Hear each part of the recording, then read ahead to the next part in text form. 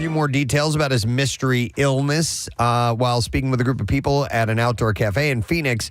As you had heard previously, the actor suffered from a medical issue in April last year, and only in August did he share that he finally felt like himself again.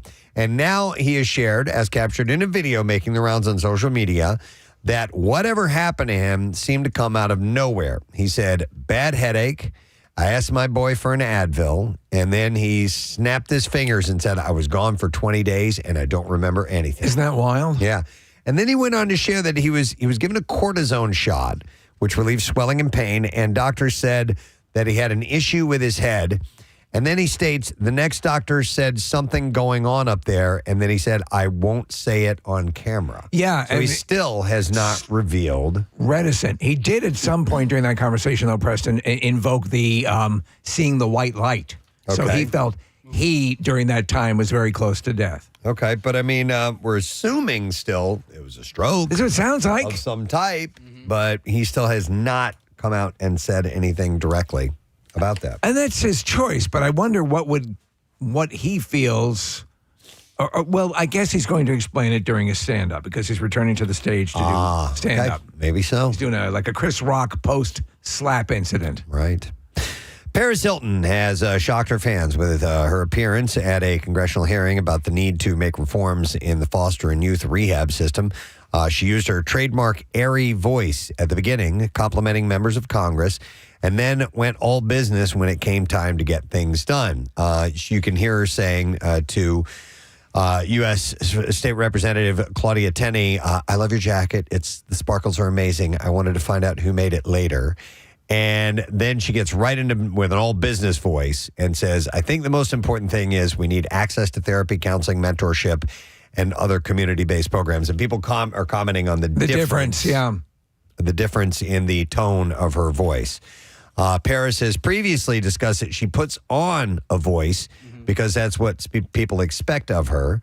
She said, I am not a dumb blonde. I am just good at playing it, she said. And after The Good Life I got stuck in playing that role. And while appearing on This Morning in UK, she had said, she pretty much just kind of puts on an affectation. And then obviously she was speaking for Congress and you're going to project a little bit. Yeah. I think so. But people were saying my real voice. That they noticed a big difference. A lot of people have been confused. They thought I was this airhead, and I'm clearly not. I didn't hear it. I don't hear a stark difference. It's not a raging difference. No, she's simply a more mature. She's not, she's less giddy and less girly and less. She maybe a notch or two up in the tenor. We have a short clip of it, just like a half a second. This is it. Fuck to it. That's right. You can tell. Yeah. Because she wouldn't do that in her old career. No, not at all. My big, fat, fabulous life star, Whitney Way Thore, said that online hate got so bad that she was almost suicidal. After season 11 premiered, the amount of hate she said that I was getting surpassed anything that I've experienced in my career. Said I was almost suicidal over it, especially since so much of it was about my mother. Her mother died in December 2022, and many of the hateful messages suggested that Thore's life choices would anger and disappoint her deceased mother.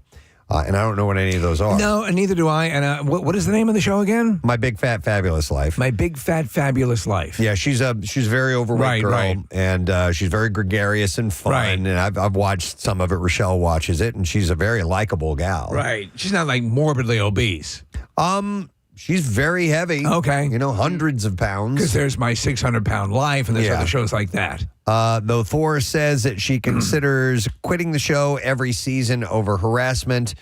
She sees the good that the show has brought her as well. Season 12 of My Big Fat Fabulous Life debuts next Tuesday on TLC.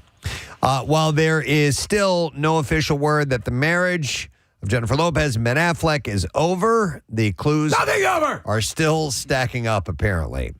The latest Page 6 reports that J-Lo and Ben are selling off various art pieces from the home that they share, which is also for sale.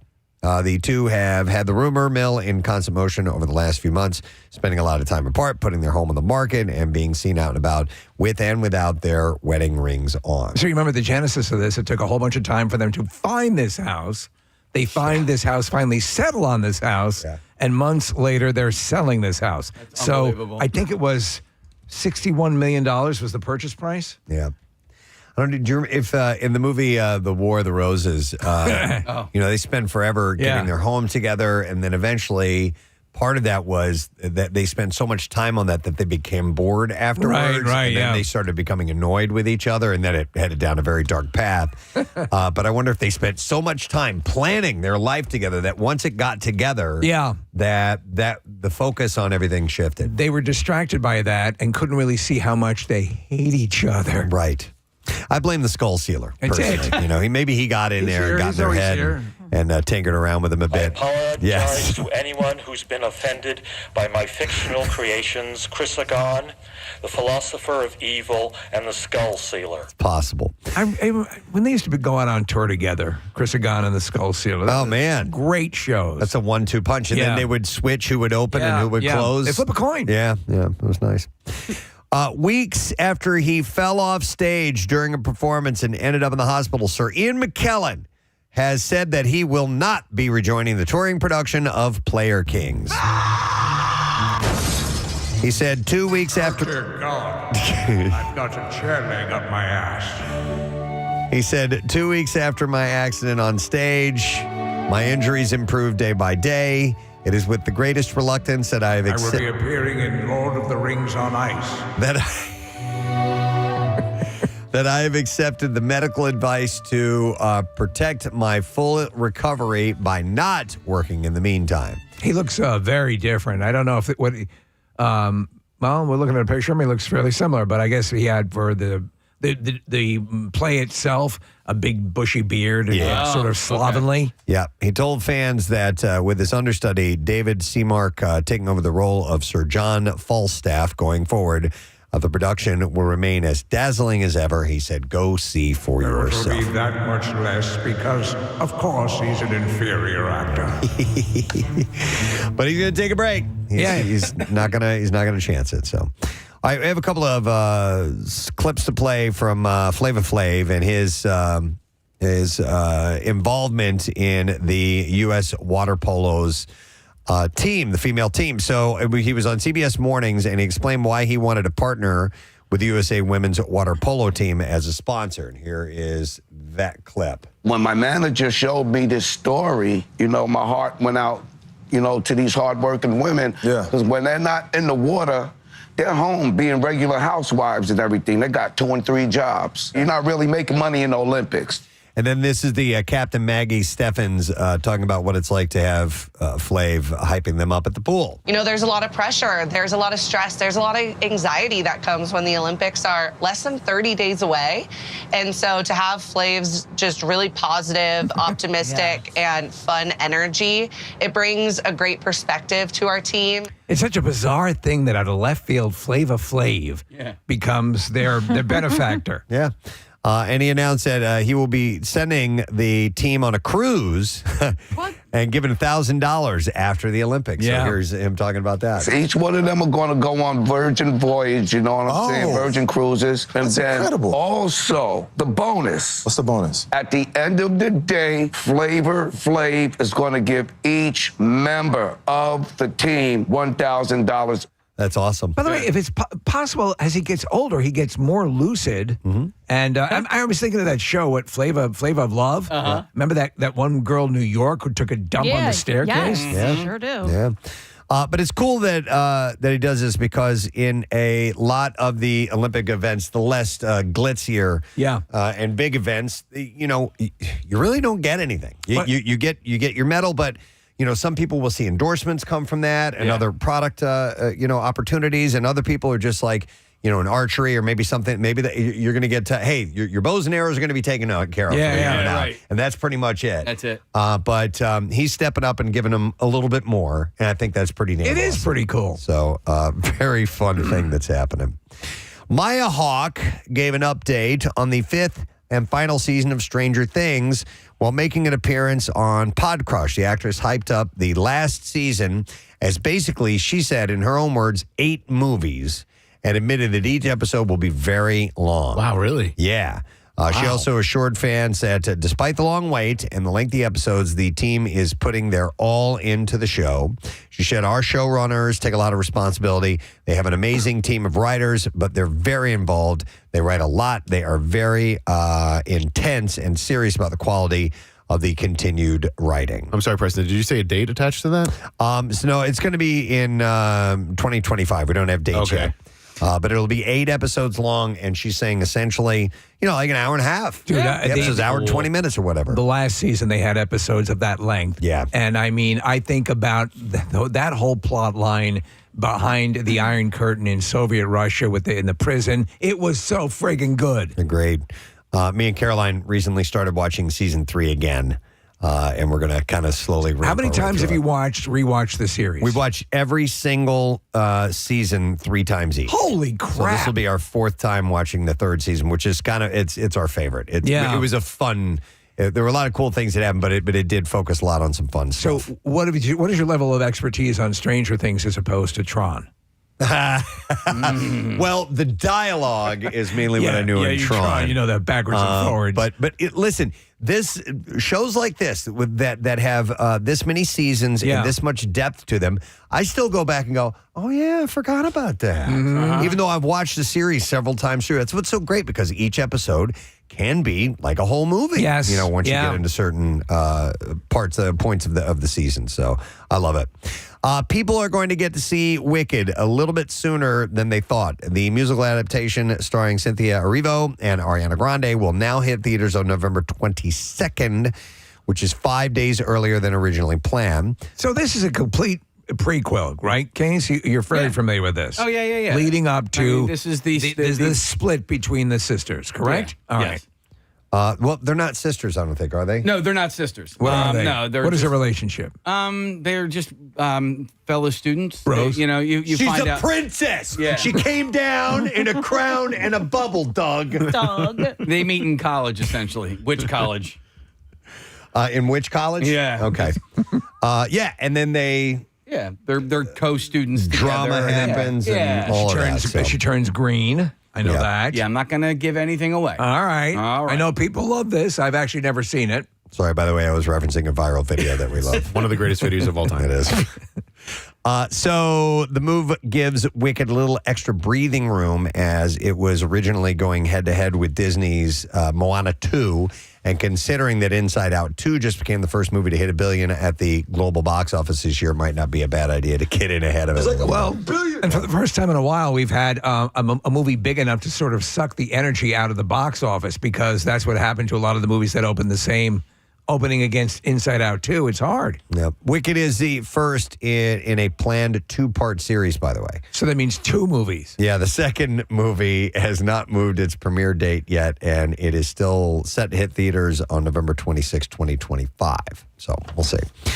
Donald Glover is all over the upcoming film Bando Stone and the New World. As Glover, he stars in the sci-fi film. As his alter ego, Childish Gambino, he's scored in the film. The plot hasn't been announced as yet, but seems to be about washed-up pop star Bando Stone, who relies on a capable mother and son duo to help him survive a world inhabited by monsters, as his survival skills are notably lacking.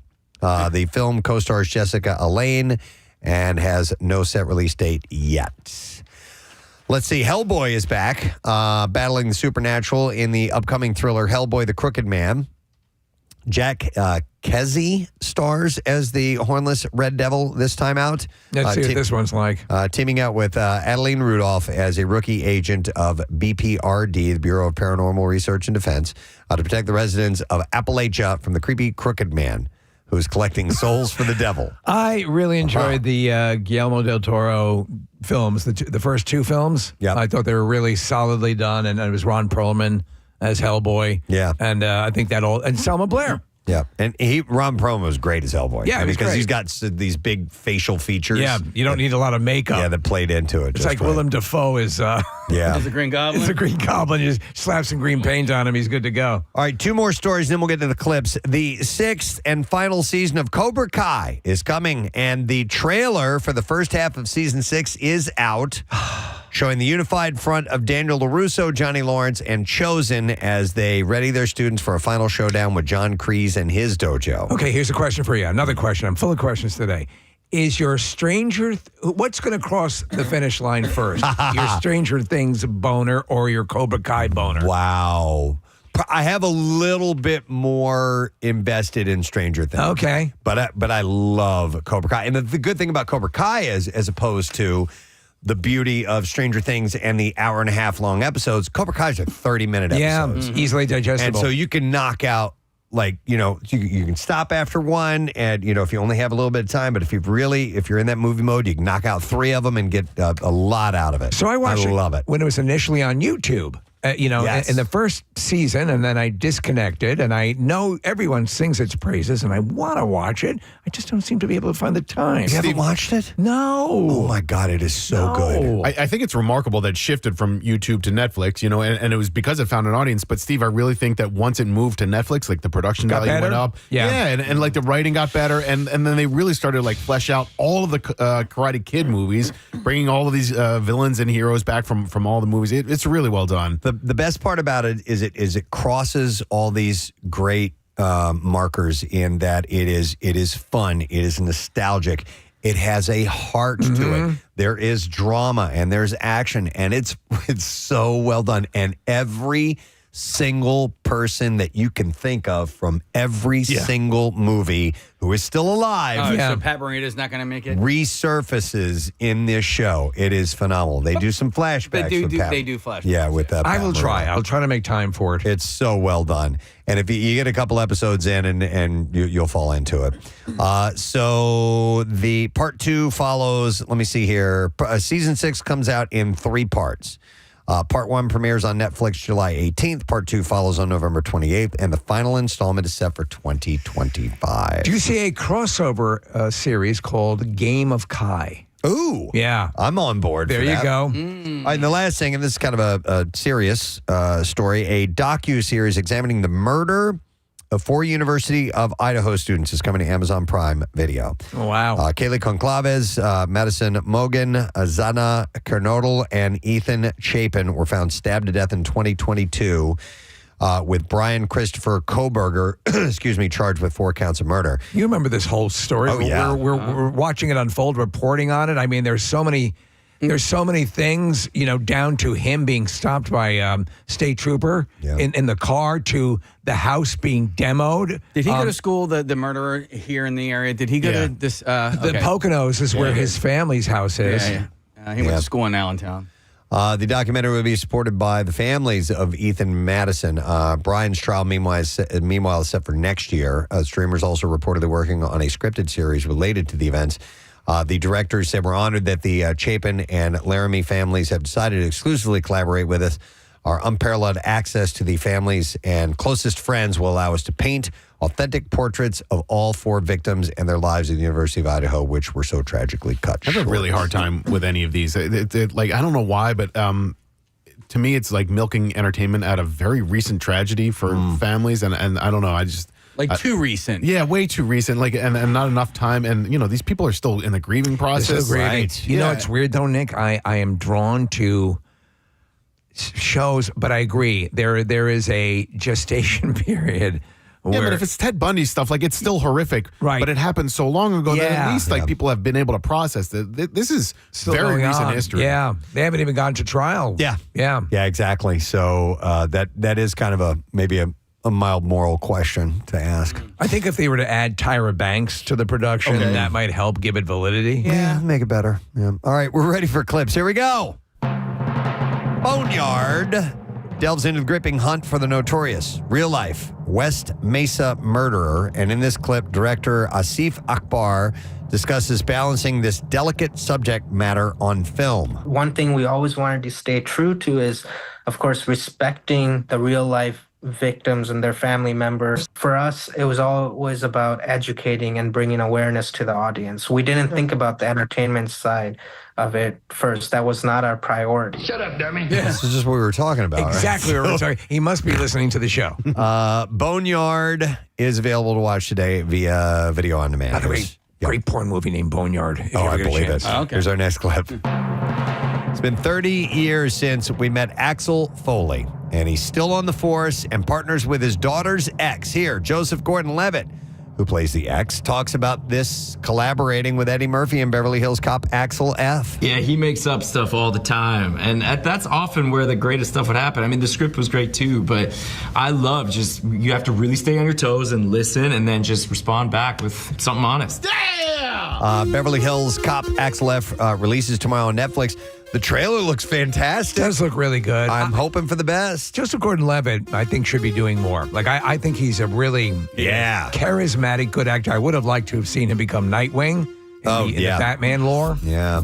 Well, in the meantime, Beverly Hills Cop Axel F. You'll be able to see him starting tomorrow. All right, and that is our entertainment report. Yeah, this man. morning, friends. We have a few different things taking place on this Tuesday, which is looking to be a pretty beautiful day. Warmer side, 87 degrees our high, but we'll have James Murray of Impractical Jokers joining us later on. We will have Elizabeth Mitchell, who we remember as Juliet from Lost, and she has got a movie called Possum Trot. Yeah, I watched the trailer. I have to say, I was tearing up watching the trailer. Wow. Excellent. It's a hard tugger. All right, we're going to take a break, come back with that and more. Stay with us. No barbecue sauce or honey mustard or something like a chicken nugget. He has like dipping. like a caddy. Get out of here. I swear to God. I like that. I like that. Because that's great. It's exactly what it looked like. It's like having a Fixins bar on your dashboard. And I made a joke about it, like, hey, I can't believe you have a barbecue sauce holder here. He goes, yeah, I found it on, it was like, ad on Instagram. I was like, that's actually what this is. Steve, that's like getting a limited edition, like Jeep or something. This is a Roy Rogers. Right, Roy Rogers. Look at this. This signal squirts horsey sauce. Yeah, the rear view, Preston. It's like you're milking a cow. All right, TMZ reports that Daveigh Chase. Now, I looked her up, and it says she started The Ring. She was Samara. She's the psycho. Yes. The scary girl. The girl in the well. And by the way, turns out she's gorgeous. Yes, she is. She was arrested, and she was arrested on a drug possession charge and spent some time behind bars. Yeah. But she escaped through the television, didn't she? She did. She managed to get out of I it knew we were through going the TV. that way. But she's had some run-ins. Last year, she was locked up after cops pulled her over for joyriding in an allegedly stolen car. She was locked up for 7 days. Is the phone rings after 7 days or something like that? In 7 days. Yeah, that's when you die. You have 7 days to get your affairs in order before you're... 7 days. Oh. It's been a while since I've seen that movie. 6.5. 7 business days. Business days? So that means I get the weekend too? Well, it's Monday's Labor Day, so about 8 days. All right, just stay there. I'm going to come over and kill you now. Yeah, if you could be more specific, it might help in planning. So, what if I go across the international date line? Let me get back to you. Coming up soon, we'll be addressing Halloween. But it's a favorite costume for Halloween parties and haunted houses. Which is the one where you go to where they have a girl who really does the full, clicking and the whole body gesticulation. Is that Penhurst?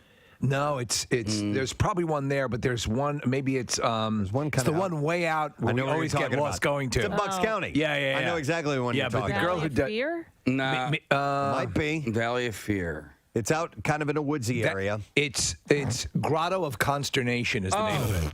Hang on. Chrissy is on the line to tell us about that haunted attraction. And it is Valley of Fear, isn't it? So it's Valley of Fear? It is Valley of Fear, and the girl who does play the one from The Ring, who was there for a long time, Liz, is just a phenomenal singer, too. I just wanted to let you guys know. Really? Okay. Oh, yeah, she's incredibly talented. And she was good. It says you were moving along, she'd move along, and she never sang, really, but she didn't I'm sing. the chick from The Ring, and I'm coming after you. So her name is Liz? Yes, Liz. All right, cool. Thank you, Chrissy. Appreciate it. No problem. Because in 7 days you're through. All right. It's not that scary. I know, it's not scary when you sing it. Yeah, right? Wouldn't it be a little less if it were a musical? I live in a well and my life's kind of hell and I'm coming after you. My life's kind of hell. I'm the chick in the well, and my life's kind of hell, but I'm a coming after you in 7 days. 7 days. In 7 days. 7 days. 7 days. Coming after you in 7 days. Hey. The Ring, the musical. Turn my mic on.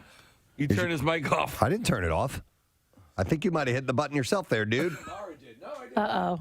No, there we go. I just hit that button. All right. Wait a second. What's going on? Wait a What second. just happened here? Your mic will turn off in 7 seconds. Your mic will turn off in 7 seconds. What? I don't have a mic.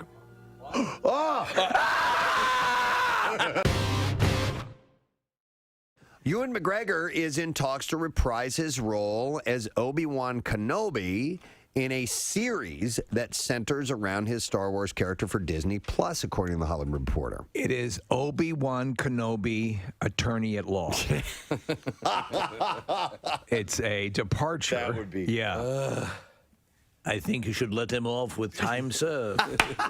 Giving you time served. He's using the Jedi mind trick to sway the judge. I think you should find him innocent. I'm finding you innocent. I object. There's no way that's legal. It's totally legal. Oh, my God. I think you need to go to sleep. I got to go to sleep now. That would be... I would watch. Obi-Wan brilliant. Kenobi, I would totally attorney at law. This isn't the evidence you're looking for. Yeah. Even if you're stone cold guilty, give me a call. Yeah, it's, exactly. Those are the commercials. Yeah. Demand Kenobi. Yeah. And he's licensed in Missouri. I am. Yeah. And even if I'm not, I'll convince them I am. Yes, that's right. I'm licensed in Missouri. He's licensed in Missouri. Better call Obi. Would he wear a Would he be a cowboy hat? Space cowboy. Lawyer? Yeah. Type? Oh, my God. Obi-Wan Kenobi, attorney at law. Anytime, day or night, even on New Year's Day. Coming soon to Disney Plus. Or Life Day on the Wookiee home planet. No, this could be good. I loved him as Obi-Wan Kenobi. I didn't care for the series of movies, but I thought he pulled it off I agree. wonderfully. He was the thing that kept me watching, and he provided, I believe, the emotional core to those. The second and third movies I really do like. I think they're good. In just tone and in some way, the distinction between the Abrams movies, the artificiality of the first trilogy was almost too much. It was so CGI'd that it was hard to connect to. Yeah, But everything on the screen was fake. Yeah. Except for the people, and even in that case, a lot of like Jar Jar obviously was fake. But there's a big stretch of time where we don't know what happens with Obi-Wan, and maybe they'll fill in that time. Yeah. with his law career. Law school. With this, yeah. Passing the bar. Mr. Kenobi, do you have anything to say? John Houseman. So anyhow, we'll see when that eventually He gets his own surfaces. judge show. Obi-Wan Kenobi. This bitch still got my TV. Give the TV back. He's settling these small claims cases. It's like Sam. This bitch still got my TV.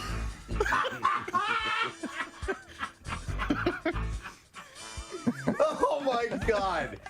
Oh. I suggest you return the TV. Give me the TV. All right, TMZ reports that Daveigh Chase. Now, I looked her up, and it says she started The Ring. She was Samara. She's the psycho. Yes. The scary girl. The girl in the well. And by the way, turns out she's gorgeous. Yes, she is. She was arrested, and she was arrested on a drug possession charge and spent some time behind bars. Yeah. But she escaped through the television, didn't she? She did. She managed to get out of I there knew we were through the going that TV. way. But she's had some run-ins. Last year, she was locked up after cops pulled her over for joyriding in an allegedly stolen car. She was locked up for 7 days. Is the phone rings after Right. 7 days or something like In that? 7 days. Yeah, that's when you die. You have 7 days to get your affairs in order before you're... 7 days. It's been a while since I've seen that movie. 6.5. 7 business days. Business days? So that means I get the weekend too? Well, it's Monday's Labor Day, so about 8 days. All right, just stay there. I'm going to come over and kill you now. Yeah, if you could be more specific, it might help in planning. So, what if I go across the international date line? Let me get back to you. Coming up soon, we'll be addressing Halloween. But Yes. it's a favorite costume for Halloween parties and haunted houses. Which is the one where you go to where they have a girl who really does the full, clicking and the whole body gesticulation. Penhurst?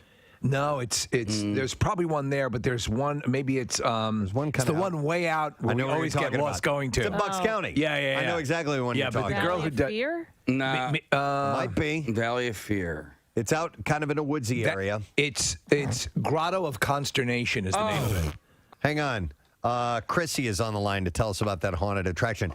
And it is Valley of Fear, isn't it? So it's Valley of Fear? It is Valley of Fear, and the girl who does play the one from The Ring, who was there for a long time, Liz, is just a phenomenal singer, too. I just wanted to let you guys know. Really? Okay. Oh, yeah, she's incredibly talented. And she was good. It says you were moving along, she'd move along, and she never sang really, but she didn't I'm sing. the chick from The Ring, and I'm coming after you. So her name is Liz? Yes, Liz. All right, cool. Thank you, Chrissy. Appreciate it. No problem. Cause in 7 days See ya. you're through. Choppa-da-ba. All right. It's not that scary. I know, it's not Yeah. scary when you sing it. Yeah, right? Wouldn't it be a little less if it were a musical? I live in a well and my life's kinda hell and I'm coming after you. My life's kind of hell. I'm the chick in the well and my life's kinda hell, but I'm a coming after you. In 7 days. 7 days. In 7 days. 7 days. 7 days. Coming after you in 7 days. Hey. The Ring, the musical. Turn my mic on! You turn his mic off. I didn't turn it off. I think you might have hit the button yourself there, dude. Uh-oh. No, there we go. I just hit that button. All right. Wait a second. What's going on? Wait a What second. just happened here? Your mic will turn off in 7 seconds. Your mic will turn off in 7 seconds. What? I don't have a mic. So, what's going on with Lindsay Lohan and the Crown Prince of Saudi Arabia? I'm sorry, I don't kiss and tell. Mohammed bin Salman is his name. Hey, Sababin bin Dalbin. Rumors are Mohammed bin Salman. Salvin bin Dagbin. I love you. Mohammed bin Salman. What? Rumors are circulating that the Crown Prince of Saudi Arabia, who many critics say is a dictator and the real power behind the throne of his father, King Salman, and the perpetually beleaguered Lilo have formed a special relationship of some sort. Wait, is it cupboard get roast beef? Some believe that he is a dictator and the real power behind the throne of his father, King Salman. So sources spill that he flies her around on his jets and showers her with presents, even gifting her with a credit card. It's Discover card. It pays you for every purchase. A rep denies the claim. What's in your wallet? What's in your wallet? But sources insist that Lindsay, who has been based partly in Dubai for a few years, is regularly courted by Middle Eastern dignitaries. I love dictators. In Saudi culture of late. And This is Lindsay. last year declared her intention to make an all-female film dubbed Frame about Saudi Arabian life. I want to make an all-female version of Steel Magnolias. It is an all-female. It's already. God damn it. If Lindsay is, in fact, good friends with him, she wouldn't be the first Hollywood star to cavort with dictators, Kim Jong-un and Dennis Rodman. Hillary Swank. All right, thank you very much, Kathy. So there was a story that popped up last week. Thought it was pretty stupid. Didn't feel like talking about it. And now apparently people are talking about it. And I'm like, okay, whatever, man. So I saw this thing where a guy so bravely stated that on a flight he was taking that he was not going to take any type of entertainment along with him whatsoever. Posting. He's not going to look at his phone, was not going to read a magazine, was not going to watch any movies or anything like that, and was just going to pretty much stare at the wall. And then he put a name on it. And he called it raw dogging. And now people are talking about it. So there's a couple things here, Preston. I agree 100%. So as this was being rolled out, I felt like the person who lives in the village below an impending avalanche. Like, is this going to be a thing? Yeah, I know. Is this going to be a thing? Oh, God, okay. And then when they applied a term that I lovingly consider humping without a condom. Right. Yeah. Where's the Don't tie do in that. there? Don't take my term away. And so, go ahead, Kathy. Well, no, I was just going to say, so I was sitting in Angela Perfetto's chair getting my hair done at Gravity Hair Salon, and she's the one that told me about this last week or 2 weeks ago, whatever it was. And so I'm under the impression, and this is all coming from her, is that it's not necessarily that you're not doing anything. Yes, that is it, but that you're watching, this is according to her, you're watching the map of your flight. Yeah. And that's it. Yeah, well, that's pretty much doing nothing. Well, yeah, I know. Yeah. I mean, and I left that part out because I've done that before. I've taken an intercontinental flight where, they show you a map of where you're flying. Check in. It's interesting to know where are we now. Oh, we have 4 more hours left. Okay, that's good enough. And then in 30 seconds, you're done looking at it. Yeah. I will tell you where I fall on this. I have taken flights. If I take a flight to, sometimes when I was going out to visit my father in Texas or whatever, and I would there'd be large portions where I wouldn't be listening to music or whatever, and just kind of sitting and just relaxing and just getting into a Zen thing. But eventually I'd put on some music and or looking out the window. It's why I get a window seat. Yeah, it's sort of a Zen I do thing. like to just look at the clouds and the topography and maybe occasionally another aircraft flying by or something like that and just kind of lose myself in that for a little bit. You know what, Steve? I've been raw dogging all these years and I had no idea. You've been raw dog. How about that? But maybe in fact, that's my new nickname. Raw dog. Raw dog Preston. I'd say this, though. To actually fully raw dog, do you have to, from beginning to end of the flight, no other stimulation, including books and magazines, correct? Yeah, it's including everything. I think it's, so what she was telling me was that the person she was talking to, so she knew somebody that did it, and they did it they got 15 hours in, so they raw dogged for 15 hours, and then I think they gave up. Wait, but Preston, every time I hear raw dog, you know what I'm thinking. We all are. But Preston, I want to make you feel better. I also think it's stupid. I think we all think it's stupid. It's just that people were talking about it, and Angela is going to Bora Bora. It's like a 14-hour, 15-hour flight. And she briefly was like, I don't know, I think I'm going to try it. I'm like, God. You are? But listen, by the end of my haircut, she was like, what movies do I download? Oh, my God. All right, so you cannot fall asleep either? No, I think you can. Well, no, I think it's know. no sleeping too. Really? This is according to Angela. I'm getting all my information from her, so I don't know. So what's the point? There is none. So you can I'm sorry, brag Nick, about I want to it see on something real quick here. Nick and I are scrolling on the same screen. I'm sorry, I was telling him. It Okay. says, so according to Puberty, which is whatever site, whatever account we're looking at here, raw dogging is the latest travel trend where passengers forego in-flight entertainment, music, snacks, and sleep, and during long flights with no distractions. Inspired by Idris Elba's character in the Apple TV Plus series Hijacked. But stop it! Like, he didn't raw dog it. He was actually had some activities to do. They were hijacked. They were all hijacked. So, like, yeah, maybe he didn't listen to his headphones, but maybe he was hijacked. Thwarted a hijacking. Yeah. That's not raw dogging it. That's being hijacked. But listen, I understand thinking it's stupid, Preston, but I'm not going to get mad at it. I feel like you're mad at it. Oh, yeah. Sure. I would be lying if I said I wasn't, so I may as well go ahead and admit it because it's like, F you. Yeah. Stick it up your ass. Stick it up your yeah, and you can take that cookie and stick it up your ass. Marissa wants to jump in. I just want to add this because I think it actually might make you more mad, Preston. So you want to add it? No, but I just want to see. So I saw this months ago with some girl took a picture of her like partner on the train, and she's like, "Here's my husband's beige flag," as in like not a red flag, just like it's a flag though. Okay. A beige flag. That he travels raw dog. He doesn't bring any entertainment. Like this is already his thing. He wasn't attempting to do this. He wasn't like Is that trying where to it do started? this. I think that's kind of where it Oh, well, came that's- from. that's and okay. I'm digging a little bit and I'm seeing somewhere it's like another girl who's like, this is my mom's beige flag. Like, this is what she does on flights. So I think these people emulating those people, that's weird. All right, wait a second. So, But it is being considered a travel trend now. It clearly is because, listen, when you see it popping up all over TikTok and Twitter and Instagram. So, again, as you broke down, Preston, no books, music shows, movies, just sitting there in your own head. To me, again, I have had trips where I was like, you know what? I'm just going to chill out. And as you said, you kind of look out the window and you get with your thoughts. Yeah. But, I mean, the notion of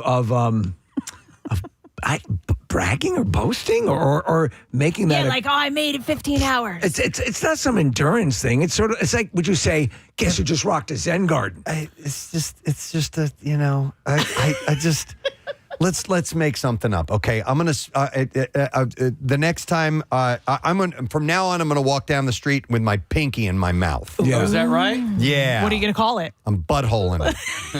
I don't know. It's the first thing that popped in my mind. It's like, butthole. Thank you. And people will yell that to me as I walk by. It's just like, it's. You're making something up. You're You attaching. slap a label on it, You know what? and then you boast about it, and there you go. Casey's going I'm to do it. backwards walking it. That's how I'm going to live my life. Yeah, totally. I mean, that's the side of it. That's the part of this thing that makes me go, shut up. Right, but Marissa just explained that it might not necessarily be that. Like it possibly came from somebody who just did this and wasn't trying to make a trend of it. Well, and now TikTok has, jumped on board. It's the classifying of. Casey's still walking backwards, by the way. Standard life. I'm staircasing it. Well, what do you mean? I use the staircases in my house. Yeah. But it is. I find there is an element to this that I attach to, which is that Zen sort of thing where you're just. I love Preston on a flight when that door closes. That's when I feel okay. I'm going on this journey. I'm going to relax.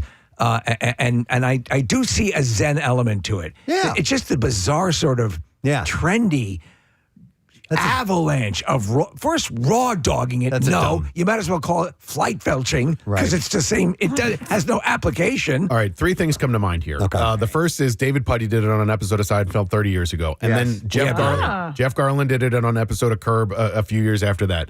The third thing that comes to mind is raw dogging it, I believe, can be applied in a really broader term. And yes, Steve, that's where it started with the having sex without a condom. But I think it's like doing anything without a safety net. Okay. And so this is the raw dogging it here is almost being applied like in a joke, tongue-in-cheek, sarcastic kind of way. Is it? Have you seen that? Because I think you're right. I Because don't hear it I've that seen way. other raw dogging applications on. They're now applying it to other things. Yeah. With that safety net thing. Do we have the clip of the Seinfeld? We do. Yeah. This is Something to read? No. Well, are you going to take a nap? Or No. you just going to sit there staring at the back of the seat?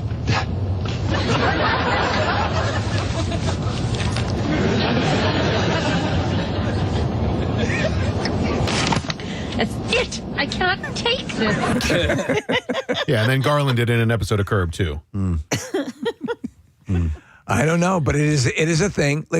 And again, these are all they're all time stamped because they tend to pass pretty quickly. Well, I have some peace in my mind in the fact that planking doesn't exist anymore. Planking. And the Harlem Shake came and went. What was the other mannequin? What was the mannequin one? Mannequin challenge, Yeah, mannequin challenge. So these things have a shelf life. Yeah. Come and go. Generally. We got about 3 days left to Hawk Tua, girl. It's right around the corner.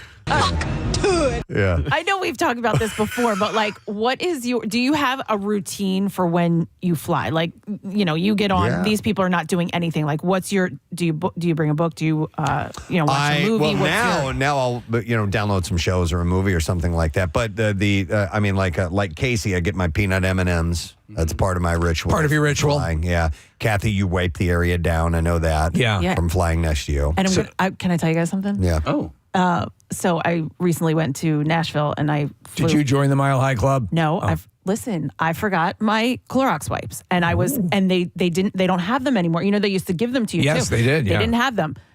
I got home and I got sick 2 days later, like deathly ill. It's because I didn't Clorox my airline seat. It has galvanized her even more. See? So my thing is, I get on the flight, I kneel on the seat facing the passenger behind me. Say hello. Yeah, and I start talking. Ask if they have snacks. How long are you good for talking? I know people who automatically, no matter what, if they're in the airport, it's time to start drinking. Yeah, I think no matter I think what. that's me. For whatever reason, even if Yeah. you're going to something serious that has nothing Funeral. to do with So it. there are Need a different cocktail. predicates for that. Some of the people are just nervous flyers, but other people think, woohoo. Yeah, totally. Yeah. Exactly, Steve. Time does not exist. Yeah. Yes. And that goes to that cabin door being closed. Now, for people who have, and I think, any sort of workaholic and or finding it hard to disconnect, once that option is extracted from you, then you can actually go to that Zen place. You can raw dog or whatever the hell you want to do, and it kind of makes it easier to do it. For me, there's an extraction of guilt. Like, I should be doing something else, but I can't. I'm on a plane, Right. so I'm going to be self-indulgent and watch my movies and pleasure myself under this blanket. Oh, okay. Oh, wow. Huh. You're definitely raw dogging I'm it. raw dogging it. All right, Joe wants to comment on something. Hi, Joe. Good morning. Good morning. Hey, what's up, buddy? Yeah, I actually did it by accident this weekend. Okay. And I took my daughter to Florida to meet her friend. She's staying there for a couple weeks. And I didn't have anything with me. My phone wouldn't connect to Wi-Fi. I had nothing loaded. I had the middle seat, and I flew, nothing to do for 3 hours almost. And then I had to fly back, and I had the middle seat. And this did the same exact thing.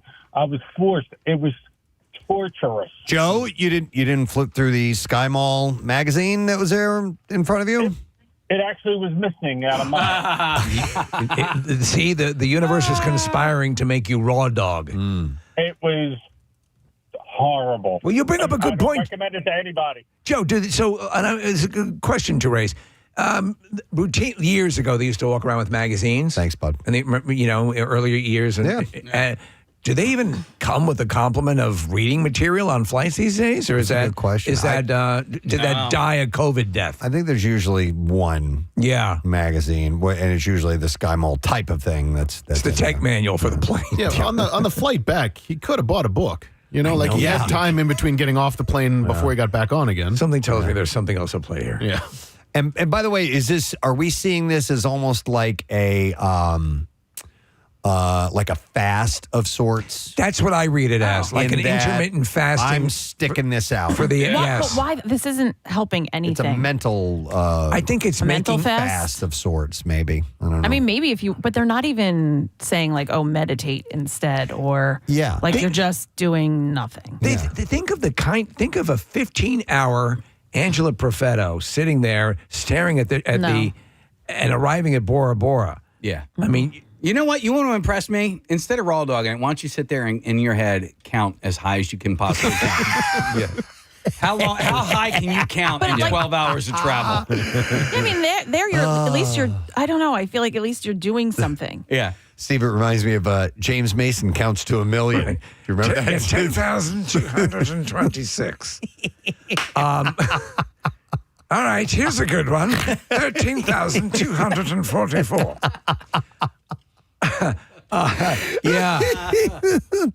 Just sit there and count.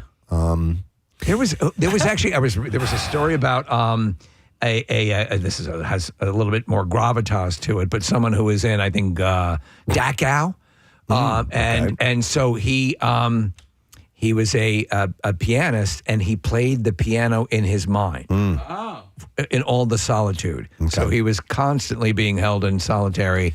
And so in his mind, he was playing a piano. Well, I've told you that I will spend my idle time thinking about golf rounds. You are the worst piano player I've ever heard. My cat plays better. Honestly, if I had to play the piano in my head, that's all I could play in my head. You wouldn't be able I would play all the things that I really can play. Yeah, but air piano is one of the best because you can kind of look like what you're doing. Yeah. Oh, you can destroy on air piano, man. Yes, I can shred on air piano. Oh my God. Are any of us traveling over the holiday? Nick is, but you're driving. You're driving, right? I'm driving out and flying back. Do you want a raw drive? Can you do that? Not pay attention to road signs? I'm just going to stare off into the distance. Yes! Yeah. Yes! Raw driving. Yeah. Now you've hit on Raw something I can get behind. Completely ignore all Everything. rules, signs, everything. Going through intersections. Sorry, officer. I was just raw driving. Well, what about not speaking to the people in the car? Oh, man. No. It's him and his son. Yeah, and People you like. it's way too long of a drive. But yeah, I mean, I'm driving out to Colorado and then flying back, so I might be able to raw dog it on a 3.5 hour flight on the way home. By the way, one of the comments that came in on this raw dogging thing on puberty hit home with me, which was I've watched an entire movie on somebody else's device. Oh, like if I'm looking over their shoulder, I'm like, yeah, that looks like a pretty good episode of whatever. There's a great SNL bit that speaks directly to that, where the guy is back one row and watching the movie that the guy is watching in front of him, and he's like, no, don't change, don't, you're getting caught up in the movie, and how well you can decipher a movie where you're not hearing the dialogue. Well, that was my question. You could sit there and be entertained and not hear any dialogue? It's better than raw dogging it. It's better than sitting there doing nothing. And if I've forgotten a device or I don't have the screen or whatever, I'll watch somebody else's. Okay. I was watching Hunger Games on a flight once on my phone. I think it was an iPad. It was a little bit bigger. And I was in the middle seat, and I don't know what happened in it, but something scared me, and I jumped through the iPad. The two people next to me were hysterical laughing, and I was so embarrassed because I was not obviously expecting whatever happened on the screen. Oh, that's I great. didn't realize they were so hungry. Marissa is traveling this holiday season. Yeah, I'm flying out to Denver, and I may never be coming back. Really? Because my flight just got changed from Sunday to Tuesday.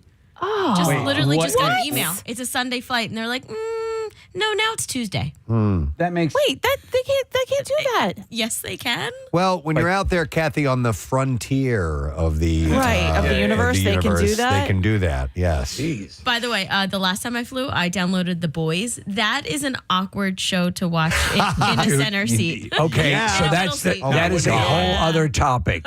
How exactly the boys would be really. How far are you willing to go in your in-flight movie watching? What level will you take it to? What's where are their children? Definitely off the tables. like if you have children sitting next to you, the boys wouldn't go on at all. But like they sometimes the movies that they offer on the flight, like now the TV on the flight, like not your personal device. And I'm looking, and same thing. If there's a kid like next to you or behind you or whatever, I'm like, we can't watch that. Or Casey was like a little old lady that's like the age of your mom or something like that. Well, listen, I told the story. I believe I told it to Jason Segel when we had him in studio. But there's a fully frontal nudity scene of him and forgetting Sarah Marshall that I didn't know was coming. Do you know what I mean? And I'm just sitting on the plane. And next thing I know, there's C&Bs. And you immediately know that, or at least you perceive that everyone within a proximity to your seat is judging you. Yeah. Look at the filth this guy's watching. Yeah. Deranged son of a bitch. I watched something that I got on a flight. I can't remember what movie it was, but I remember feeling very awkward, and I was like, okay. Were there two girls? And a cup. Just one cup? Okay. Just one cup. Okay. No, I will consider the title of what I'm going to watch, whatever show it might be, or whatever movie that I decide to watch, and I'll consider that beforehand. I'm like, I can't watch that on the plane. Well, now if you're in a window seat, you can kind of turn. You can a turn little it. bit. No, I then don't. Only the birds can see it. I don't. I put my phone up on the little for the ones that have that little cradle on the headrest in front of you where you can set it up there because my neck hurts if I'm looking down too long or anything. So you know what? I'm planning on just putting it up there. What's that? Once they get these goggles and stuff, you don't even have to worry about that stuff anymore. Oh yeah, seriously. But I mean, what adult movie? Honestly, there's not many of them that don't have some sort of content, a sex scene or some sort of content that you might feel awkward watching around, other people and, younger kids. Do you mind if I watch Queef Sniffers? That's your nutsack. It's a documentary about people who, we know. We got it. I there have been times where I'm like, I didn't realize this was going to get this robust.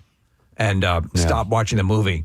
Marissa, are you, since you are flying over like one of the heaviest traveled holidays of the year, do you have any concerns of, or does it, whatever? No, let's figure it out. Okay. Are you gonna? That sounds about right. Are you gonna pack on the flight? Yeah, wait, are you call? I feel like I need to like talk to her. Like, you're gonna call and try to get a flight on Sunday, right? Do you want to call them? Well, yeah, I mean, because it's supposed to be, I believe if it's more than, I forget the hours that it changes, you can get a refund for that flight and then book on a different airline. Sunday flight or a different airline. Yeah. You know what, Kathy? Because I am flying across the American region, Yes. I do have Okay. another flight on hold. Okay, good. Okay. All right. But I have to buy another flight now. Like I have to pay Yeah, for another but flight. I think that that's past. Well, obviously, if it's days, so you should be able to get a refund on that flight, on the one that was moved to Tuesday. Yeah, We'll work that's on ridiculous. that. Yeah. Sunday. No, you're coming back Tuesday. You're coming back 2 days later. No. It's ridiculous. By the way, I wanted to bring this up because this story's a week or two old, and it does tie in with travel.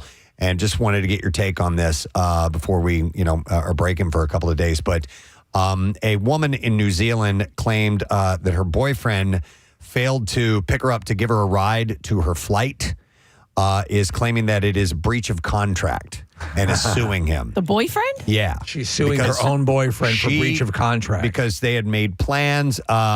They've been in a relationship for years now. It says here 6.5 years. She was traveling with friends and her boyfriend. She said that her boyfriend had entered into a verbal contract in which he agreed to drop her off at the airport, stay at home while she was away, and look after her dogs. The day before her flight, she messaged the man to pick her up between 10 and 10:15, but he never arrived, and she missed her flight. She told the tribunal she was seeking compensation from him for the cost of taking a different flight the next day, taking a shuttle to the airport, and boarding her dogs at a kennel as well. Have they broken up at this point, or I would think that There's they no have broken goddamn up. way you're staying together. Yeah, but the judge. The judge, which is a tribunal, which is a small claims court, essentially, dismissed the claim, saying that the man's promise fell short of being a contract. Yeah, that's what I would think. I mean, and so it's a verbal agreement, so I don't know what he'd be beholding to. Yeah. But yeah. But still, it's his fault It is. And she's got to pay for this monetarily. You said you were going to take me. You know what I mean? I don't know legal recourse wise. I think you would, if you effed up, you would just out of common civility, you would compensate her for that. No, you're not going to do that. Listen, I'm sorry. I messed up. I didn't pick you up, but like you had plenty of time to call an Uber or do something. It was the boarding of the dog. Apparently, he was taking care of the dogs as well. Yeah, but she's suing not for that, but for missing her flight. No, part of the boarding of the dogs too. Yeah. Yeah, taking a shuttle to the airport and boarding her dogs at the kennel. Yeah. And the changing of the flight. She's suing him for all of that. Okay, yeah, no, I understand that. But and he's not good in bed. Yeah, well, okay. I don't She know. threw that on as well. But I mean, if somebody just flat out doesn't show up and to take you when they said they would, come on, man. You know, Yeah, no, I would sucks. offer to pay. Yeah. Okay. What? No. I agree with you. I think, but at a certain point, right? If like I need you to come pick me up at 10 o'clock and it's 10:15 and you're still not here. There's going to be a phone call. Hey, where are you? What's going on? I need to get to this airport, blah, blah, blah. And then I call an Uber and then I move on with my life, right? Like at a certain point, there is going to be a connection with this guy who messed up your ride. Right. You know what I mean? Like I understand the boarding the dog, blah, blah, blah. But I don't even. You're saying It that was on her. It was It's not- on her. Right, It's on her. We all have times where people who were Who supposed haven't- to be are not there, and we make alternate plans. That's what you're saying. I told you guys about what happened with Pierre 2 summers ago, right? With going to Tahoe. Did I share this with you guys? Yeah, when you went out? Yeah. So listen, it was a day. We had a horrible day of travel. We were in the airport all day. The flight got canceled. Had to go home. Flew back. Went back to the airport the next day, and flew to Reno where Pierre was going to pick us up. It was me and Ben and Andrea, and Pierre was hosting us at his beautiful home in Lake Tahoe for a few days. He is this gracious, generous, terrific person who's a wonderful host. It's a good preamble. It is. Yeah. And all of that is true, Steve. You know what the other part that's true is that he was an hour and a half late getting to the airport. And I was furious. And like I had to temper my own anger with the fact that he went out of his way to come pick us up, and he is a gracious host, and we were staying at his house for a few days. I didn't want to stay too angry for too long, but I'd just gone through a terrible day of travel where I got nowhere, and then finally made it to Tahoe. He knew when we were landing. Yeah. He knew when we were going to get there. What's that? Why did you wait that long? Because, Casey, we were in Pierre Land at that point. It's I'll be there in a half an hour. Okay. So you believe he's in transit. That's exactly and right. you're going against purposes. Okay. And there was a connecting flight. So we flew from Philly to Denver. We were in Denver for several hours. I touched base with him while we're in Denver. You're still coming to get us. We're landing at 6:55. Whatever. So for me, there's always that. All right, we're getting to a certain point where like I just need to move on with my life. So there's I took you to the Phillies game years and years and years ago, and in between the Phillies game was maybe a playoff game, but either way, game was over. You were supposed to drive me home. So as we're walking out of the concert venue or the Citizens Bank Park, you and I got this separated. I walked to your car. Okay. You went to the freaking Van Halen concert. Okay. I did? Yeah. So I'm sitting there. I'm like, we never discussed going to the Van Halen concert.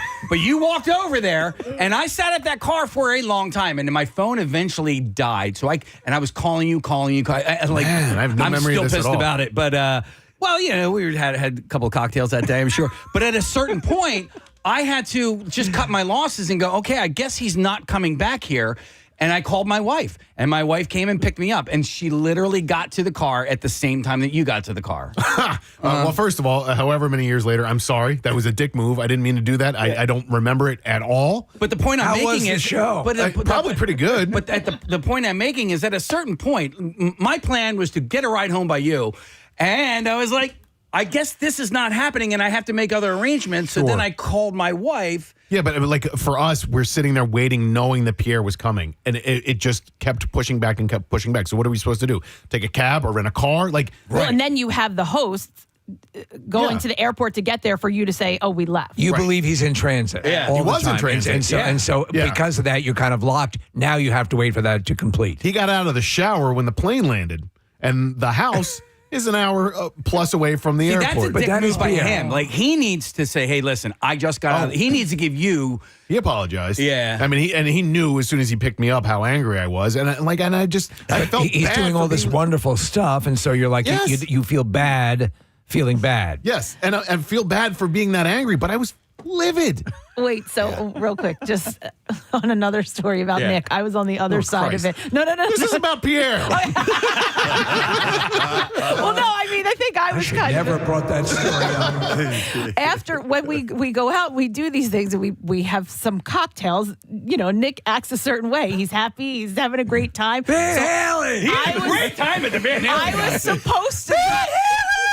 I was supposed to drive him home, and he was in one of those moods where he was still hanging. And I was like texting, "I'm leaving. We're leaving. We gotta go. And he didn't. I was like, "I'm leaving," and I left him. I can't remember. It was years ago. Where was it? I think it was a concert. I forget what it was, but it might have even been BBQ. And I was like, I'm not waiting for him anymore. At and a I left him certain there. point, you go, I'm gonna. And so that's what this young lady should have done with her ride to the airport by her boyfriend. Like, listen, I don't care if you're on your way. Boyfriend, you're really counting on them. Well, like that's you're supposed to. One has to be suspect of the solid nature of that relationship when she turns around and sues him. No, I think it was the nail in the coffin. Yeah. I think they were already on the way out, and that was part of it. That was part of it. All right, anyhow, I'm sorry I brought it up. Raw dog. Raw dog this conversation. There's a call on line one you might want to talk to off air about your flight coming up. So, John, hang on the line. And I sent you a bunch of links, Marissa. All right, good.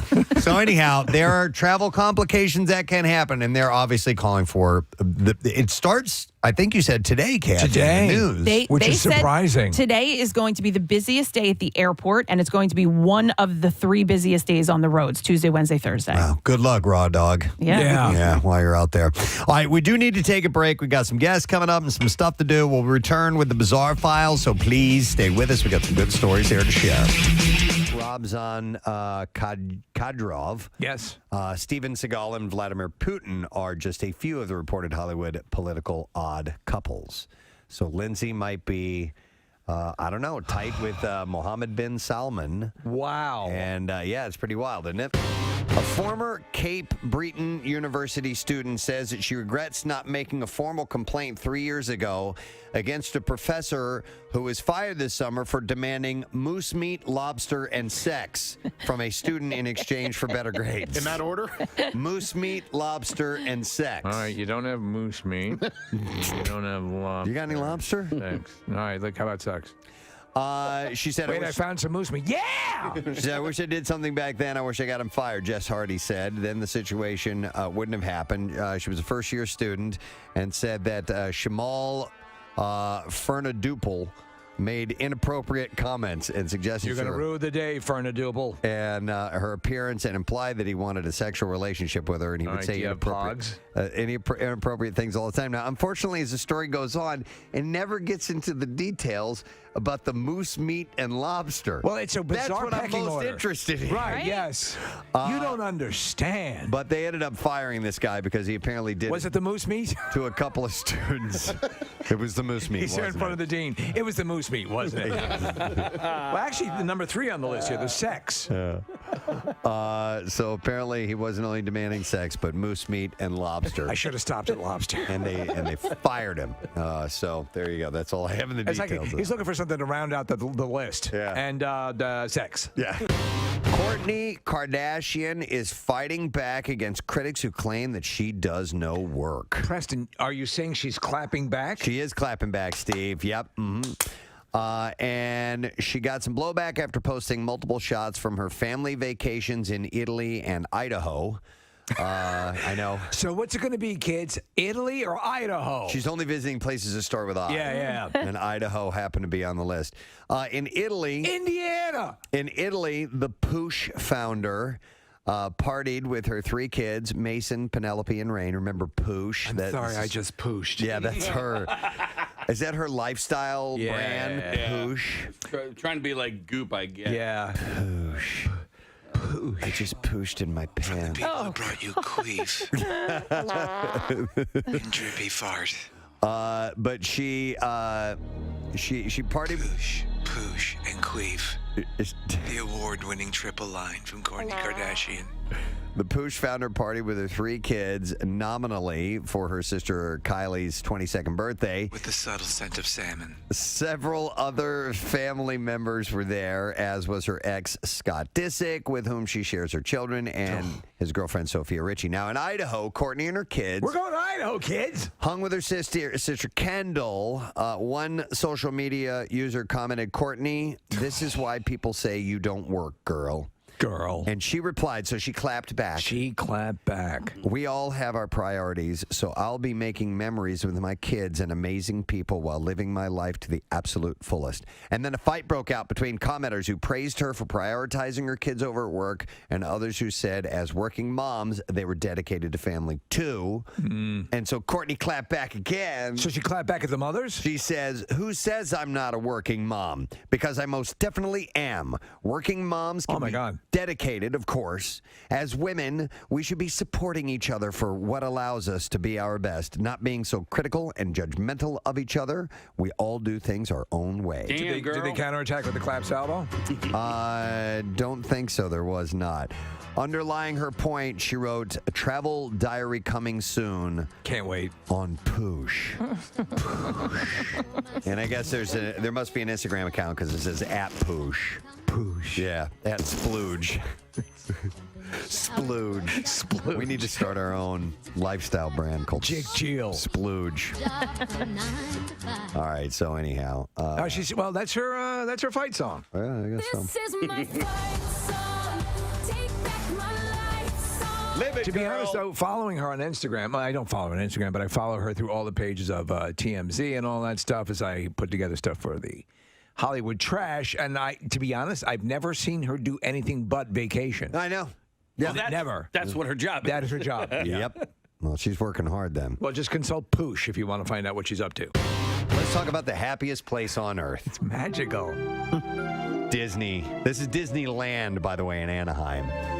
And there's a viral video, yes, that is Making the rounds of a couple of families beating the ever-loving piss out of each other for about 4 minutes before they finally go their separate ways. That's a long fight. It is a long fight. Is someone in a wheelchair? It's in Toontown, by the way. There was somebody on a mobility scooter. Okay, all right. Kathy, but the fight happens. They start to split up. Then it sparks back up again. Then they kind of split up. Then it keeps going on and on. I mean, and it's like the Andy Kaufman used to do the intergender wrestling. Yeah. They're brawling. Doesn't matter. The dude's beating on the woman. Oh my God! Wait, so that's okay. I'm just seeing this for the first time. The guy fists are punches flying. the woman. Yeah. Oh, and there's a couple of women beating up. It's just a mess. Where's security? Not that it's an excuse, but it kicks off. They're having words, and the woman just spits right in this guy's face, and then he slugs her.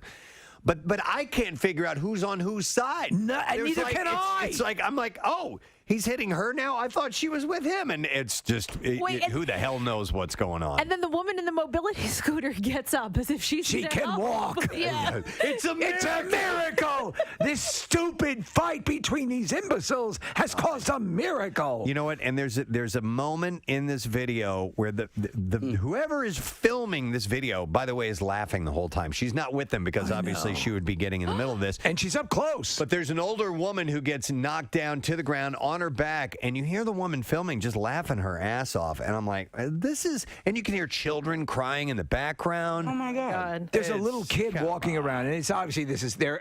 I will freely admit, I chuckled a few times, but the really tragic part of this here is this little kid is watching these adults do this and walking around with his hands up like, what's going on? Yeah. Even a kid can't figure it out. And he taps, I guess, who is his mother, like, hello, I'm here. Obviously he needs attention. He's upset too. And all the while in the background, you have the delightfully colored Toontown. Oh, my God. Happy place. Listen, I understand that things can go awry anywhere, and somebody can have a bad day, and something can trigger. But if you can have the presence of mind to be aware of where you are, right then and there, you're in Disneyland, the happiest place on earth. Come on, look around you, see where you are. Shut up. But some people are just... some people are just a-holes. It just kills me in this one because there was another one, Preston. I forget. It was at like a kid's park. It was like an amusement park. It very well may have been Disney World. And this one's great because the woman in the mobility scooter in that one, Kathy, she doesn't get up, but she starts using her mobility scooter to join the fight. She's backing up and ramming the brawling people. So apparently this one, they're all in the same family. They're all related. What? Yeah. What? So this is an ongoing investigation. No arrests have been made, but there was infighting that had begun outside of the park, and the fight just continued inside the park. No arrests. They all knew each other. Ridiculous. Well, not yet anyway, Case. They said the investigation's ongoing. But after they viewed the video, now they're looking at potentially. Because then that guy goes on. Everything. I saw it all. It was a mess. But then the guy goes on to slap another woman and take her to the ground. Kathy, he doesn't just slap her. I mean, and this is horrifying, but he gives her a haymaker. Just some unwritten rules, right? Like protocol. Yeah, protocol. and You all don't that sort of fire stuff. on someone else's bitch. No, you don't. Not in Toontown. Not in Toontown, man. You take that to Epcot. I think, Casey, of your story at the 4th of July parade That's all the time. exactly what I was thinking. And the bending down and addressing them as a father to kids who needed to be addressed by their father. But like you get in that mentality sometimes, and this is a place where that can happen. You can have an Independence Day from life. Oh, I totally understand. I'm going to make you independent of your life. But on the outside, everybody else. Hey, what a good dad. Oh, you are. You poor thing. You're so upset. You better stop crying right now. Don't cry. Don't even let them know you're in pain. A former Cape Breton University student says that she regrets not making a formal complaint 3 years ago against a professor who was fired this summer for demanding moose meat, lobster, and sex from a student in exchange for better grades. In that order? Moose meat, lobster, and sex. All right, you don't have moose meat. You don't have lobster. You got any lobster? Thanks. All right, look, how about sex? She said, Wait, I found some moose meat. Yeah! She said, I wish I did something back then. I wish I got him fired, Jess Hardy said. Then the situation wouldn't have happened. She was a first-year student and said that Shamal Ferna Duple made inappropriate comments and suggestions. You're going to ruin the day, Ferna Duple. And her appearance, and implied that he wanted a sexual relationship with her, and he would say inappropriate things all the time. Now, unfortunately, as the story goes on, it never gets into the details about the moose meat and lobster. Well, it's a bizarre That's what I'm pecking most order. interested in. Right, yes. You don't understand. But they ended up firing this guy because he apparently did. Was it the moose meat? To a couple of students. It was the moose meat. He's there in wasn't front it? of the dean. It was the moose meat, wasn't it? Well, actually, the number 3 on the list here, the sex. So apparently he wasn't only demanding sex, but moose meat and lobster. I should have stopped at lobster. And they fired him. So there you go. That's all I have in the It's details. like he's looking for something to round out the list. Yeah. And the sex. Yeah. So I was surprised the other day when my daughter came to me and described a very specific detail of what I'm assuming. I don't know if it's a social class or if it's just a fashion or what. But I was like, okay, this is all new to me, and I've forgotten what the full description is. So if anybody wants to call in, if you're familiar with this term, but VSCO girls, yeah. And that's spelled VSCO. Yeah. VSCO, you've heard of this, Nick? I have. I hadn't heard of it until Friday. And so I learned about it just as recently as you did, Preston. VSCO, From Ben? No, from BuzzFeed, of all places. Okay. I read an article about it. I saw VSCO online somewhere, right, as about a post. I didn't know what those letters meant, VSCO. Yeah, I still don't know. It's an app, and it stands for Visual Supply Company, right? And, the reason that I know that it's an app is that my girlfriend does some photography on the side, and she's used this app to process photos. What girls now are doing, Preston, is they're taking this app and they are applying it to their social media posts, and now it's also become its own social media thing. Nick, look at this top text. Do you know what that means? Okay, so it just says SK. Apparently, they go around going. Wait, like okay, that. okay. So do There's a crickets. VSCO. So what is it? I don't know. I'm trying to figure this out. Our phone lines are lighting up, so we'll find out in a minute here. It's right. That's what it is. As far as social status goes, it's a new thing for this school year. It's brand new. But How is it social status though? because it's a look. So basically, it's a look. If you are a VSCO girl, you are you kind of look like you came from the beach. You wear scrunchies around your wrist. Scrunchies are a big thing. Yeah. You carry on your wrist. You carry around a hydro flask.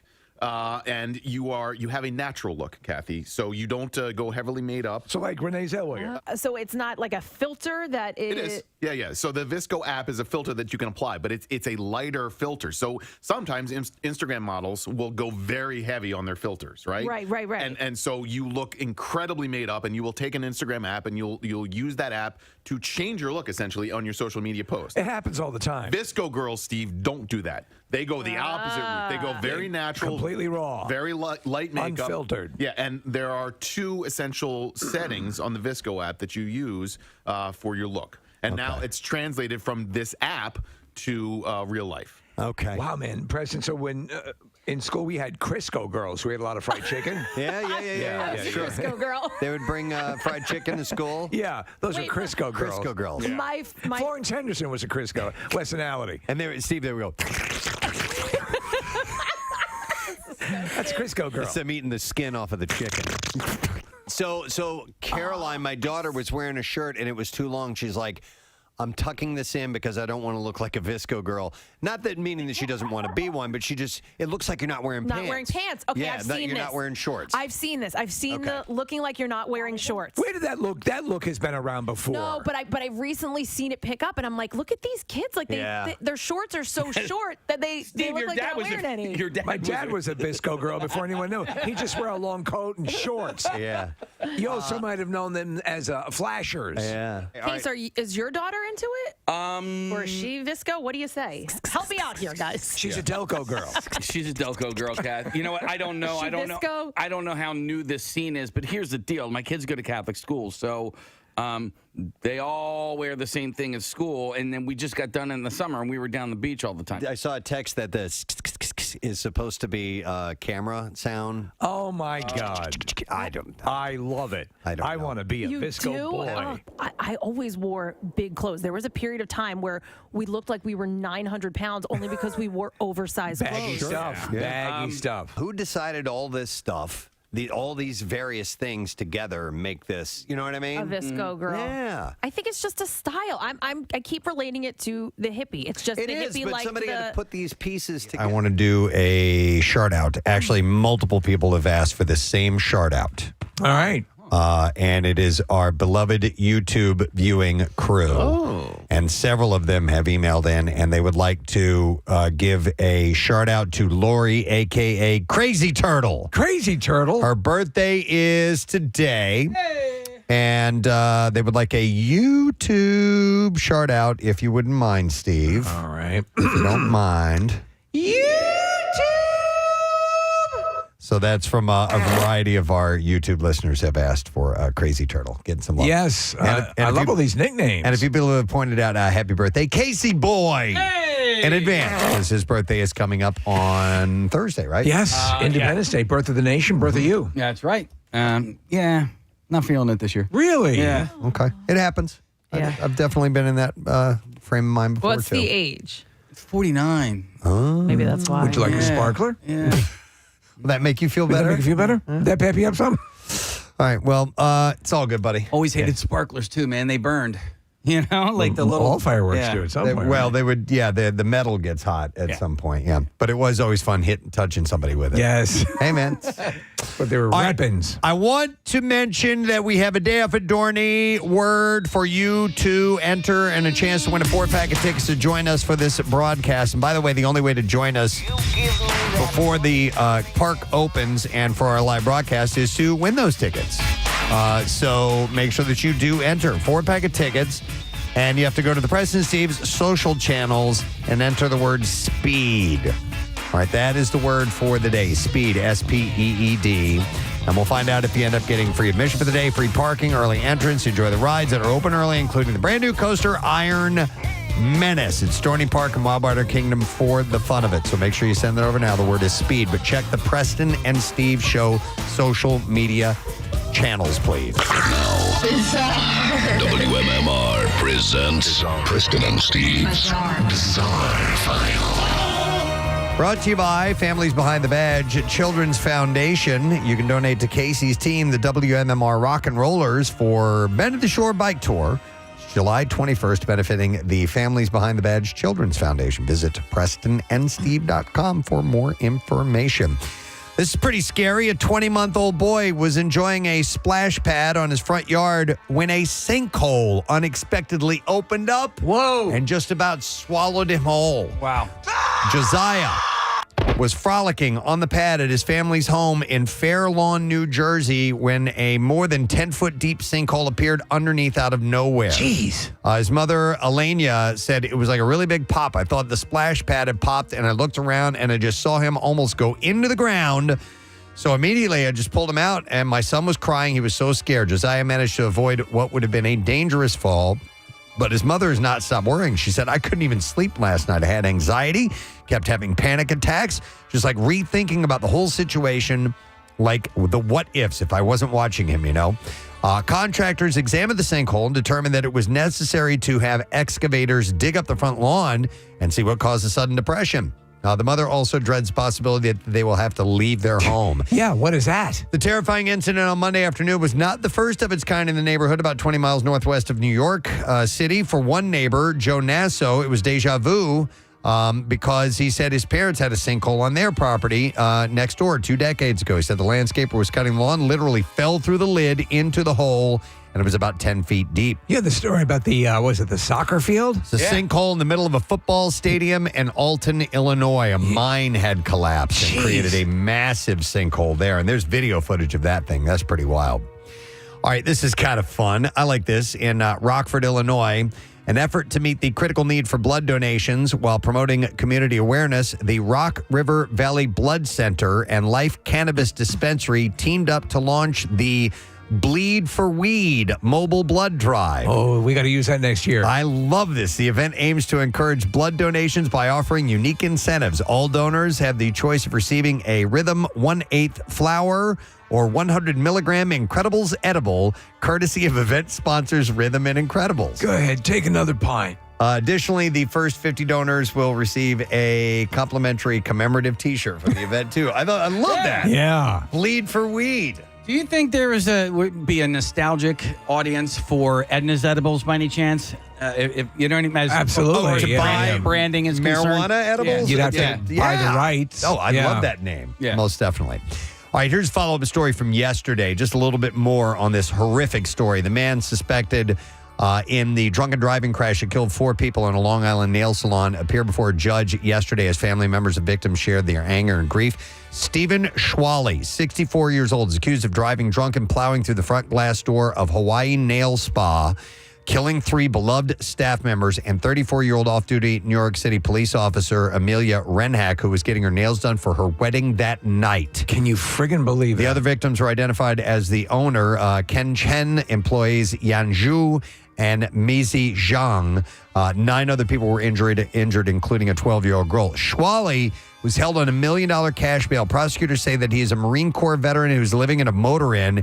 He told police he had 18 beers the night before the crash and stopped drinking at 4 a.m. 18 beers. That is an astonishingly high amount of booze to drink. Prosecutors described him as speeding in the parking lot and swerving before the crash. They said his speech was slurred, his eyes were bloodshot, glassy. He drove through the place. And his breath smelled of alcohol all the way through the building. So they're sending the case to a grand jury. He consented to a blood test. Results are still pending. That is messed up, man. All right, something also out of Long Island. A man lost a hand and several fingers of his second after a fireworks explosion on Saturday night. By the way, Long Island is one of the homes of lost appendages to fireworks. The 66-year-old man was in the yard of his home around 9 p.m. at the time of the incident. Police didn't provide specific details how the mishap went down, but the explosion severed the man's left hand and took off 3 fingers from his right hand. He was rushed to Stony Brook University Hospital in serious condition. According to Consumer Product Safety Commission, nearly 10,000 people were sent to emergency rooms last year due to fireworks-related injuries. And in New York, fireworks are illegal. Yeah. 4 Sri Lankan fishermen have died, and another 2 are critically ill after consuming an unknown liquid from bottles they found while at sea. No. The sailors were said to be, free drinks. See, they were on a fishing trip when they retrieved the bottles around 320 nautical miles from Tangal, a town on the southern coast of the island. The Sri Lankan Navy told reporters the fishermen had drunk from bottles thinking they contained alcohol. The Navy was providing medical attention to the men aboard the fishing vessel named the Devon over concerns there was not enough time to return them to land for treatment. You have to be a kind of happy-go-lucky person to just assume it's drinkable. Just pick up a bottle and just have at it. Hey, it was floating in the ocean. It's got to be good to drink. The Navy told local media that the Devon was being towed back to shore by another vessel, but that's messed up. A 5-year-old girl in Louisiana got on a school bus ready for a day of summer school on Thursday, but she reportedly did not leave the bus until school was out 5 hours later. Staff had left her on the bus after it transported to her to LeBlanc Elementary School around 7:30 a.m. And Preston, they say she spent the whole time raw dogging it.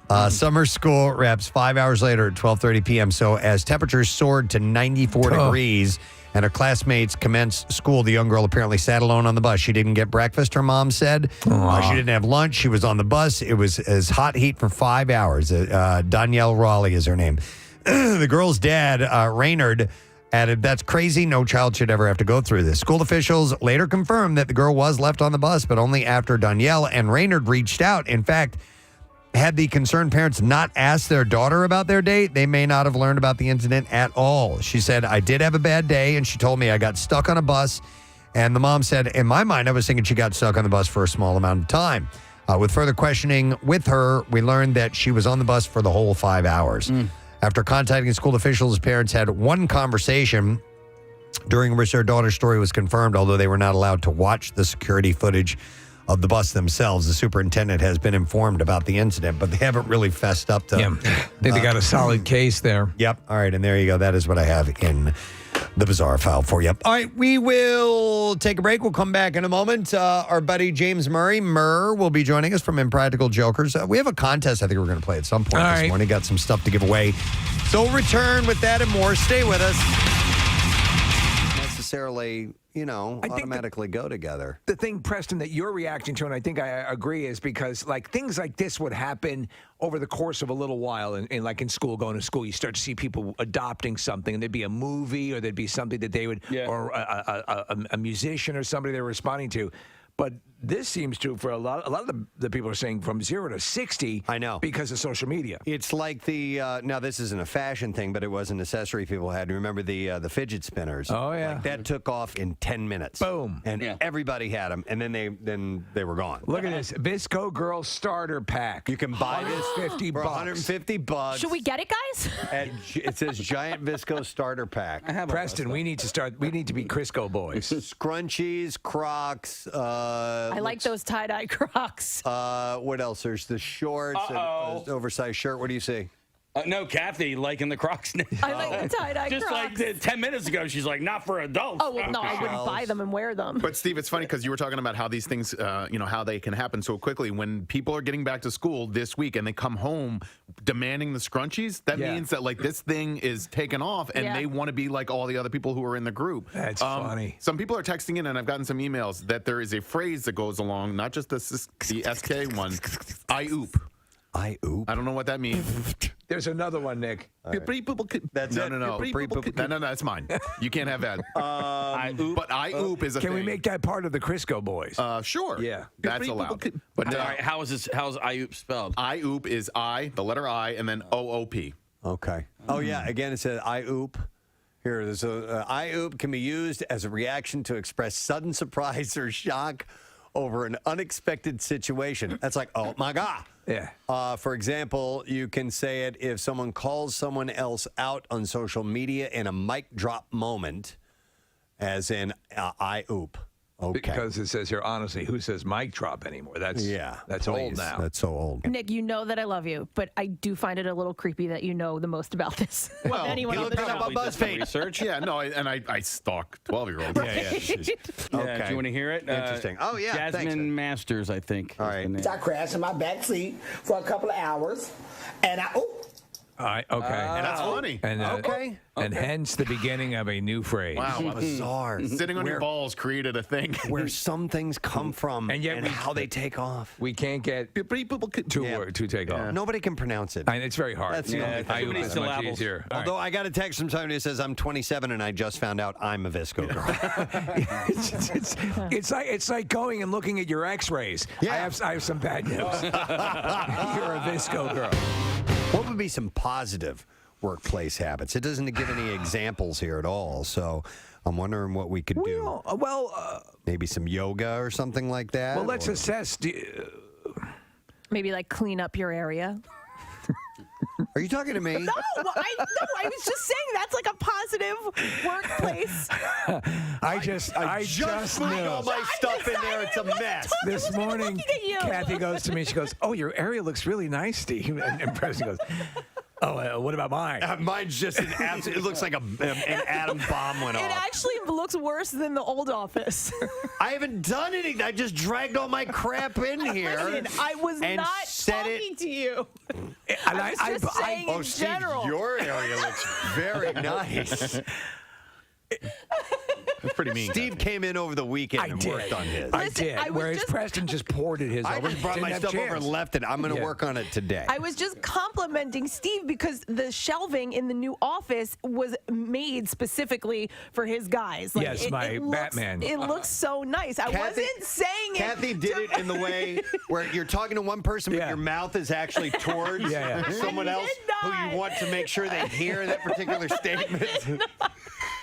Your part of the office looks much better. The cleanly, orderly way you've approached your workspace is impressive. I swear, I was not saying it because yours was messy. It did feel good to purge, like Oh my God, I getting love rid of a it. lot of stuff. And I found files from like 2008, 2009 when we moved into that office. I found that puppy I never gave Marissa. Oh, no. Yeah. Listen, to make me realize how long we've been in that office, I've had some stuff hanging in my area on the wall space there, notes that my sons wrote to me. Oh, yeah. In little kid That's handwriting cute. of Daddy, I love you. I hope you have a nice day. I mean, that's how long we've been in that room. We've been in that room for 15 years. And it does mean a lot because we started when we came here. First off, so that was not initially our first. I guess office it hasn't been 15 years. Yeah. It's been at least a dozen years. Right. Though, but because we're in it was Kathy, you, and I were in that small office that used to be a closet. Yeah. So here's another thing that you can do to help get past the post-holiday vacation back-to-work blues. Don't dwell. Okay. Don't dwell. Yeah. Don't feel sorry. Lou, I couldn't help but noticing that you're dwelling. Isn't that obvious? Doesn't dwell mean to just live, just to, just to sort of stay in one ruminate, place? yeah. Hanging out. Don't dwell. Don't feel sorry for yourself, it says. Start some new office habits. This is how to beat the post-holiday. Should you clean your office area? The post-holiday vacation back-to-work blues. Clean your damn office. All right, how about this one? This is just, here you go. This is all it says you need to do. Reflect. Wait, that's too close to dwelling. Seriously. Where's the delineation That's between right. reflecting and dwelling? You're not supposed to dwell. However, you should reflect. God damn it, Earl, I was reflecting. Looked like you were dwelling. Well, I wasn't. You nosy ass. So it says here. Gentlemen, what's... Yeah. Lily Allen and Stranger Things star David Harbour dating. This is way better. I had to look up Lily Allen, and I still don't singer? know who she is. Is she a singer? I believe so, right? I think don't know. she's A dancer. Oh, no. No, she was a dancer. She's a dancer. Oh my God! Stop. Oh, I like her. Oh, her brother's Alfie Allen from Game of Thrones. And Lily Allen is from a while. She had career was on fire about 8 years ago, 9 years ago. Her brother is Theon Greyjoy. Yes. From Game of Thrones, and she's a singer. No, she was a dancer. Jinx, oh my God! Honestly, is she a singer? She's a singer. All right. Her brother is Marcus Allen. Honestly. And Preston, is she a singer? Yeah, she's a singer. I'm not doing it. Why not? No, she was a dancer. Jinx, oh my God! Stop. Gets worse. Okay, I thought she was an actress. No, she's a singer. No, she was a dancer. Jinx, oh my God! Okay. She had a couple of hits. She was at yes. What are some of her hits? We all know her hits. Well, the girl that we're looking birthday. at, the girl that we have up in this photo, I think is the actress that I looked up on IMDb. No, this that's morning. the singer. No, she was a dancer. No, she was a dancer. Jinx, oh my God! Lily Allen, for Christ's sake, she's a musician, right? Okay. Are we looking up two different people? There are a ton of acting credits for No, those are soundtrack. someone named Lily Allen. Those are soundtrack. Oh. Those are not acting credits. Okay. We all was clear? an actor? Are we clear? No. She's a singer. She has a song called "F.U." Okay. Yes, Okay. I know that one. All right. Really? Yeah. Okay. Anyhow, they might be dating, her and David Harbour. Lily legs, Lily. Londoners have spotted the two out hanging out and, of course, posted about it on social media. Somebody wrote, David Harbour, when on earth did this happen? And it was alongside a screenshot of her, of her TV screen showing the couple at a boxing event. Good for him. They first sparked rumors earlier this month when they were spotted taking in a West End performance of the Lehman trilogy. Are we good enough friends with him now to just blow a call in? Of course we are. Yeah. What time is it in London? We did have a really good time with him. Yeah. He was noon. a super nice guy. Yeah. So he's probably up. Yeah, we give him a call. Hello? Yeah. David. Yeah, David, it's Preston and Steve. Are you dating Lily Allen? Yeah. She's a singer, right? No, she was a dancer. Jinx, oh my What are Casey and Kathy doing on this call? We just had to do that. We had to do that because this is funny. Okay, bye. Okay, Woody Allen, maybe persona non grata in Hollywood, but Scarlett Johansson would work with him anytime. The A-lister is one of the few stars to publicly signal her support for the director. He was the original choice for Captain America. I did not realize that he would actually. I don't think the serum worked. Yeah. I don't feel very super. He was the original. Yeah. Imagine that. The thing opens up. Have I changed dramatically?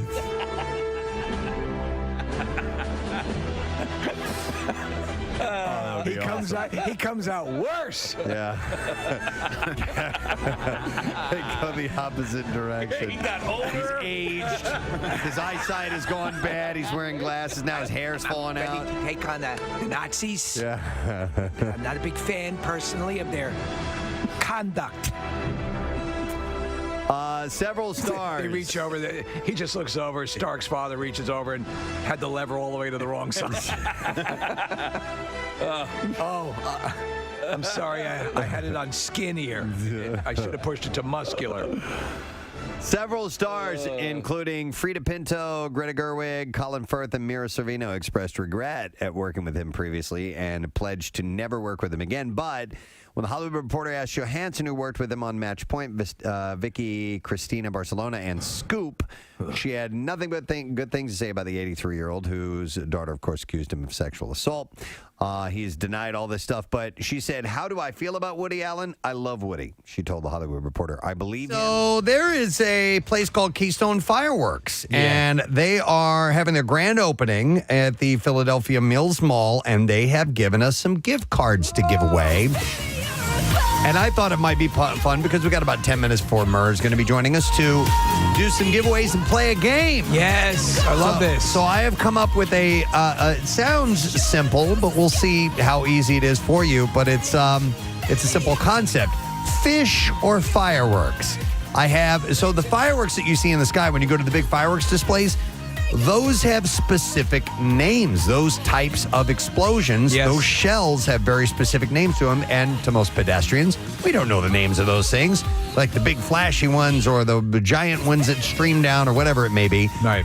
But they have specific names. I'm going to give you a name. You tell me if it is a fish or a firework. And if you get it right, you get a prize. You got How a about that? 50-50 shot. Yeah, 215-263-WMMR. Let's see if you can identify these. And we went over yesterday a lot of the, and we'll take those callers now. Yesterday we went through the fireworks displays that are going to be taking place in our area. There's a whole bunch. Loads a and ton loads of them. and loads of really good ones, Yes. too, by the way. So you're going to get your fill over the next few days. They'll start, I guess, tomorrow. There's Kathy, were there any tonight?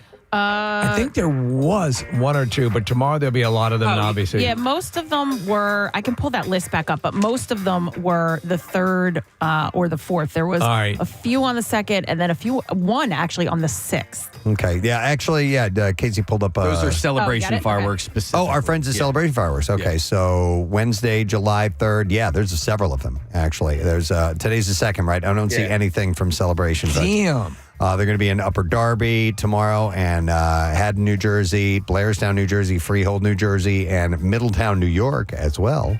And they're doing a drone show with that one. But obviously the 4th is when all the big stuff hits, clearly. So, all right, well, let's see if you can identify. Very simple concept. I'm going to give you a fish or a firework. You tell me what it is. And as I give you the names of these types of fireworks, I also have the descriptions of them, too, and I'll explain to you what some of these are in case you did not know these specific names of some of these fireworks displays that you see. So we'll go to Jane first and foremost. Hi there, Jane. How you doing? I'm good, thanks. How are you? Wonderful. All right, Jane, simple concept, a fish or a firework. I will give you the name. You tell me what you think it is, okay?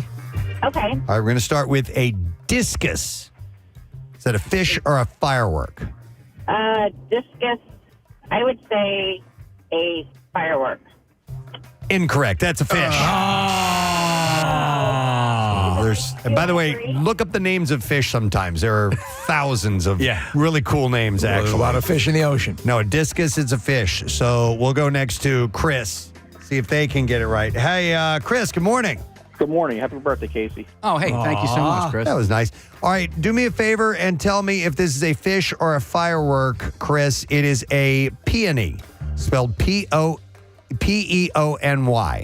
I'm going to say a firework. He's correct. Hang on a second. Yep, we are going to set you up with a $50 gift certificate for Keystone Fireworks. You can check out the grand opening at Philadelphia Mills Mall. And by the way, the entire fireworks inventory is buy one, get one for 99 cents. Jeez. Philadelphia's first Keystone Fireworks Superstore located at Philadelphia Mills Mall and online at KeystoneFireworks.com. I'm going to hand that over to you, Casey. Now, I believe, I just want to make sure that the prizes that these people are winning today are in-house, and they have to come here to pick them up. So if you wanted fireworks for the 4th, you need to make sure you get here by tomorrow to pick them up, or at some point next week. Yeah. Okay, so a peony, by the way, is an aerial effect that looks like a spherical ball of colored lights in the sky. A very common aerial effect in most fireworks displays. For you guys in here, I have a little display. of Very what the nice. peony- You've seen the actual animation. Nice. Yeah, so you see a lot of those. I love those. When you go to the Very fireworks shows. standard. Yeah, standard looking one. Must have been named after the flower. Yes. All right, we'll go to Catherine next. Hi, Catherine. Good morning. Good morning. How are you? Wonderful. All right, Catherine. Firework or fish? A crossette. That is a fish. That is incorrect. She seems so resolute. It is a firework. Thank you for playing, though. So a crossette, by the way, is, as you would imagine, it's got these crisscrossing parts to it. It's a type of another... well, I don't want to say it because I have another one on this list. It's a fire. It's a type of a specific firework that breaks into multiples and forms cross shapes. So it'll go up, it'll explode, and then more explosions will happen, and they'll shoot across each other. I love those. Yep, so that's called a crossette. Pretty much love all of them. All right, we will go next to James. Hey, James, good morning. Hey, good morning. You guys rock. Love you, James. All right, how about an Opah? O-P-A-H. Opah. Fish or firework? Firework. No, it's a fish. It sounds like a celebratory thing that the Greeks say. Opah. And you would think maybe it was a firework, but I chose that on purpose because I thought it might throw you off a little bit. All right, we'll go next to Paul. Hey, Paul. Morning, bud. Good welcome. Good welcome to see it, you. All right. Paul, is a gunnel, is it a fish or a firework? I'm going to say a firework. No, it's a fish. God damn. We've only had one winner. A gunnel. I got lots of them. All here, right. by the Lots way. of fish, lots of fireworks. Yes. All right. We'll go next to On the radio. Jim. Hey, Jim, you're on the radio. Hey, how are you? Good, Jim. All right. Jimmy. That's right. Jimmy, chicken pot, chicken pot, chicken pot pie. All right, Jimmy, let's see if you know your fish or your fireworks. Is this a fish or a firework? A raising tail. Oh, raising tail. That's a fake one because that cannot be a fish. That is a firework. That is a firework. Yeah, absolutely correct. Hang on, buddy. Case. What are we going to give Jimmy? All right, Jimmy. Jimmy. You got a $50 Keystone Fireworks gift certificate, and you can visit the grand opening of Keystone Fireworks at Philadelphia Mills Mall, where the entire fireworks inventory is buy one, get one for 99 cents. Philadelphia's first Keystone Fireworks Superstore. It's located at Philadelphia Mills Mall and online at KeystoneFireworks.com. So a raising tail is a gold or silver tail effect that is created when a shell is shot into the sky, similar to the trunk of a tree, commonly used with palm tree shells. And as you would imagine, a palm tree shell, that's one of the really common ones. It explodes, and it's frays out in very thick. So I'll show you guys here in the studio. As you can imagine. That's a palm tree, Oh, as you can okay. imagine. Oh, I like that. But this is the raising tail, as you see that kind of tail that as it's shooting up in the air. All right, I love we're all that learning. stuff, yeah. We're learning Yeah. about fireworks this morning. All right, we'll go next to Kim. Hi, Kim. Hey, guys. Hey, Hi. No, it's not Jimmy. Oh, it's Kimmy. Kimmy. All right, Kimmy. Is this a fish or a firework? A bangus. What is it? Say it one more time. Bangus. B-A-N-G-U-S. Fish. That is a fish. Yes. That's correct. And so we are going to give you one of these gift cards, which, by the way, you need to pick up here. If you want to get it before the holiday, you got to get here today or tomorrow, I believe. Yeah, that's correct. It's a All right. $50 Keystone Fireworks gift certificate, and you can visit the grand opening of Keystone Fireworks at Philadelphia Mills Mall. And right now, the entire fireworks inventory is buy one, get one for 99 cents. Again, Keystone Fireworks at the Philadelphia Mills Mall or online at KeystoneFireworks.com. All right, we'll go over next to Dave. Hey, Dave. What's up, guys? Yo, Dave. All right. Dave! They all have interesting names, fish or fireworks. You tell me which is which, all right? All right. All right, a hair tail. Is that a fish or a firework? A hairtail is a fish. It is not. It's a firework. They seem so resolute. Thank you, buddy. This is way harder than yes or no. A hair tail, by the way. Hang on a second. I'll find the official description. I'm on this website that goes through each one of these. And let me see. Maybe a hair tail was a fish. All right, it is also a fish. Oh, son of a bitch. Oh, man. All right, Dave. I wrote call it down back. wrong. Oh, my Dave, gosh. call back. We have voice recognition software. Yes, it's very expensive. We purchased it from the Pentagon. We'll be able to determine you. Set one of those aside for Dave. I was it wrong. Possible. Let me Son of a posit bitch. this notion. Is it possible that some of the names of these fireworks are actually named after fish? I cross-referenced them. Okay, all right. And I didn't see any. So we will go next. That was just my F up. It's all good, bro. All right, we'll go to Kevin next. How many do we have left, by the way? One. All right, Kevin, are you there? 1, 2, Bart'll do. Yeah, 3, 4, crap Crapmon on stank. All right, here we go. Kevin, how about a tourbillon? That sounds like a firework. It does, doesn't it? Hang on a second. It's like a tourbillon. Let us just double check. It is a firework. Yes. Yes. And you can be confident with that answer. Hang on, Kevin. Here's what we have for you. Like a tourbillon. You have our final gift card. It is a $50 Keystone Fireworks gift certificate. You can visit the grand opening of Keystone Fireworks at Philadelphia Mills Mall, where the entire fireworks inventory is buy one, get one for 99 cents. Philadelphia Mills Mall and online at KeystoneFireworks.com. All right, so here's what a tourbillon is. It's a type of star that spins in the sky and gives off large quantity of gold, silver, or white light. They are generally constructed as a small paper tube with holes on each end that allow it to spin. So when it goes up and explodes, these little spinny things start taking off. And the tourbillon. That's called a tourbillon.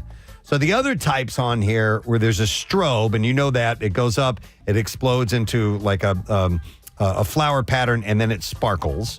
So that's just called that sound like... Yep, that's called the strobe. And then you have the palm tree, which I told you about earlier.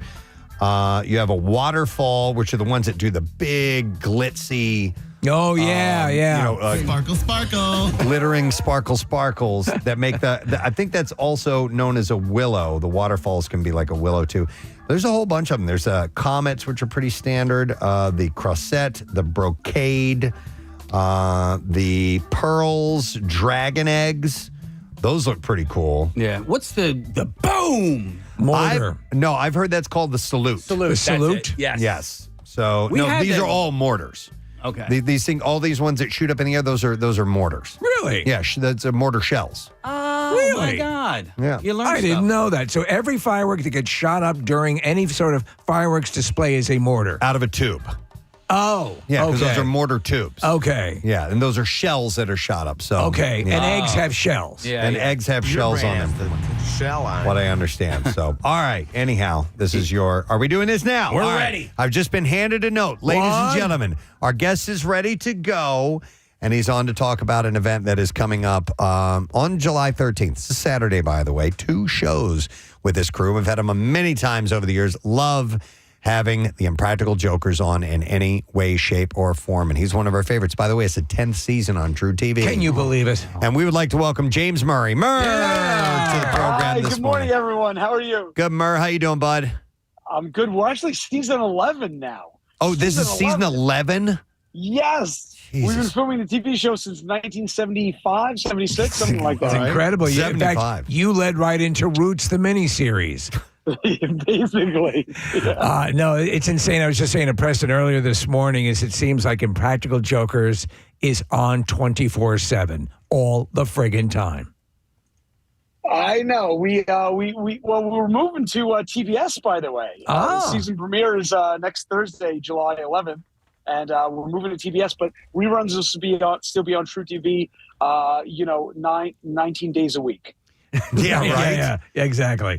Man, I still love the the marathons that run because you could just put it on, leave it on. You can clean your house and still keep an eye on what's going on and get a kick out of it. You guys, I mean, it's amazing how you continue to come up with original stuff to do, pranks to pull, all of this years and years and years after doing this. Do you guys does the well ever run dry? Do you have to really dig deep?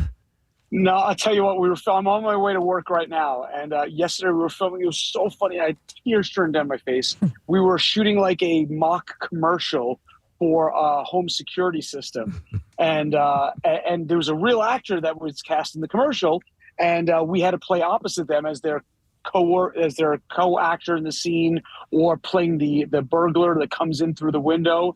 And I was crying laughing. We're still coming up with new ways to twist the format and change it in different ways. I can't tell what we're doing today, but it will involve proposing to our girlfriends. Wow, that's a big step. Yes. Yeah. Well, we talked about this before a number of times over the years. Obviously, with the fandom and the awareness of the show, and when you have celebrities on the show like Post Malone and other people participating, you're well known. You're easily recognized. So, do you believe that you've been able to counter that fame and notoriety with how you execute the show now? Because that was becoming a problem, right?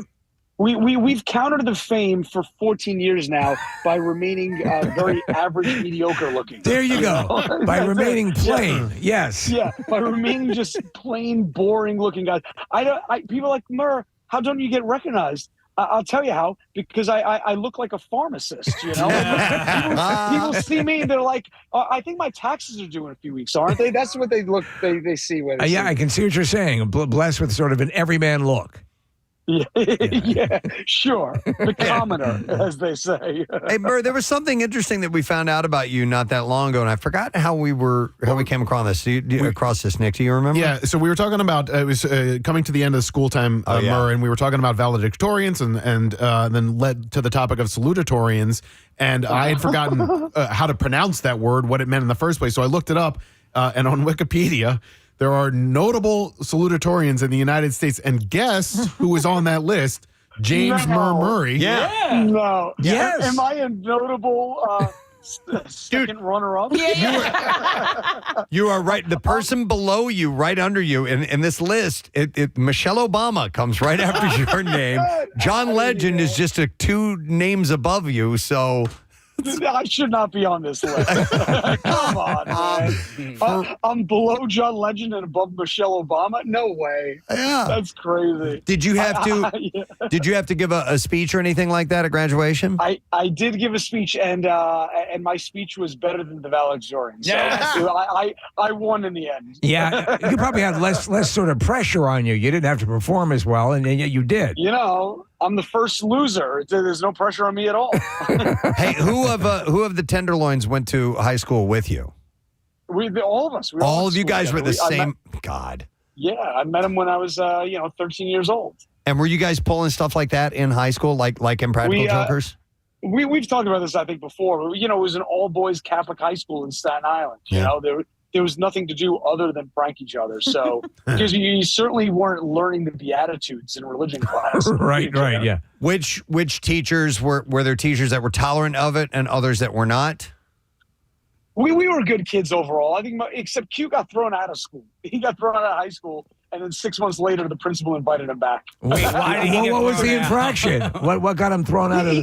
He was a screwball. You know, he didn't do any work. His grades sucked. But he was all heart, and everyone loved him. And they kicked him out of the school, and then said, improve your grades, you can come back. And then, even short of that testing period, they said, just come on back, and he came back. So you've written a number of books. So obviously you were a smart student. Did you take to writing right out of school, or were you writing while you were in school? Has that always been something?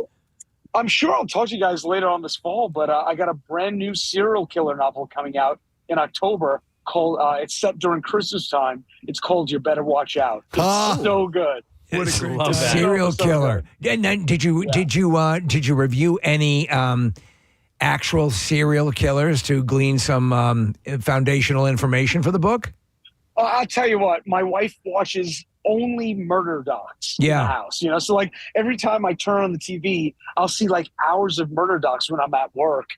And I was like, love, are you planning something I should know about? So it's our background TV. Like people have Impractical Jokers as a background. That's our background, just death and destruction. It's sort of intoxicating. We were talking about this earlier, and sometimes when they jump on it, like Netflix will announce a series like, and in one particular case, the one we were talking about, it hadn't even gone to trial yet. It's a little too fresh. But when it's had its time to age properly, there's no better TV than a good pissed off husband. I'll tell you what, we are obsessed right now with the Karen Reed murder trial going on in Boston. Oh my gosh. It's the constant background TV in my house. Every YouTube video comes out. Then of course there's a mistrial yesterday. We can't get enough. I love it. Is that something you'd ever? I mean, obviously, the rest of the guys are similarly into this, or is it something you could? I don't know. I mean, I certainly would like to kill them all. So, so there you go. Dude, Murr, here's a novel idea. Get the documentary going from the beginning before the crime even happens, man. This has never been done before. It's groundbreaking. I think one day, I do think that one day Impractical Jokers will end when one of us just freaking dies during a punishment, whether by accident or purpose. It's funny because you guys sit in a pocket that is, as you watch each of the things roll out, you're like, okay, you know how it's going to, like, you're just going to enjoy it. There used to be a show called Scare Tactics that, and Tracy Morgan was host for a while. There were times literally where it transcended humor. And it was just, the person was like about to have a full-blown heart attack. And yeah. I mean, we just did it 2 weeks ago. It'll be on this season of Impractical Jokers. So there's a punishment coming up where we were at the Liberty Science Center in New Jersey. And they have this thing called the touch tunnel where you crawl through. As an adult, you crawl through in pitch blackness and feel your way through the tunnel, right? And unbeknownst to them, our cameras were set up. They could see in the dark. And I was also in the tunnel already in the dark. I couldn't see anything myself, but they had me dressed like Gollum meets Dobby from Harry Potter. And, what a great combination. Yeah. And they had me breathing in this gas that every time I spoke, it dropped my voice 12 octaves. Yeah. So I sounded crazy. Yeah. I sounded crazy. And people were screaming. It was like Scare Tactics. No, I do listen. So it's funny to see how people react to that, especially in those like deprivation areas. I was reading an article about there apparently is, and you're in Staten Island, correct? Not anymore. I live in Jersey now, but yeah, from Staten Island. All right. So well, apparently it's in Manhattan proper, but it is the most acoustically perfect, noise-deadened room in the world, and people can't be in it for more than just a couple of minutes before they're like screaming to get out. Have you ever drives you crazy? Right? Have you? Yeah. That might be something. That might be something to look into as well, because it's those deprivation things. You really find the mettle of someone when they're thrown into a situation like that. We've been doing a lot of these like sensory deprivation punishments this season. Another one coming up is also at the Liberty Science Center. They have the largest planetarium in North America, right? And so people are leaning back in their chairs in pitch blackness, looking up at this giant dome where they're showing the galaxies, things like that. Our cameras can see in the dark.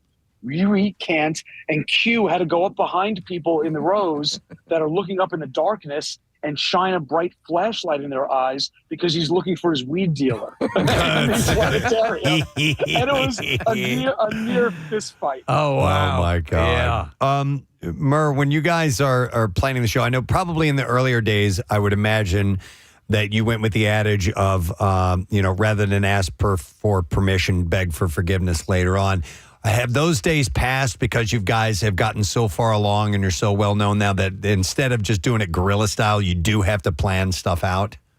Yes and no. The way we get around it is we just do it. Like I'll pocket an idea knowing that like insurance will never say yes to it anymore.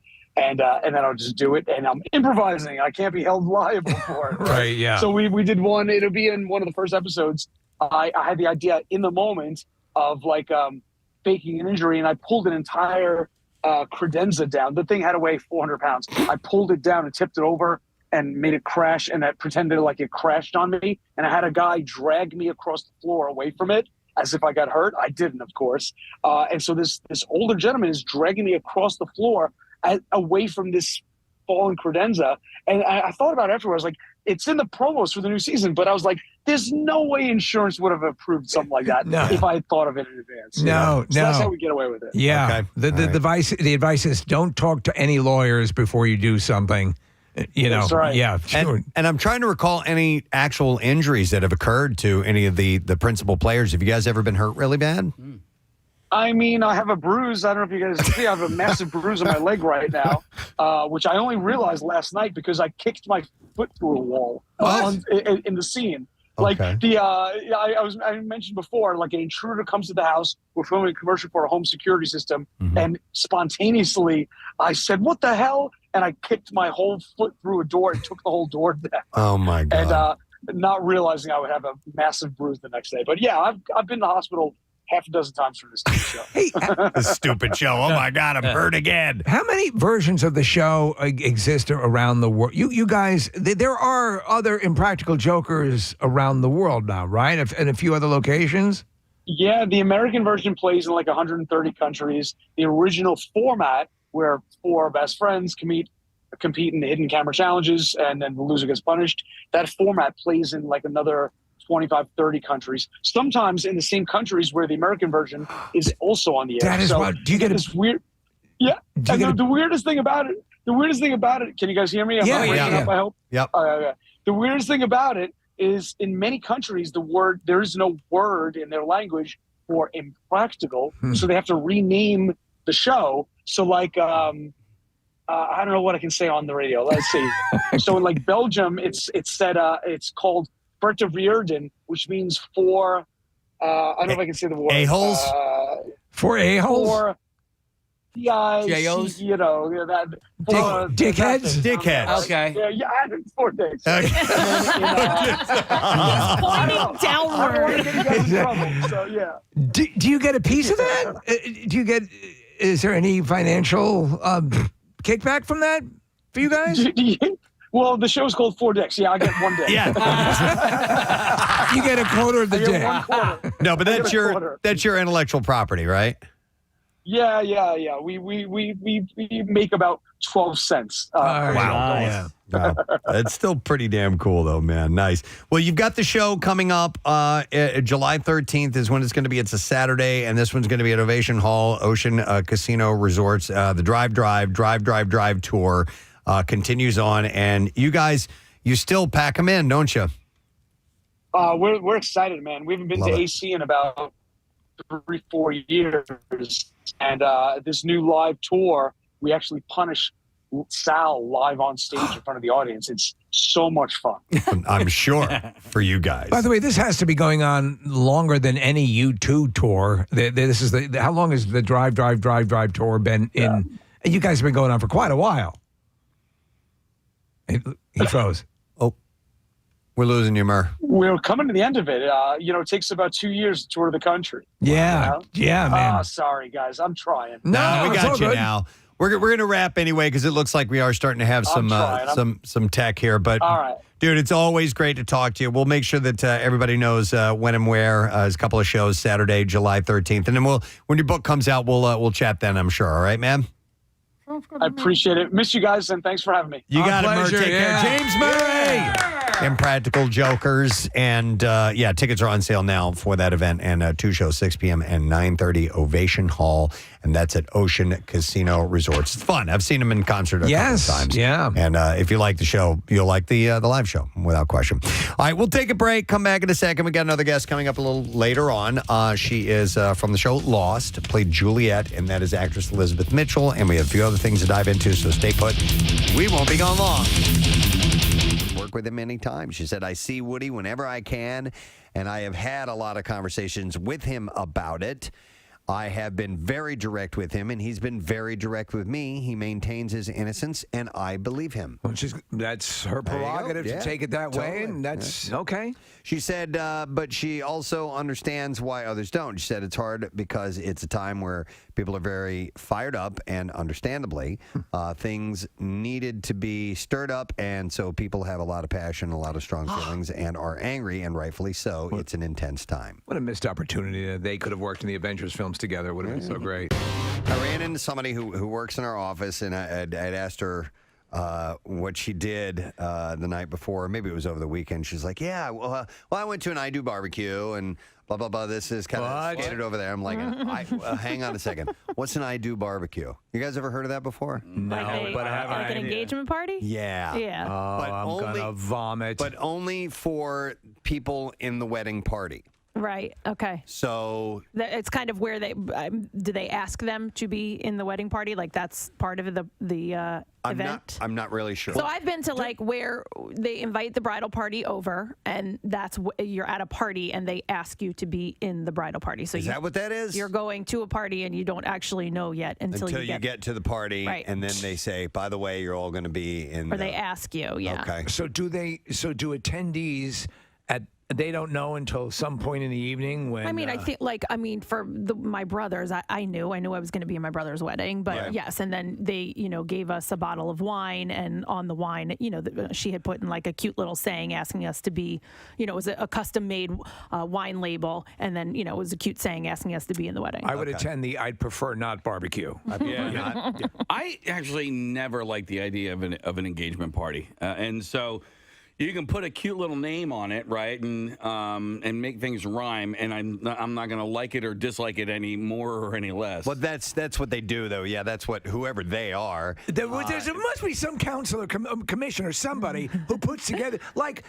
With the gender reveal stuff now, that went from 0 to 60. Now, I'm wondering where this started because there's an article on the knot.com, right, which is a wedding magazine and a wedding website. And so do you think that they wrote the article thinking that this might be a thing, or did they write the article because it already was a thing? I think probably they can help boost it by reporting on it. Right. All the not readers.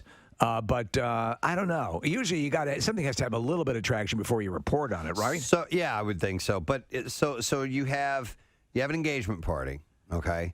Okay. You have, I guess now, an I Do barbecue. You have to have a rehearsal dinner.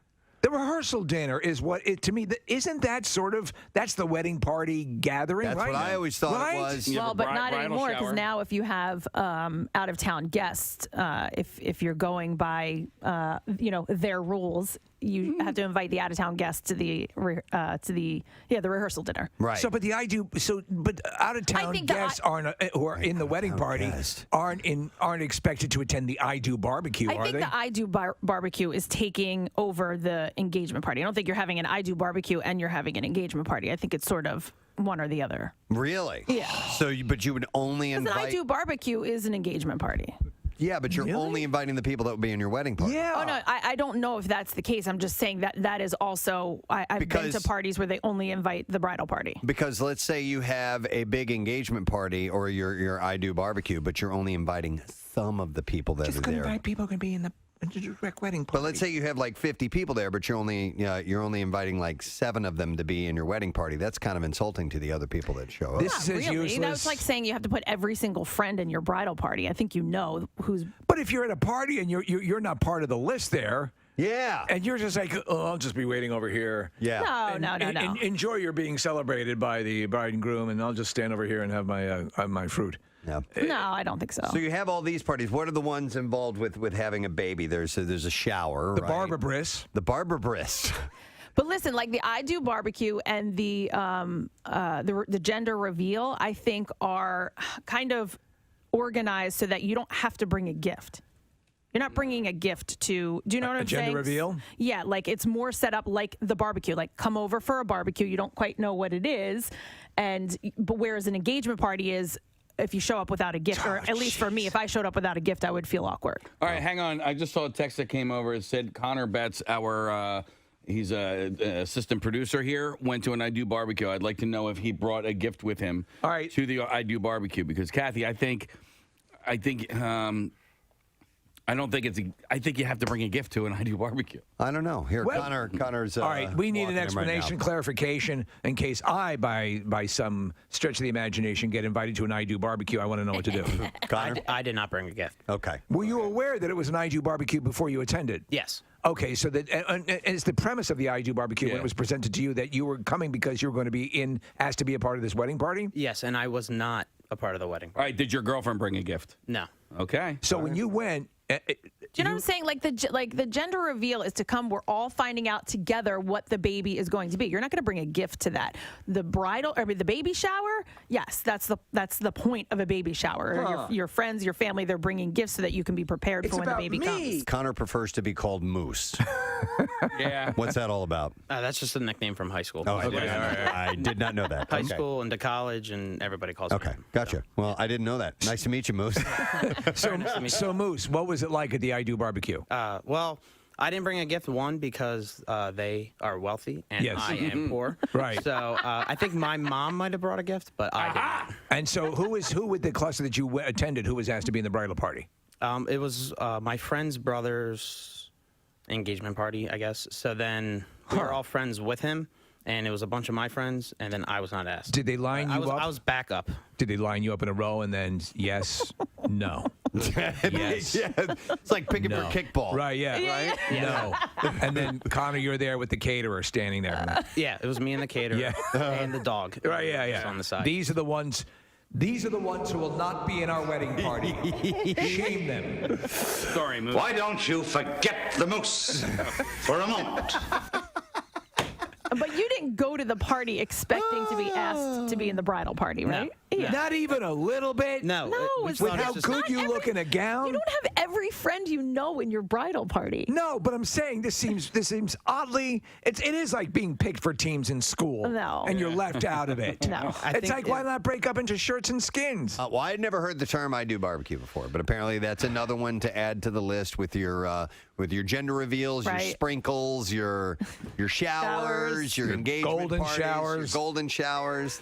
I mean, butterscotch bandits, and that's Carl overcomers. Guys, you're combining things that don't. It's disgusting. It's not. Yeah, Overcomer was a movie. We're here for the hot Carl party. What were you gonna say, guys? I just don't make your wedding more special than it really is. Yeah. You know, Or do it since it's your wedding. yeah. Don't make it more special than it really is. Because it might end up in a murder-suicide, you know? Wow. You're not special. This day isn't special. It might end up in They had an I Do barbecue. They had and now he's dead. Yes. Congratulations. It might end up in a murder-suicide. I'm Keith Morrison. It started with an I Do barbecue and ended with Where'd You Bury the Body? I love it. Pierre is in the studio, about ready to take over for the day. It's a miracle. It is a miracle. It is a miracle. Every day's a miracle. Every day's a miracle. Rodney brought me coffee this morning. That's awesome. Rodney's the man. If Rodney isn't the greatest already, he, on his way in, found some wonderful coffee for me and brought it in. I have a Superman statue that I'm going to give Rodney. There's one statue that has not ported over to my office. I said, if anybody around here deserves the Superman statue, it's Rodney. I would agree. Yeah. You need more figurines and statues, though. I have space now, and they will be coming. They are ordered and on their way. In fact, one should be arriving at the house today. Yeah. Claire, God bless her. She really is a saint. She is a saint. Yeah. But I'm sure she said, no more in this house. Send them to the office. Absolutely. Work it is. Are there pictures of the assortment? Oh, yeah, in the house. But there's still room in the house. No, I mean up online, though. Oh, yeah. I mean, so that people can see how many Batman, Superman, other figurines you have. Just go to our Instagram page. Yeah. We posted yesterday. There's more on the way. Yeah, so this is just beginning, but mostly featuring Batman and Iron Man. Right. Okay. Right now, I have to decorate properly. No, I understand. Yeah. I understand. It's a miracle. There you go. There's a picture of it in the studio right now. Oh, this is the new office. Yeah, too, right? yeah. Yep. We just moved in the other day. So there's huge spaces where people would put books and tapes and various recording instruments, but Steve has used they're 5 feet high statues. Yeah. And they're not 5 feet high. All right. They're 4.5 feet high. 4.5 feet. Yeah. And the Iron Man gets a giant Iron Man head. That's a 1-to-1 scale Iron Man head. Wow.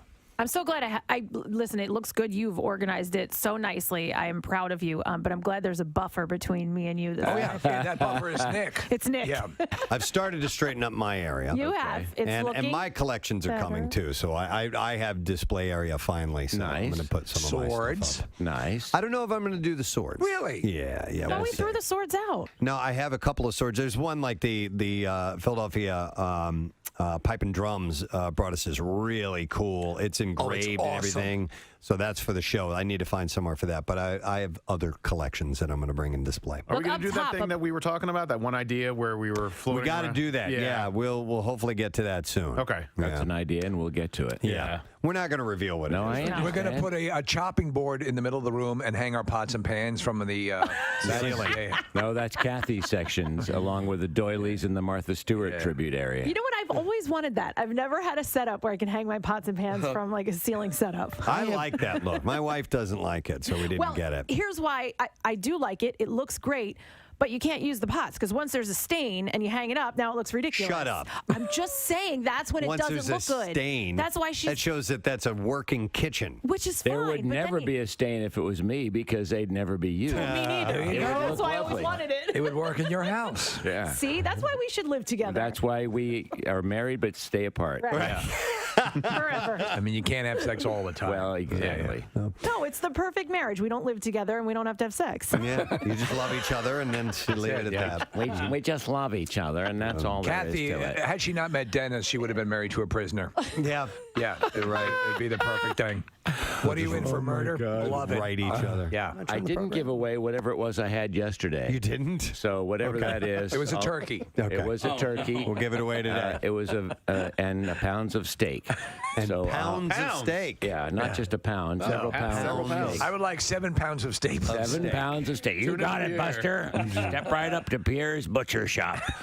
I got all the blood you need. You should get for Halloween 1 year. You should go as a butcher, like with blood splattered, apron and everything. That'd be perfect. A vegetarian butcher with all the zucchinis hanging from Yes, and mangled tofu hanging from my locks. Mangled tofu hanging from your locks. Mangled tofu would be like dreadlocks, but tofu locks. Yeah, I like it. All right, Actually, I we're cooking don't, with gas but anyway. now, mustard. Oh my God. Please welcome the one and only Mr. John Travolta to our studio. Good morning, John. Good morning. How are you? Doing wonderful. Nice to see you. You sound good. Thank you. I feel good. I feel very good. You know what? As I was introducing you, and I said, "Welcome to Philadelphia." You shot a film here in Philadelphia. I did. I shot Blowout. Yeah, that's which is a Brian De Palma great movie. Yeah, thank you. I agree. So this movie, we want to talk about The Fanatic, which is I actually I started watching it. I wanted to go into it cold, and it's a big departure for the kind of roles that you play. Mm-hmm. It's a horror suspense, but it also takes a peek. Real quick, we're in a little while. We're going to have Elizabeth Mitchell on, the actress, talk about Possum Trot. It looks like an intense, pretty wild, great movie. Yeah. And before Casey, I know you wanted to mention something as we await her call, but I want to thank Sarah Brett from Sarah Brett Ceramics. She makes ceramic butts. Yes. And she brought in.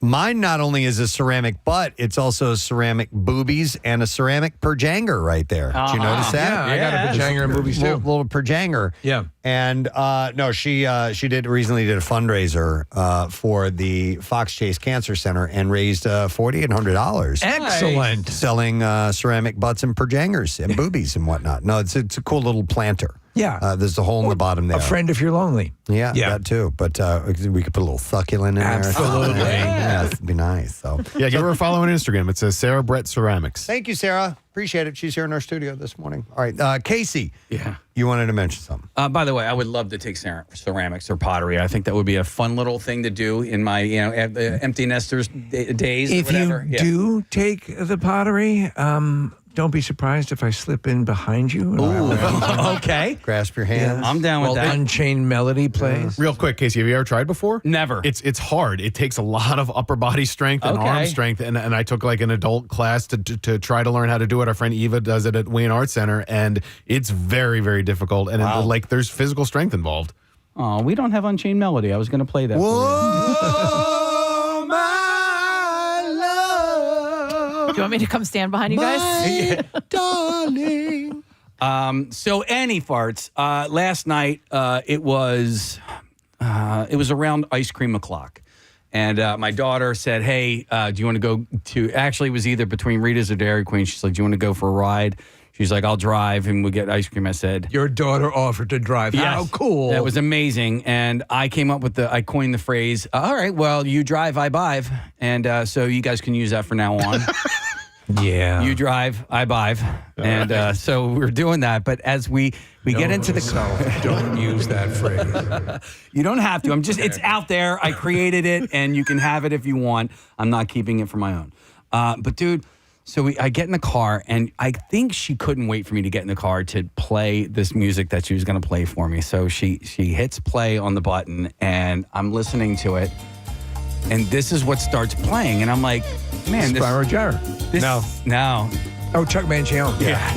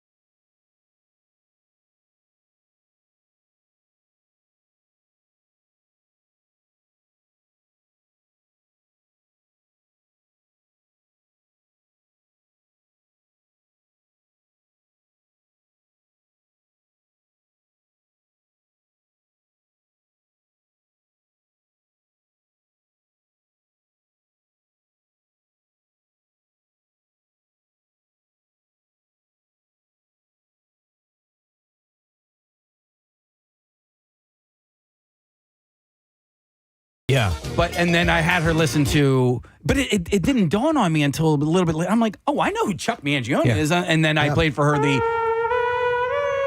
Yeah, that's right. I told her that you were going to do that. I said, dude, today. Steve does an amazing Chuck Mangione impression. Lips are a little soft today, so. Yeah, well, no. Thank you. You got soft lips. Yeah, soft lips. By the way, the guitarist is Grant Geis.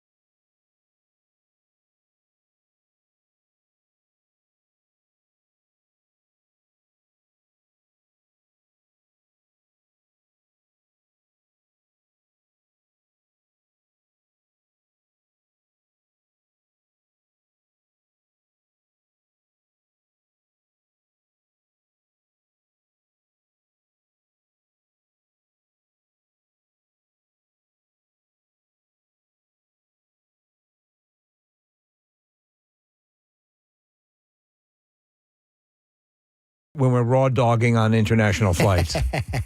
Understood. There's a nice breakdown of the song in the movie Doctor Strange. He's in the OR, and they're playing a name that tune type of thing for him. Yes. And they pop this on, and he discusses what year it came. He has a photographic memory, and he talks about, well, it came out in 1971. Like, no, it was a hit in 1972. Yeah, but it was recorded in 1971. It goes this full breakdown on the song, which I thought was kind of a reintroducing of that piece of music to a certain group who may not be familiar with it. But yeah, I love that tune. But I never really gave a lot of listen to other cuts from Chuck Mangione. Yeah, that album actually has a number of good songs on it. Again, the Children of Sanchez is a film score, so it's not, which I didn't know before I bought it, but it was still pretty damn good. This is a very unfair question and way open-ended, but who amongst, for you guys, is your favorite musician we've ever had on the show? Favorite musician we've ever had on the show? I mean, Trey was here, so that's Casey. Sort of recuse myself after that No, one. that's a great answer. Yeah. So you've just had a couple of your heavy hitters on, Preston, with Sting. Yeah, man, that is a tough one because immediately I went to performances. In my mind. My Questlove with you was that was awesome. Yeah, living vicariously through you, that was really cool. I'm gonna have to say Rockstar Rob. Steve, I thought you were gonna say James Taylor because James Taylor. I was about to mention that. Yeah. We had James Taylor, and he sang Carolina on my mind. We were all sitting here looking at each other, going, "This is really happening, this man. real? This is pretty damn amazing." Doesn't sound at all. It sounded so perfect. Colin Hay, when he was that was here cool. and sang Overkill, was pretty damn amazing. But there's been tons of them. And there was one not too long ago that I was. I don't know. I'd have to do a deep dive on that. I'm not really sure. Do you have one in mind, Nick? I mean, this is also unfair because he's kind of become a friend. But what Michael Giacchino does as a composer, I don't even know if I qualify him as a musician, even though he is one. Yeah, right. But like what he is able to do, it just blows my mind. Yeah, when he played the Batman theme. The theme from the Batman, first time on the show. That was pretty amazing, yeah. Wow. All right, well, we have a guest who's on the line and ready to go and talk about a movie. Steve and I were just off air talking about this. This is gonna rip your heart out. Yeah. And in a good way. Because it looks pretty amazing. It's called Sound of Hope, the story of Possum Trot, and it is currently 100% on Rotten Tomatoes. Whoa. It is based on a true story. And we are going to welcome a guest who was on a show that was so important to us as a radio program, Lost. Yes. It was pre-streaming, and we would talk about Lost every single week after the episode would air. And I think it gained us a huge audience because people were getting on board. It's actually how we met Michael Giacchino. Yeah. Because he did the music for the show. For it, yeah. I forgot about it. And he's one of our good, close personal friends. Well, we would like to welcome Elizabeth Mitchell to the show this morning. Elizabeth, good morning. Hi, good morning, you guys. I'm so happy to be here. Thank you. Our pleasure. So a lot of things to talk about. Number one, as you heard, we were going on and on about Lost, and we really enjoyed, obviously, the years that we got out of that. And your performance as Juliet was And the music. phenomenal. And the Oh, music, my yeah. gosh, the music. Yeah, Michael Giacchino is absolute genius. he's from our area, and we've become friends with him over the years. We've actually visited him out in Los Angeles a couple times, and pretty incredible. A talented musician. A gift of a human. Yes, for sure. Now, speaking of gift of a human, the couple that this film is based on, those are gifts to humanity for sure. Reverend and Donna Martin, they're some of the best people I've ever met. I get to be with them tonight. It's such a beautiful story, you guys. It's so beautiful. I'm so excited for people to see it. Well, it's interesting, and because I'd mentioned to Preston before he had watched the trailer, and I said, you can't help but tear up. Yes. And there's an interesting, I mean, listen, children that are cut adrift in society, and no one's looking out for them, and there's a fact that pops up on the screen towards the end of the trailer. Says up to 90% of children who are victims of sex trafficking have been involved with the child welfare system at some point. So you almost like you have a shot at keeping them and protecting them, and they slip through the cracks. But this couple and this church and this almost non-existent town said, no, we're not going to let that happen. Yeah, they said this is hard, but we never said life was going to be easy. And they said, who else is going to do it? Who else is responsible for children? It's going to be us. And I think it was 22 families from this congregation got together and they adopted 77 kids. Wow. I mean, this is an extraordinary amount of children. I think think about that. If every community got together and did this, the foster care crisis would be over. I mean, it would just be, that's it. It's just such a story of hope, really, which is good. It's good for the name. Yeah, no, and then there are certainly the inspirational movie, when done right, can do exactly that, inspire people. But you were reading an interview with you. You were drawn to this because you play a social worker, is this a social worker an amalgamation of a number of different people, or is this one person who actually exists? No, this is one person who did exist. She passed away, but she was a very true story, Susan. I fell in love with her, as did all of them, I think. And she was really inspired and kind of spurred into action by these people and by the hope of it and by the idea that this could even be possible. But she was, another of our nameless, faceless heroes who get up and do this work day after day after day. And they really are an extraordinary group. So it was an honor to represent them. Yeah, there's social workers who, like, the ones who roll up their sleeves and become, just do it. Yeah, just do it. It is. There's a chasm between the will and actually doing it for so many people, and I think we've all been guilty of that at some point. I mean, I think we're all pretty good at feeling terrible about it. I mean, we can all agree we love children, right? I don't think there's anyone who's going to be, children, forget it. But to watch these people in action, to see what they do, after the first premiere, I met so many social workers, and I have so many in my life, and I just think there are unsung heroes. I really do. So to watch this story and this journey, yes, it is so sad, but it's also incredibly uplifting because there's action to it. That's not just, oh gosh, this is awful. It's, oh my gosh, look what they did. Yeah. Look what they did. Look at the hard things they did. It's such a funny thing because, and sometimes, it's the way you respond to things. I remember going to see Schindler's List with my wife, and her reaction, she left and she was crying. She says, I don't know if I'd be able to step up and be that way. And I'm like, But you see, here, no one thought Oscar Schindler could, and he did. So that's it, and that's where these sort of stories really do help. We are, I think at the core of us, such extraordinary people. Our empathy, our compassion, our strength as humans is this incredible humanity that I do believe that we all share at heart. And I think that's kind of what this movie shows, is what we can accomplish when we let that part of ourselves lead. And it's just stunning. Did you, in fact, shoot it because they say that this town of Possum Trot is virtually unfindable on the map? Did you actually film on location? We did not film on location, but I am headed down there now to be with Reverend and Donna Martin, and to be with all of the kids and to be with their kids, because, of course, this was in the 90s, this story. So I'm going to be surrounded. I'm going to bring my tissues. I'm going to bring a lot of hugs.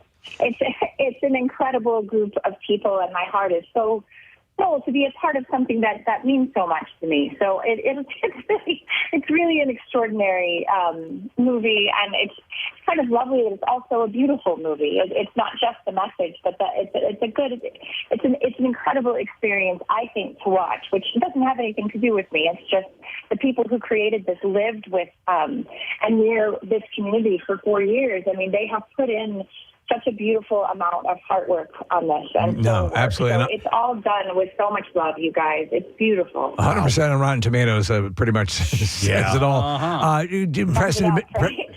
Preston mentioned Lost, and that obviously had its big impact. And we've talked about that for us seemed to be the last time before all the, it seemed just in chronologically, there may have been a few years here or there, but the last time where there was this sort of communal, everyone was just dialed in, and people weren't watching in staggered time, and they were all watching in real time. And now that you look back, and you're part of a podcast now, correct? A documentary? Yes, I got to do a little a little thing with everybody else. It was really fun. Yeah, to talk about it. It was great. It's really fun, actually. So, yeah. We were so on board with it, Elizabeth, that for at the end of each season, we would rent out a theater, and we would invite hundreds of people to come and watch it together with us. That's how intense we were. I love that. Yeah, we really, I mean, entertainment did at that point bring us all together, didn't it? Although there was one night when the video feed started malfunctioning, and we thought people were going to kill us because it was a season finale. Yeah, it was one of the most nervous moments of my life. Yeah. Yeah. Oh, God, I bet it was really scary. But all in all, we got so much entertainment out of it. It was wonderful. So I love that. yeah. So I'm interested in this documentary. Any idea when it might? It's called Getting Lost. Any idea when that might debut? Yeah. You know, I truly don't know. I know that I've seen quite a lot of it because they shared it with me before I did it. And then Evangeline called and she's like, they're the best people. It's such a great experience to do it. And I was like, okay, there we go. So I don't know quite when it's coming out, but I know that it is people who are true fans of the show. So I think it's going to be really good. Excellent. Nice. All right. Well, in the meantime, we will point out the fact that Sound of Hope, the story of Possum Trot, is in theaters on July 4th. So on Thursday is when it debuts. And you'll be able to get in. And like Steve was saying, it's 100% on Rotten Tomatoes. It looks like it's just it's gonna do your heart good. It's gonna break along the way, but it's gonna mend and swell. You know? Yes. Excellent. Yeah, it's entertaining and it will do your heart good and it will give you an idea that there is so much hope out there. Wonderful. Excellent. Thank you, Elizabeth. It's great to talk to you. Continued success, and we will catch you another time. All right. Elizabeth Mitchell. Thank you on our Xfinity mobile guest line, by the way. And Kathy, I don't know if you've seen this trailer, but oh my God. I can't wait to see it. There's a scene where, so this couple is taken on a foster child who they may have adopted, and they turn on the bathwater. I'm going to get choked up saying this. Yeah. They turn on the bathwater, and the kids start screaming. It's a true story. From the abuse that they had taken. They would from someone scald else. him with hot water. Yeah. And so it blew this couple away. They're like, what is going on here? And it opened up their eyes to how many kids there are out there. And they took it upon themselves to really rally support and give these kids a loving home. Well, it looks incredible. These stories, like these true stories, it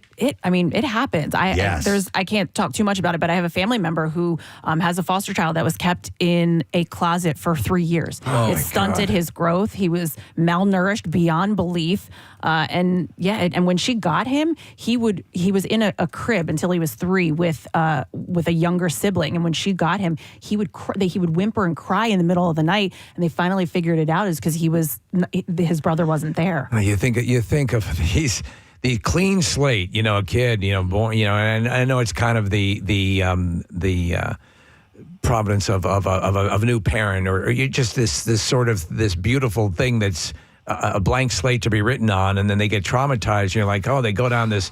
I mean, again, watching the documentary of Charles Manson, who actually in early years could have taken another turn. He actually had there was a pathway, and then it all turned to crap because the mom was, crazy, and he just didn't get with the right people. So I'm asking you to adopt Charles Manson. Please. Adopt Charles. Yeah. Because misunderstood, I think, would be the word. Well, the movie looks really, really good. So that was cool to have her on.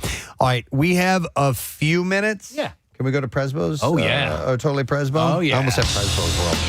Presbo's World. No, it's Totally Presbo. Elmo's World. So Elmo's World. Hi, Presbo. All right, so some social media users are apparently pouring cheap beer on their skin and lying in the sun to get a tan. Okay. Is this a TikTok thing? This is a TikTok thing. All right. So you guys are super into this. Well, is there any merit to it? It's called beer dogging. No, there's none. Okay. There's zero. In fact, Dr. Zakiya Rackman, a clinical professor of dermatology at Stanford University in California, Formerly known says, as Ricky Rackman. This one seems wrong for many reasons. The thing is, regardless of what you use, whether it's sunscreen, oil, or even beer, dermatologists and other skin experts do not recommend tanning, period. In fact, Dr. Kradita Joshi points out and says, I always say no tan is a safe tan.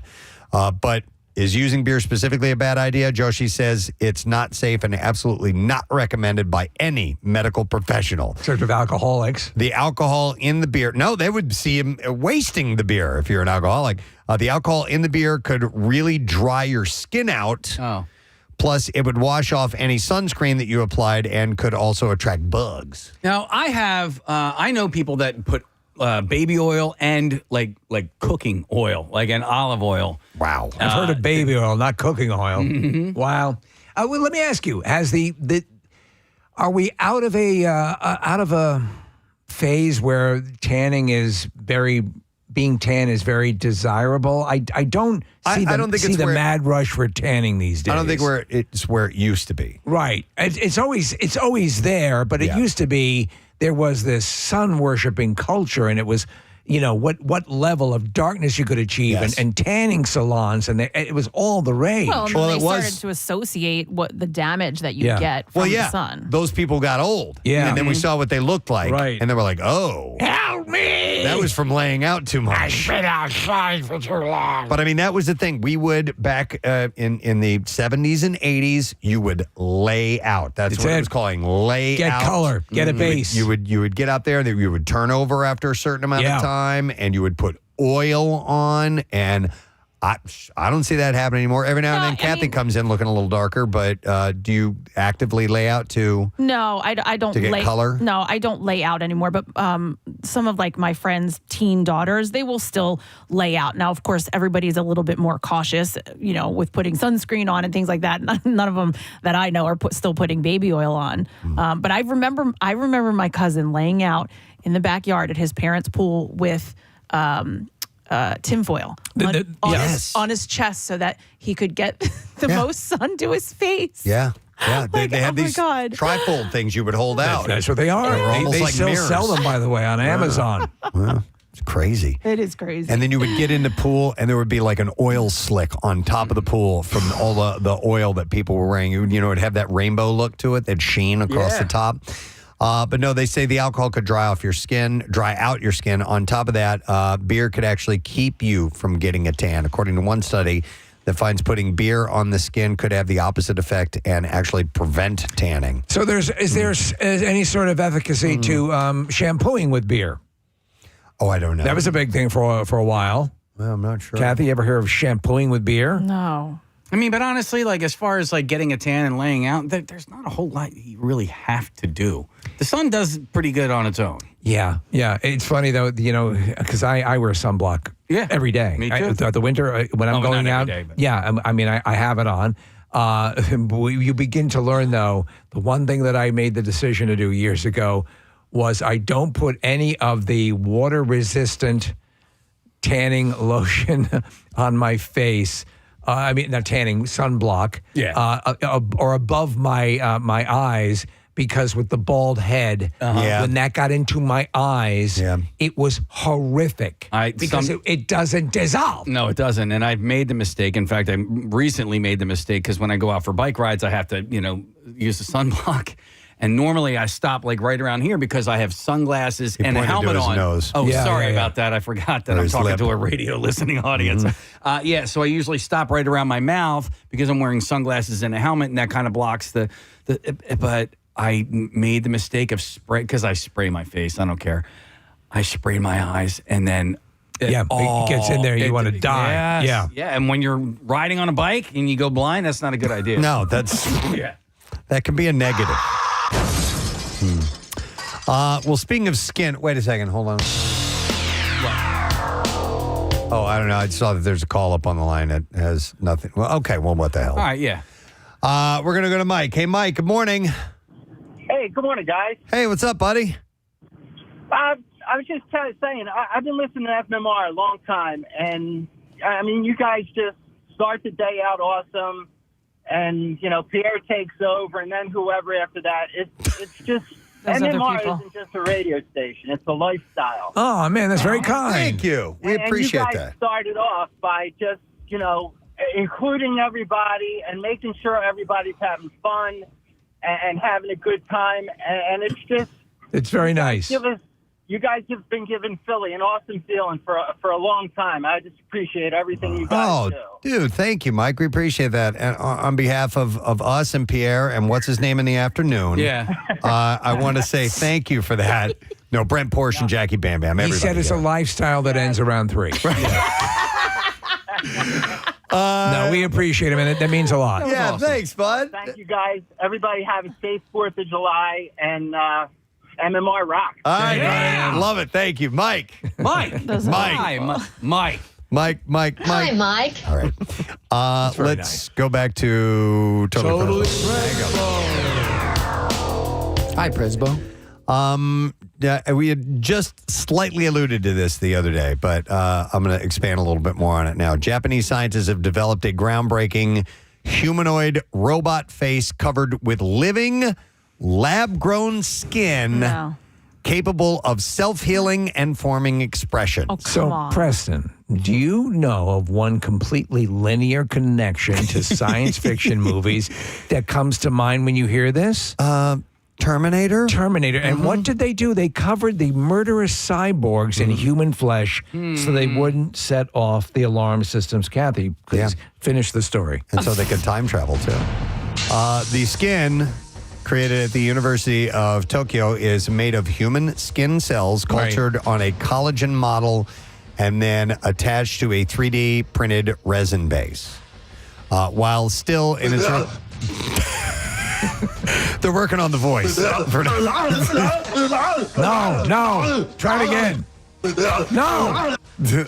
While still in its early stages, this technology could revolutionize human-robot interactions. We need that. With researchers hoping to eventually incorporate features like sweat glands, blood vessels, and nerves over the next decade. So if they're doing this, and as I read this original article, does this provide hope for people who have to undergo painful skin grafts? In other words, would this be applicable to a human instead of just your toaster?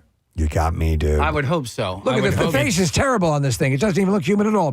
It is not mentioned that anywhere in this. It says it's essentially just for robots. Which, I don't know if they can. I would think so with the way that they can grow meat and things like that now. Maybe they can work on that for, skin grafts and stuff. Wow. Imagine if your pecs were London broils. Wow. How much Imagine time do they we have could- left? Imagine as a society and Oh, humanity. it's- Like, are we literally counting down the minutes until we're dead? I think we are going to make it to old age. Yeah? I don't know about our kids. All right. But another thing, what if how they can now grow meat?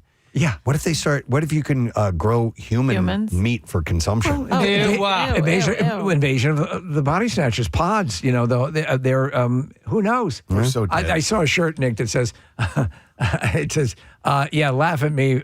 I'm old, laugh at me, but I'll be dead before it all happens. That shirt is right. I'm terrified for what happens next. And listen, like anytime any of these stories come out, everybody, you hear the yelling of stop, this is crazy. But nobody stops. We just keep going. No. We're like, You let's can't. put more skin on it. Let's have sex with it. To quote Jeff Goldblum. Jeff Goldblum, you thought about it whether you could rather than whether you should. Yeah. That's kind of the root of it. That was 31 years ago, and we haven't learned our damn lesson. We got dinosaurs running all over the goddamn place. We're screwed. Wow. All right, let's gonna find be fun something. to watch. Let's talk. Yeah. Let's talk about something else. Totally Presbo. Let's talk about sock shoes for a moment. All right. The fashion world Is that what you said? No, sock shoes. The fashion world is abuzz with the unconventional trend of sock shoes. Kathy, are you familiar? Well, are they like the ones where you can see the toes, like some of the marathon runners or triathlon people wear? No. This is a particular fusion of socks and footwear, and essentially it's sock on the top, Shoe on the bottom? shoe on the bottom. Oh, no. Kind of like that. They have a rigid rubber bottom on them. And it's even captivating Hollywood's elite with celebs like Rihanna and Maddie Healy rocking the minimalist style. Amy Smilovich, founder of TB, describes the Borg sock shoe as good strange. And despite practical concerns about cleanliness and comfort, these avant-garde shoes continue to gain traction as a status symbol, with luxury brands like Bottega Veneta and Balenciaga following in TB's footsteps. So some big designers are getting on Yeah, board. the ones that Rihanna wore were $1,100 Oh my God. for sock shoes. That's ridiculous. They actually look like something I might wear, to be honest. I don't Sock know. shoes? Yeah. Get the $1,100 ones. Yeah, why not?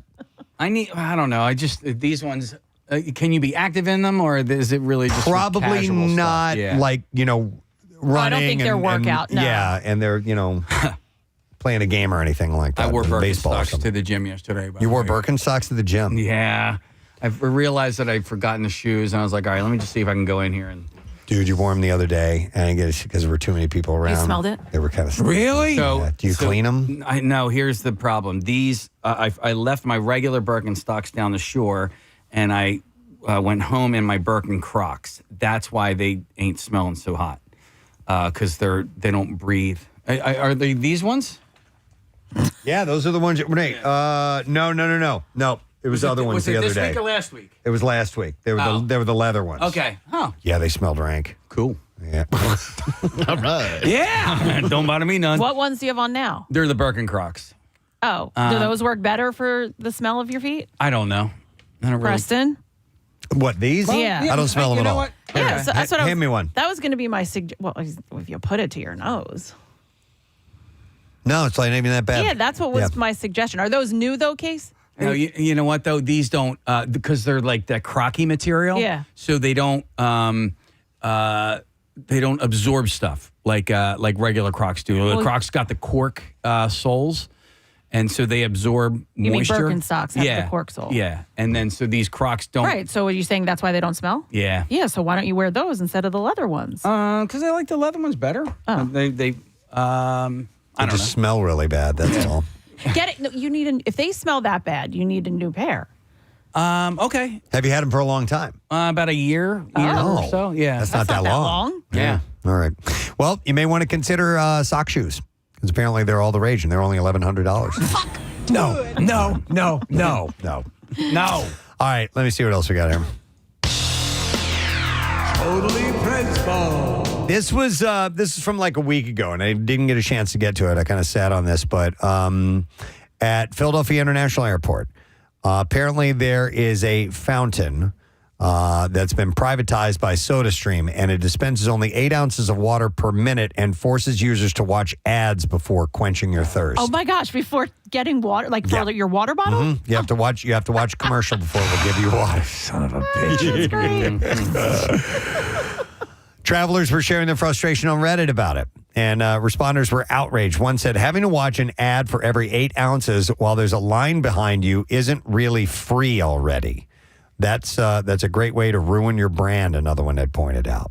Okay. So I haven't seen if there's, if it's still there, because like I said, this came out last week. Well, you're paying a fee by watching the commercial. Correct. Yeah. Yeah. So, no. So it costs you time. Yeah. Doesn't cost you any actual money. Marissa? Time is money. Have you guys seen the SodaStream machine though? Which one? This one? This one. It's really cool. It was actually, I saw one in a hotel I was staying at. You know how at like Wawa, you can get like Dr. Pepper, but add vanilla, and you get to choose all those? There's like 1,500 different combinations you could do. That's what this machine lets you do with SodaStream flavors. Okay. So it gives you like regular water, sparkling water, or like a combination of flavored waters. So you can whip up a quick diabetes? Yeah, exactly. Are they? Well, I mean, they're the not commercials- sugary though, are they? SodaStream, isn't that the whole thing that you make it without the sugar? It's just the like flavoring. Well, yeah, you add to it. I mean, it's carbonated water, and then you add to it what you want to. Yeah. There are syrups that you can buy that will add sugar to it if you want. But So this is all happening within the machine. The ads that they're like the way that they're presenting it, that you have to watch this 30-second or a minute ad just to get a little bit of water. That's kind of annoying. But this machine is really cool.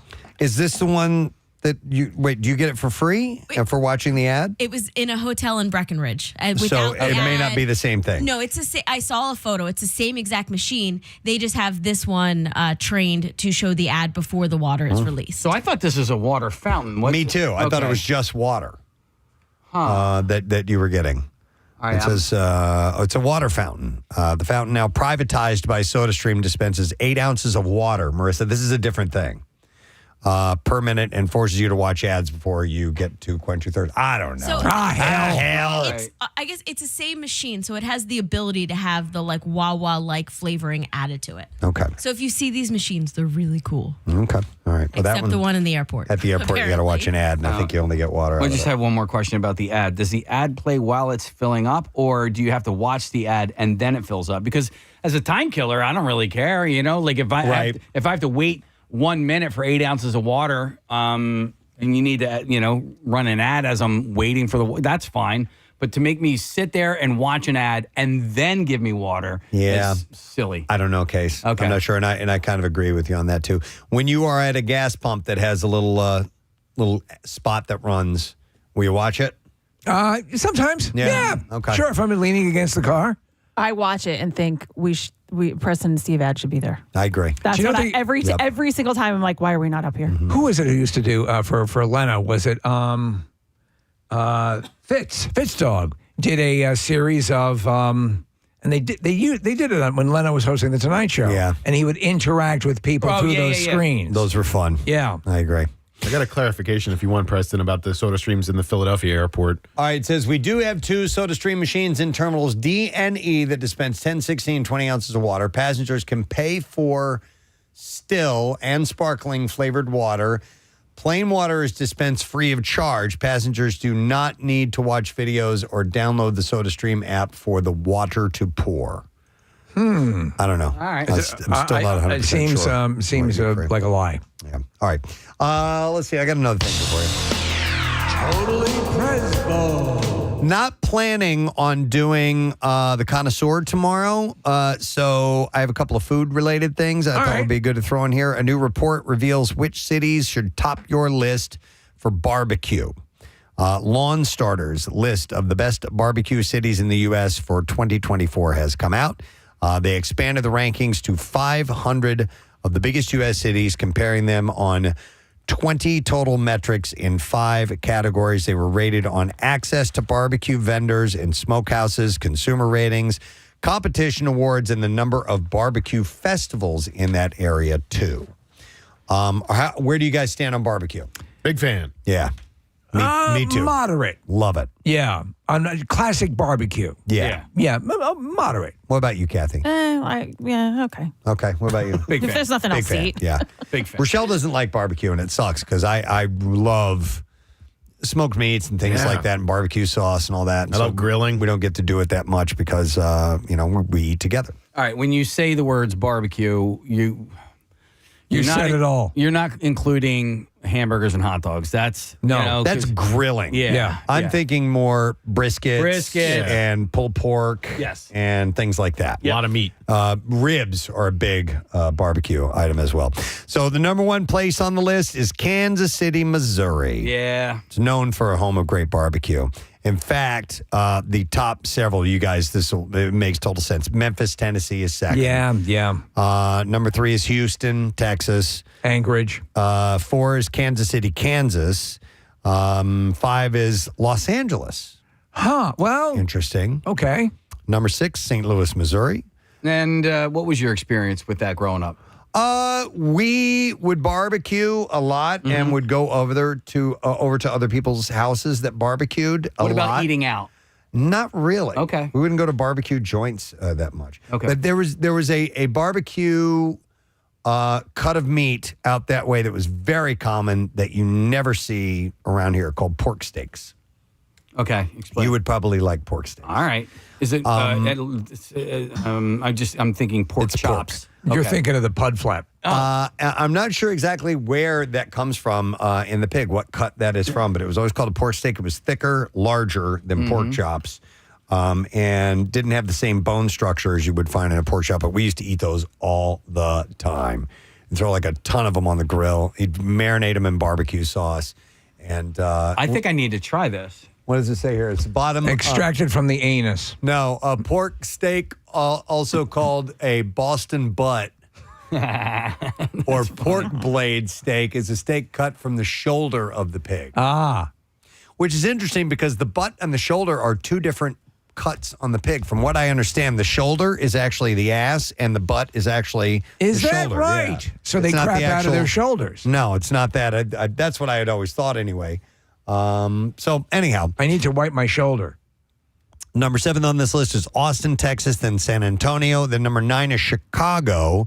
And number 10 is New York City, New York. I'm surprised that there's no North Carolina on that list. I dig a nice North Carolina barbecue. It's usually vinegar based. Can you guys watch Salt, Fat, Acid, Heat on Netflix? Yes. Yeah, and then there's a whole barbecue segment of it, and they do a lot of smoking. And Casey, they do the thing where they set the coals for hours on end and literally bury the pig underneath it, and the meat just falls off the bone and looks so damn good. So, Press, you mentioned Austin and San Antonio, and the only time I was ever in Austin, Texas, I actually drove to San Antonio to see the Alamo, but I also took a little bit of a detour to go to this place called the Salt Lick. Have you heard of the Salt Lick in Texas? It's world famous. Started as a roadside barbecue joint and just got bigger and bigger and bigger. So I don't know what town that's in, but it was Driftwood, Texas. Does that sound right? Is that it says Salt Lick Barbecue. Yeah, I think there's a couple, and the one that I went to was in between Austin and San Antonio, and it wasn't too far off. Was it Possum Trot? It was definitely not Possum Trot. But Color me intrigued. It was phenomenal. Yeah. Round Rock. Round Rock. That's what it looks like. Ground Rock? Round Rock. Round Rock. Round? Not Ground Round, no. Red Rum? Ground and Pound? Austin, Massachusetts. Let's take a break. We have to take a break now? Yeah. Okay. I think we're at it. All right. And then the last thing is, I'll just mention this. Arby's is bringing back their potato cakes. All right. Oh, I do drink the potato cake. I'm happy about that. It's a limited run only, by the way. So can you get them with your name on it for your birthday? Yes, you can. And it starts. They started yesterday. So if you're a fan of potato cakes, head back. All right, we're done with Totally Presbo. Bye, Presbo. Totally Presbo. We're going to take a break. We're going to come back in a second. We got Bizarre File to share with you as well. And we'll also reiterate that word that might get you the prize, the 4-pack of tickets for Preston and Steve's Day Off at Dorney. We'll be right back. Of TMZ and fandom run Fanatical. And your character is very unique. And from what I understand, the character was written with you in mind. Is that correct? Yeah, it was. Fred Durst from the Limp Bizkit. Yeah. He wrote it, and he directed it. And I will say that he is quite inspired as a director and as an actor even. Right. And he helped quite a bit. He would improvise with me prior to the takes, and he designed this character, and I understood it because I am a fan. I'm a fan as much as we all are. And I think if you don't understand that, whether it's sports or whether it's the arts or icons or whomever you admire, you can't do this kind of role. It's funny because John, because I collect things. I have I'm a massive movie fan. I'm a huge fan of yours as well. And there's something that, and it's your character exemplifies in the movies. Well, just to be able to get the tactile sensation of touching something that a celebrity or there's this bizarre thing. I remember it's odd, as I was watching the movie, I was thinking the story that Gene Siskel of Siskel and Ebert, it was very important for him to own the white suit that you wore on Saturday night. Correct. And he owned that. It was a holy grail for him. Yes, so and then Jane Fonda bought it. Right. So you're completely correct. But this particular guy, this character I play, is he's a man-child. He is maybe a little bit on the spectrum, which explains his irrational behavior. However, that being said, he's picked on and bullied at work, and everyone bullies him, but he's so used to it that he handles it. But when his favorite person in the world bullies him, this movie star, he doesn't know how to handle it. He gets confused. And when he gets confused, he does really odd things. And you'll see in the film that he goes over the line, but so does the movie star. Yeah, and the movie star goes over the line equally as well, by torturing. And his inability to pick up on social cues, it takes it down a path where it's like, oh no. Correct. And I got to tell you, John, the entire time while watching this movie, I don't think there was a moment where something on my body wasn't clenched. Yeah. Whether it was my hands or my mouth or even my butt cheeks. I mean, I was just like, it was tense. Well, because the it's whole thing. Nothing times up. The point when you finally get to have this moment with the Hunter Dunbar's his name is the character.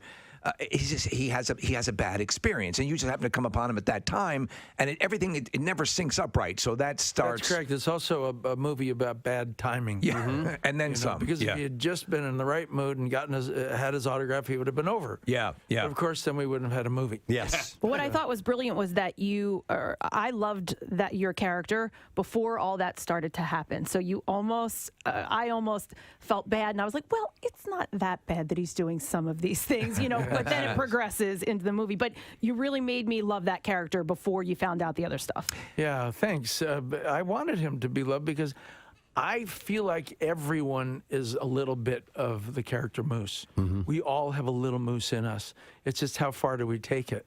And if we didn't have Moose in us, how would we be, ourselves to create an effect on others? Yeah, I might be in your plane later. Well, Hunter Devon Sawa, is that the actor who's playing Hunter? Correct. Yeah. So again, nobody's all that awesome in this. Everyone's got, even his friends or quote unquote friends are not that good as far as friends. And I like that because that's sort of real. But I like also the peek into the side of the people who are out on the street who make money. You're dressing up as a Bobby, to pick up some money, and there are these things going on in that world that sort of for some reason Hollywood, when depicted in a seedier fashion, always appeals to me. It's like a Raymond Chandler sort of. Well, also maybe that's a bit of the truth. Yeah. But in a way, that's sort of, that's almost sort of enticing too. That bizarre aspect. Yeah, I love how L.A. is depicted in this film. I think it's very real and tragic almost. I thought in watching the movie at first, and now seeing you today, I probably know it's not the case, but I thought maybe you would cut your own hair. For the role? No, it was really cool because I said, when I loved the script and wanted to do it, I said to Fred Durst, what do we do about how he looks? I mean, the Hawaiian shirt was an obvious kind of choice. There's bad shorts and bad sneakers and all that. But I said, what about the hair and the look? And he said, well, what do you think about mullets? And I said, I don't know. It's overdone. And he said, well, there's a lot of different kinds. Would you care to look? So I looked on the internet, about 100 different types, and boom, suddenly there was this dude with the exact haircut Moose has with glasses. And I texted it to Fred, and I said, I found the look. I found it. And he said, I agree. This is the right way to go. I have to tell you, I was at it, and when I saw this character of Moose, I've told you guys this story. I was at a convention one time, one of these conventions. I am a real fan like this, not Moose level, and Adam West was there, the original Batman. Man, so everyone's Adam there. West. There was a guy who looks exactly like your character in this knapsack, the whole thing, the backpack. With about 50 cans of Fresca in that thing, and that same sort of delivery, and you work on this character with that, Mr. West, and he's sort of that thing, and so your heart sort of that this is not just a hobby, it's his life. And there is a difference. There's the professional fan that usurps signatures and sells them, right? And then there's the guy that ain't selling nothing, and is going to keep it, and that's Moose. Moose is not getting rid of any of his memorabilia at all. So how do you detect the difference? I don't know. Yeah. But definitely there is a difference. And you're known to be fan friendly. When the opportunity is right and that person does approach you respectfully. Respectfully. Do you know what you're giving them? I would think, this is a very special moment for them. Absolutely. And I grew up being a fan, so I understood. Right. And I remember a very famous movie star who will remain nameless, but he kind of, just discarded my. This is before I was famous, and I decided that if I ever became famous, I would never do that. So I lived by that motto, But again, how do you navigate the line of privacy and? Yeah, it is a tough line because, and again, with people who approach you, and we always think in that. Listen, we're on local radio, but whatever the stories, if somebody comes up. it's every time the edict is you shake hands, you say hi, you do the deal, because that's an important thing. And sometimes as what happens with Hunter, the star in this, he lets his life cloud his remembering, because it starts off with a quote from him, "I'm nothing without my fans," but he doesn't abide by that. Well, sometimes there are good people that are bad celebrities. Yeah. Let's face it. Right. So my cure to that always has been, don't go out unless you're in the mood for it. That's good. Good rule. Yeah. Are you in the frame of mind if you go out to dinner to be interrupted, bothered, whatever, take pictures? And if you are, go out. Yeah. If you're not, that's just part of the very small price you pay for this glorious life that we have. Well, case in point, in 1996, you met a nice 21-year-old young man in Beverly Hills, California, and I had a job at the time where I was driving around cars for Enterprise Rent-A-Car in Beverly Hills, and I saw you, and the only thing that I could think to say was, "Oh my God, that's John Travolta," and you came over and you looked me in the eye just like you did 10 minutes ago and shook my hand and said, "Hi, it's very nice to meet you." And then you went about your day, but you couldn't have been more pleasant. And I've heard countless stories of how kind you are to people, and it's not hard to be nice. And I think people just lose sight of that. It's really easy to just be a decent, nice person to everybody else. Let's face it, what you resist, you become. The more you withdraw from it, the worse it gets. So just, own it. Yeah. By the way, I want to tell you, on the shaved head thing, I endorse it 100%. You look good. There's a movie that I love of yours. A lot of people are not familiar with it. They should be. It's From Paris with Love. Oh, hell yeah. And damn, you are the baddest badass in that movie. Preston, this movie will rock your world. And John is amazing at it. Who's the director of that? That's the guy that did oh gosh, you've tested me now. Yeah, he's great. He's done a whole bunch of stuff that's similar. Fantastic. But did you enjoy making that film? I loved it. Yeah. Because they were demanding stunts and action that I've never, had done before, and I had to do them myself. And I loved the badass character. He was just whatever. He was bold. Yeah. Pierre Morel, is that it? Yes, there's some. Morel. Yeah. There you go. Thank you. Well, I looked it up. You've saved me. What would you prefer, stunts or dancing? Dancing. Come on. Any day. Well, did Pitbull inspire? Yeah, he's my buddy. He's your buddy. You're in a video of his. I love my Pitbull. He's. I met him 3 years ago just to reach out and tell him, how much as a fan. Right. And then he's such a brilliant entrepreneur. He got thinking about it, and he said, maybe I should have put him in one of my videos dancing, because nobody's dancing very much anymore. Right. He does, but nobody else really. So I thought, well, hell, I'll join him. And I think Christopher. I'm sorry to interrupt. I think Christopher Walken has danced in every single movie, even if it's for just a quick shuffle step. I think in every single role he's ever done. Got a Broadway history. Music. Yeah, and you danced with him in Hairspray. I certainly did. Yes, he played my husband. That's right.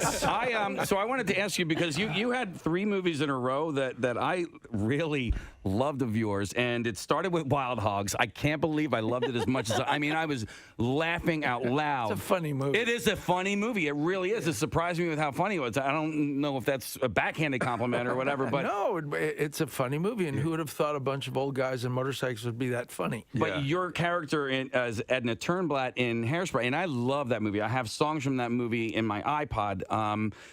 You Can't Stop the Beat is a really, really great song. Great. Yeah. And then followed by Bolt. And speaking of songs, he's not kidding. I'm not kidding. I have I Nearly Lost You. It was a duet that you did with Miley Cyrus. Yes. I have that on my iPod. Do you really? I do. And I thought you sounded great in that. So this is a long diatribe. But what do you prefer, singing or dancing? I'd still prefer dancing, but I enjoy singing because I did both as an early professional.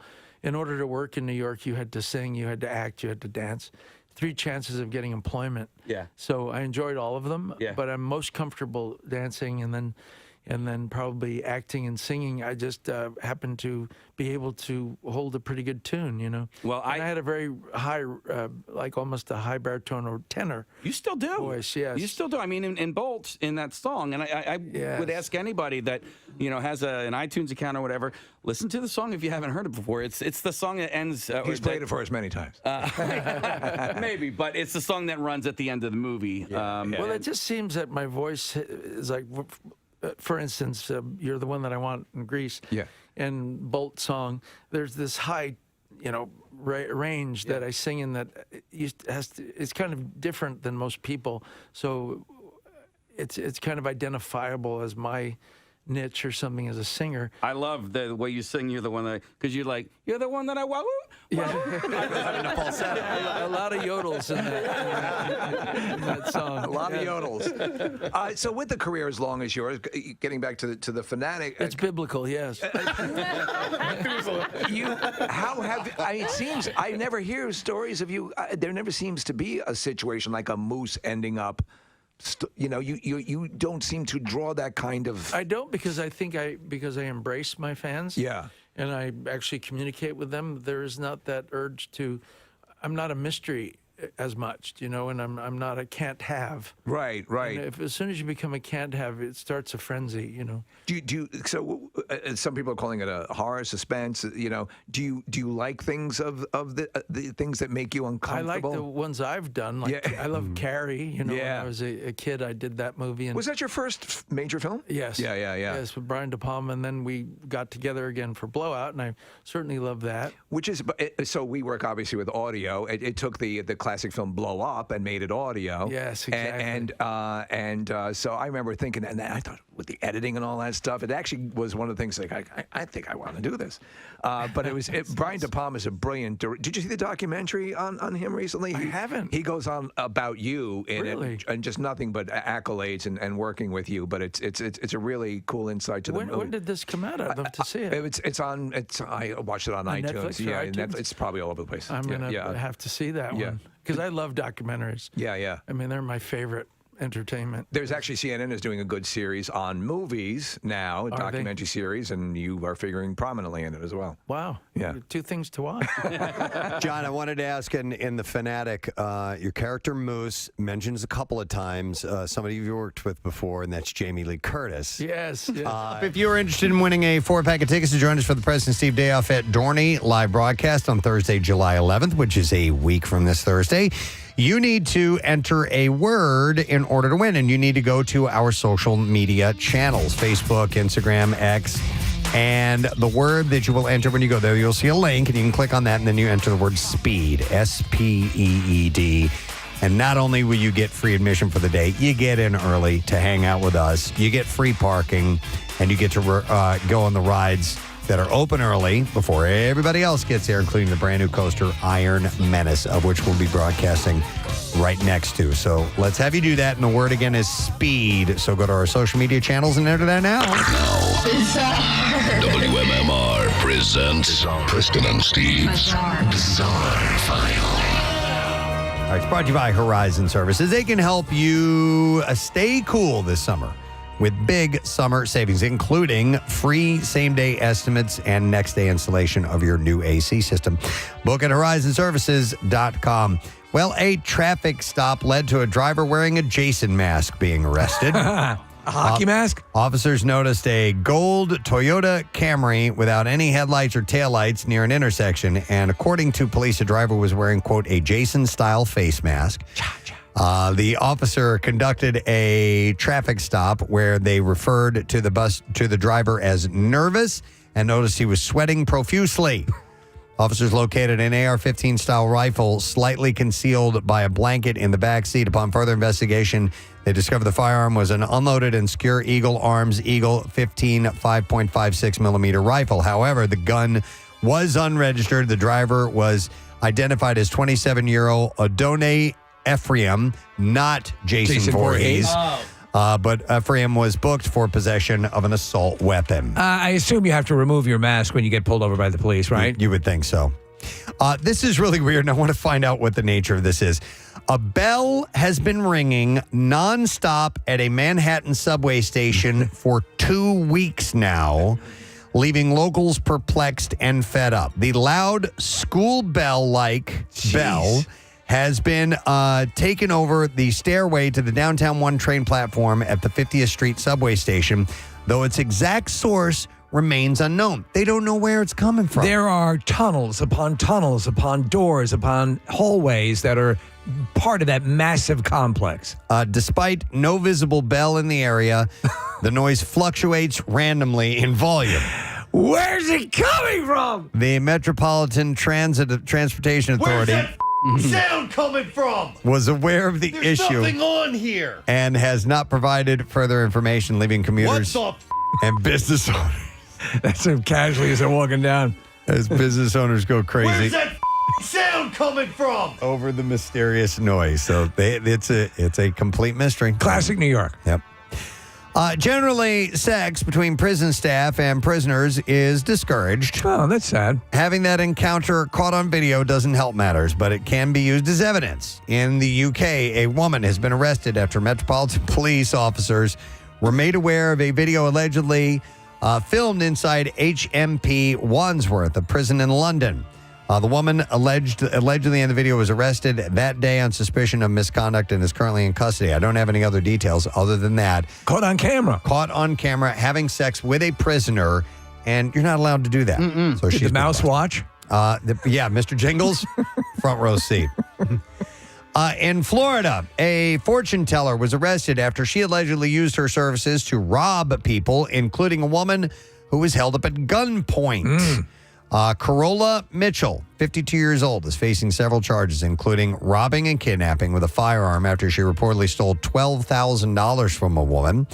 Deputies said Mitchell went to the victim's home and asked her where she could buy Mexican food and if she could come inside for some water.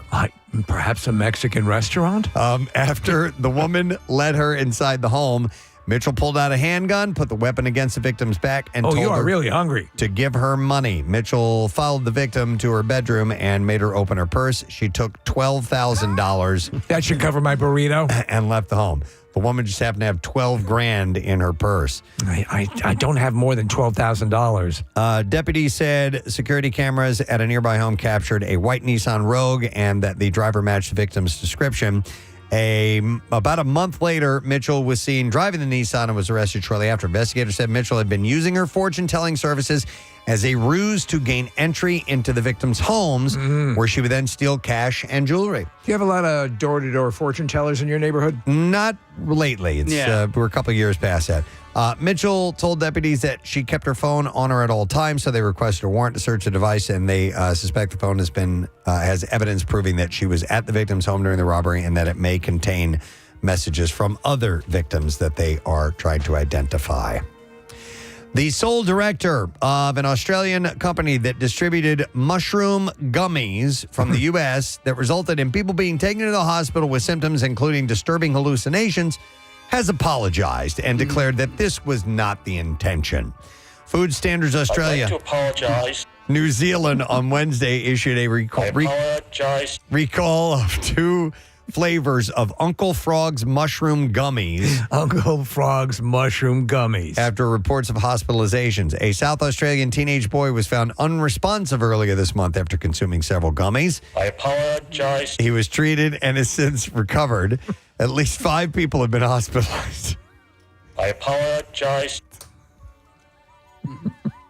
After experiencing unexpected toxicity when consuming the cordyceps and lion's mane flavors of the gummies. And the packaging on these things looks really shady. It does, yes. All right, and then we'll do one more, and then we will wrap up.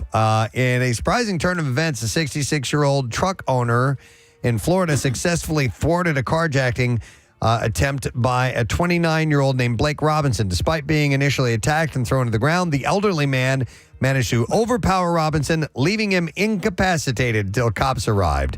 He effed around and found out. Yeah, I saw. There's footage of this, right? I think I saw it. Oh, I don't know. I didn't see the footage. Sheriff Wayne Ivey called the incident and recalled the incident, joking how the would-be thief got his, quote, punk butt whooped by someone twice his age. Robinson now faces serious charges, and including felony battery against a person over 65, attempted burglary with $30,000 bond set for his release from the county jail. Yeah, that just happened, bitch. And that is what I have in the bizarre file for you this morning. Let us take a break, dear friend. We will come back in a moment. A reminder that today is indeed Tattoo Tuesday, so if you have not entered it yet, make sure, or if you've not sent it over yet, text the word tattoo to 39333 because we're going to give away a $350 gift certificate from Floating World Tattoo and Piercing at 1729 South Street in Philadelphia. We'll be back in a second. rules. I got a kick out of hearing that because I'm sure you guys are friends or have been over the years, and maybe it's been a while. But has word gotten back to her that, or have you heard from her that she's mentioned in that? Not yet, but soon. Soon, I invited her to the premiere, so maybe she'll learn that. I thought, was that Fred's idea to include that, or did he write that in? He wrote that. All the dialogue is. I improvised quite a bit, but all the primary dialogue is Fred's. Okay. Because it seems. But I was reading that he was working with you, sort of. Asking questions to Moose to incite responses, so that you started to think. Well, that's in that the actor, and Fred he's a really terrific actor as well as a director. But he's the only director I've worked with that actually could do this. But he would legitimately improvise with me as Moose, and it got me in the frame of mind. And then I would go to each department. I go to the lighting department, the wardrobe, the makeup here, and I'd be in character, and I'd have them ask me questions. And it was like a juggernaut. And as soon as Fred sensed that I had arrived at the Moose zone, the Moose zone, boom, we would do action. That's cool. And it was a very, very great way to. There's nothing better for an actor to prep than for someone to ask them questions about them. In the character. In the character. So to think in the character. Is that classically what we would refer to as method? No, I'd say it's a method. Okay. I don't know if it's the classic method because it is more about reliving past incidents and things. I think this is. And you never had a mullet. And I never had a mullet. But I do think that assuming the beingness of a character quickly is where you want to be when you do a role, and it helps you to be that when you're asked questions before you go on. Sure. It's nice. You didn't have a mullet, but you did have long hair in Pulp Fiction, and I get you in my phone fairly frequently. When I'm when I'm running late to the gym, my trainer will send me a text, and it's just you doing the looking around me gif in Pulp Fiction. In that role, you played such an interesting character because you're lost a lot of the time, and you're in this haze, but you're also in this like euphoria. Where did that come from? It's a very good question because he's a hitman, but he's also what they call a chippy, a weekend heroin addict. And I thought, well, I have no reality on that. I'm gonna have to find out. So I interviewed several heroin addicts and asked them about how they felt. And then finally one day I said, look, I'm never gonna do it, so you have to help me understand that feeling. And he said, okay, well, I really can't, but if you have to know the beginning of the feeling, is get really drunk on tequila and lay in a body of warm water. And he said that little bit of feeling is the beginning of that. Did you do that? I did that. And of course, when I'm not a drinker either, but when I did it, everyone I knew wanted to join me in the experiment. Oh, that sounds cool. When are we doing that? Wow. Okay, we are doing my character study together tomorrow night. Man, that sounds like fun. I want to do that. It was fun, and then from there I grew, and then with the descriptions that they told me, and I was able to design it. But that's even Quentin didn't know all the time what I was doing because he just trusted me. He said, John, well, I don't why he's walking that slow, why he's talking this slow, I'll figure it out later. But he let you go? He just let you go? He just let me go. Wow. Because I think the great ones do that. Brian De Palma and Quentin and Robert Altman and Mike Nichols, all those guys I worked with all had that one thing in common. They hired you, you're 90% there.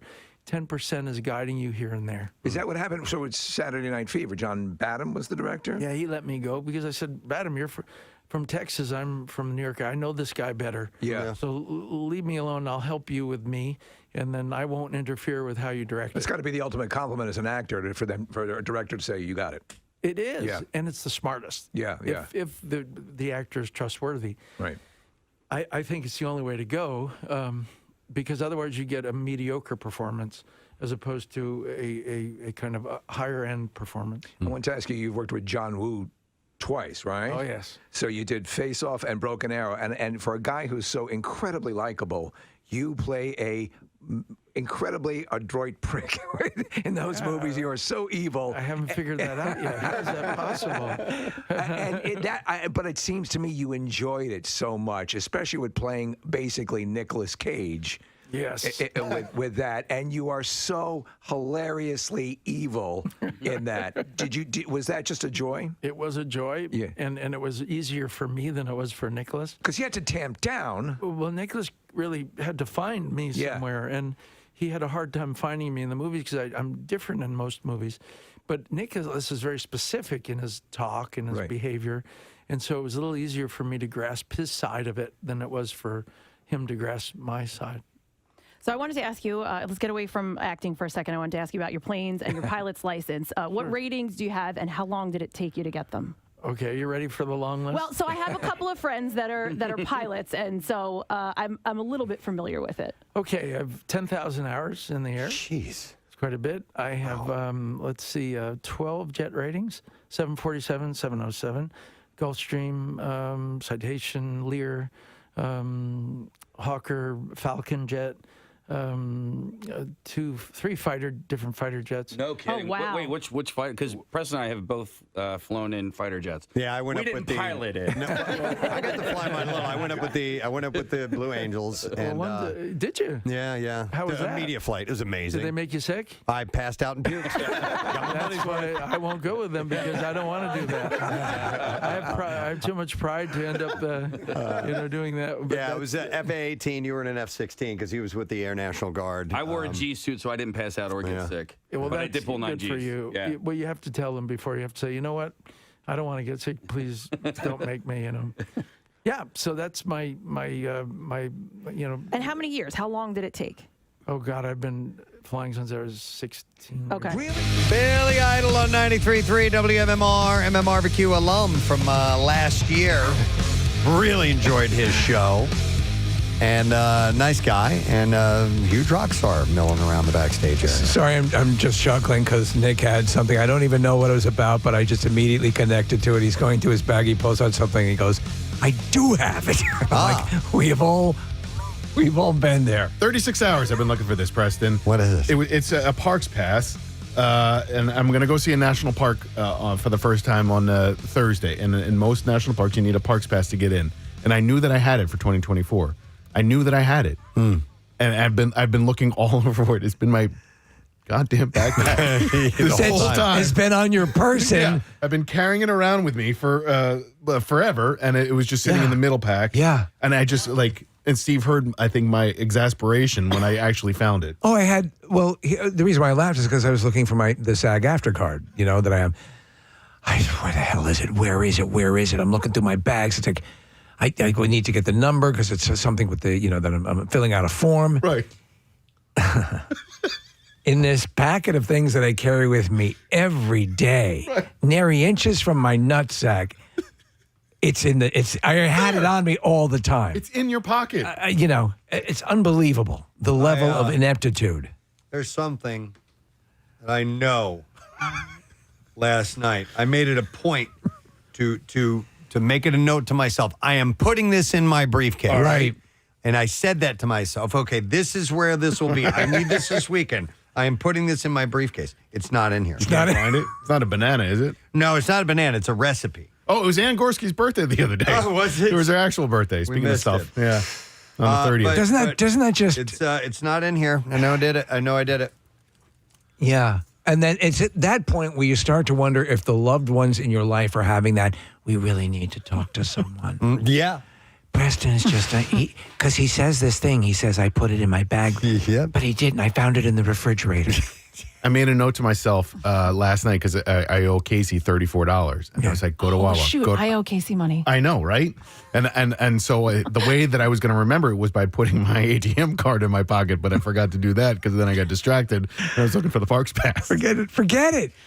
By the way, when you owe Casey, he's recording something. When you owe Casey money, he will never remind you that you owe him money until 5 years later. And he's like, hey, you never paid me that $20. I know. You all owe me $34. I just said that. And I forgot to get it this morning, even though I stopped at Wawa and was at the ATM. Oh, right. But There's I put 40. it back. I don't want to rub salt in the wound here, Case, but I understand that Nick used that money to buy Van Halen tickets. Oh, my God. Yeah, actually bought Van Halen tickets. Yeah. Wait, I forgot to 34? tell I you. thought it was 45. It was 45, but then Steve paid more than I asked to pay. So now it's And 34. so I just took that Well, off Preston of the top. just gave you 40. And he just so gave I'm me gonna 40. So take away. now Yeah, I between don't the care. yeah.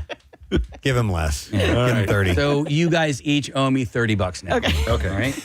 All right. Just ask Connor to leave at the 8th inning. I will. No, don't tell him. He knows. Oh, Hey, he knows, sorry. I got to go, guys. I got to get this. Good luck. Yeah, stuff out of my. It's going to be fine. Uh-huh. Okay. Yes. All right. Are you leaving now?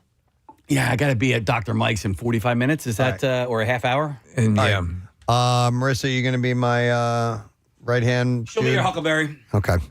We're going to ask today's lesson question. We're going to give away a pair of tickets. Case, can you wait and hit the Yeah, little I'll wait. sound I'll effects wait. there real I'll quick? be here for this. Because that's all right. Yeah. I got All right, you, boo.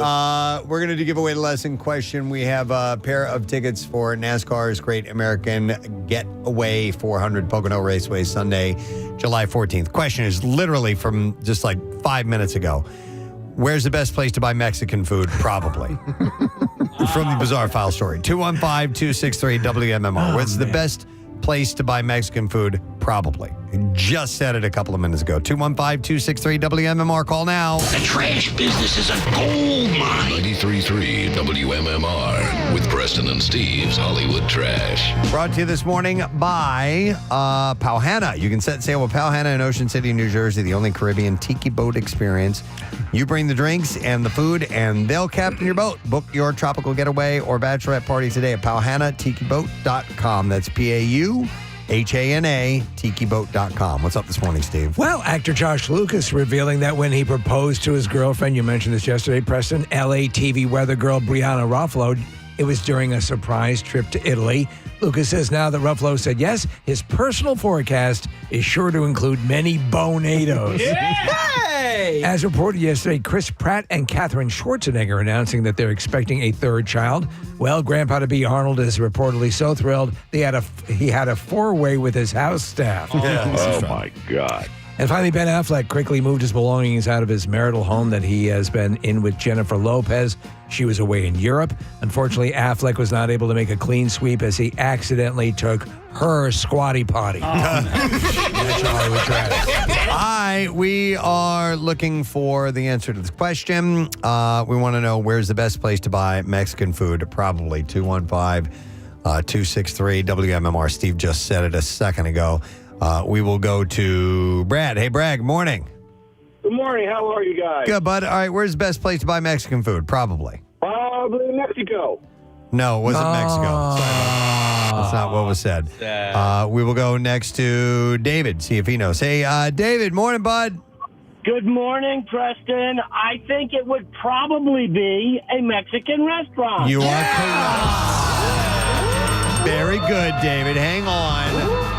Got a pair of tickets for NASCAR's Great American Getaway 400 at Pocono Raceway on Sunday, July 14th. NASCAR weekend returns Pocono Raceway July 12th through the 14th. Tickets at PoconoRaceway.com. Nick, can you pull up the text again real quick? Because talking about something that you can't find. I did like this response. Somebody had said, because Nick was looking for this thing for a while. It said, hey, Nick, at least you didn't use your phone to try and find your phone. Oh, my God. Don't ask. I like the sound of that. Yeah. All right, let's do music news. Now, Preston and Steve's Music News on 93.3 WMMR.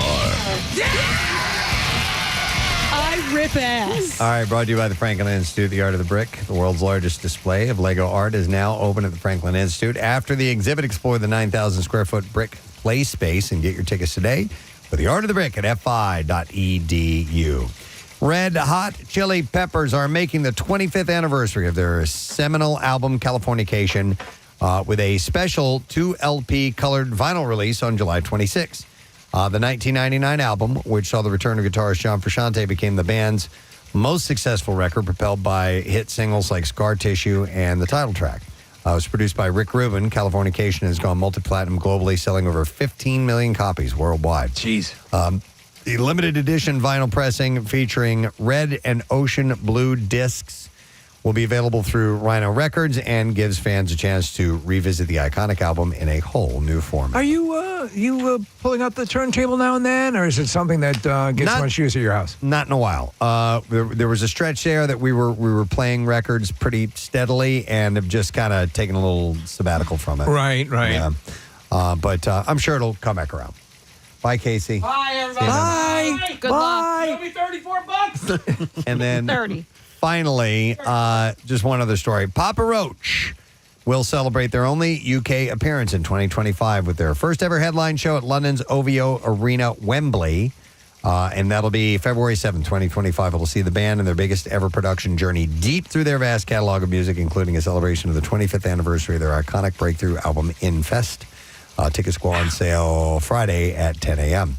The band has also announced that they will be partnering with the suicide prevention charity campaign against living miserably, or CALM for short, who are fighting to reduce the devastating impact of suicide in the UK, and there will be a $1 donation included on every ticket. We had recently talked to Jacoby and to Chris. God, I'm very brain fart. Who were we talking to that day? Oh, Chris Daughtry. Chris Daughtry. Thank you, Mercy. Yeah, but Jacoby was very. This is a passion project of his. Yeah. He And at was one really- point had thought about taking his own life, so it's near and dear to him. He's a good advocate. And they've had other people that they've known that have taken their own lives. Jacoby said, the UK has always been special to us, so we wanted to celebrate this music with you all in a big way, and I can't wait to step on that stage. So they are playing that show. A little light on music news. That's all I have for you today. Oh, it's good, though. It's good music news. We're going to take a break. We will return. We'll find out who is going to win our Tattoos Day prize for today, and we'll get the second letter of 3 for our Word of the Week prize when we get back. So do not miss that. We'll return in a second. It blows my mind when I see a shot of you sitting in the cockpit of a 707. I mean, because I know my litmus test has always been, if you've ever locked your keys in your car, you shouldn't be a pilot. So but to me that it requires such a skill set and an attention to detail. And you just legitimately, we know about like David Gilmour as a pilot, and there are a lot of people just love it. I'm thrilled with the notion, but I would never do it because I know my own limitations.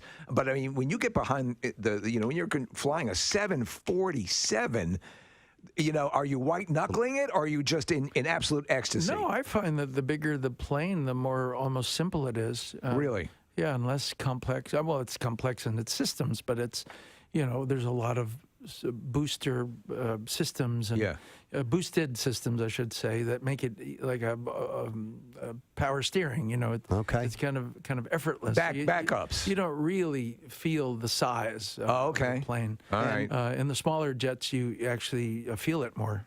Would there be enough room for me to lay down and cry? Because that's all I have. Yes, you can lay down and cry. Being famous, you have a lot of people have the privilege of having private jets and being flown all over the place. When you do get into one of your jets or something, are you flying it? Yes, for the most part, unless I'm tired, and then you shouldn't be.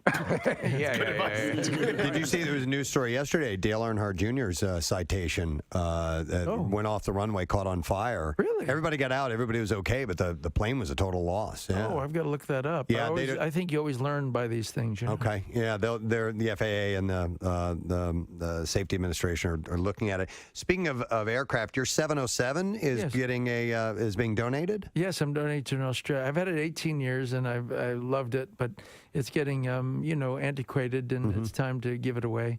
So I'm donating it to an Australian museum. Was this the one we heard? We were talking to Olivia Newton-John, and she said that she had never seen Grease, and you had her and her husband. Yes. Come on, or his husband had never seen. He had never seen And Grease. you actually went on the plane and watched it. Correct. Yes, that is correct. I said, if you're going to marry Olivia Newton-John, you better see Grease. Oh, that must have been so much fun.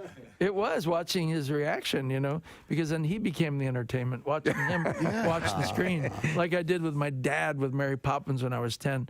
I wanted him so badly to see it that I watched him the whole movie, watch the screen. There was a screening of Grease last night at the Mann Music Center, which is this great venue in town, and the Philadelphia Orchestra was there to perform the soundtrack, and they just do a phenomenal job of accompanying the live music with the movie, and people were just going nuts for it. I mean, the movie's nearly 40 years old, or maybe it's 40 years old at this point. It is, and it is a phenomenon. It's really interesting to see how each generation embraces that film.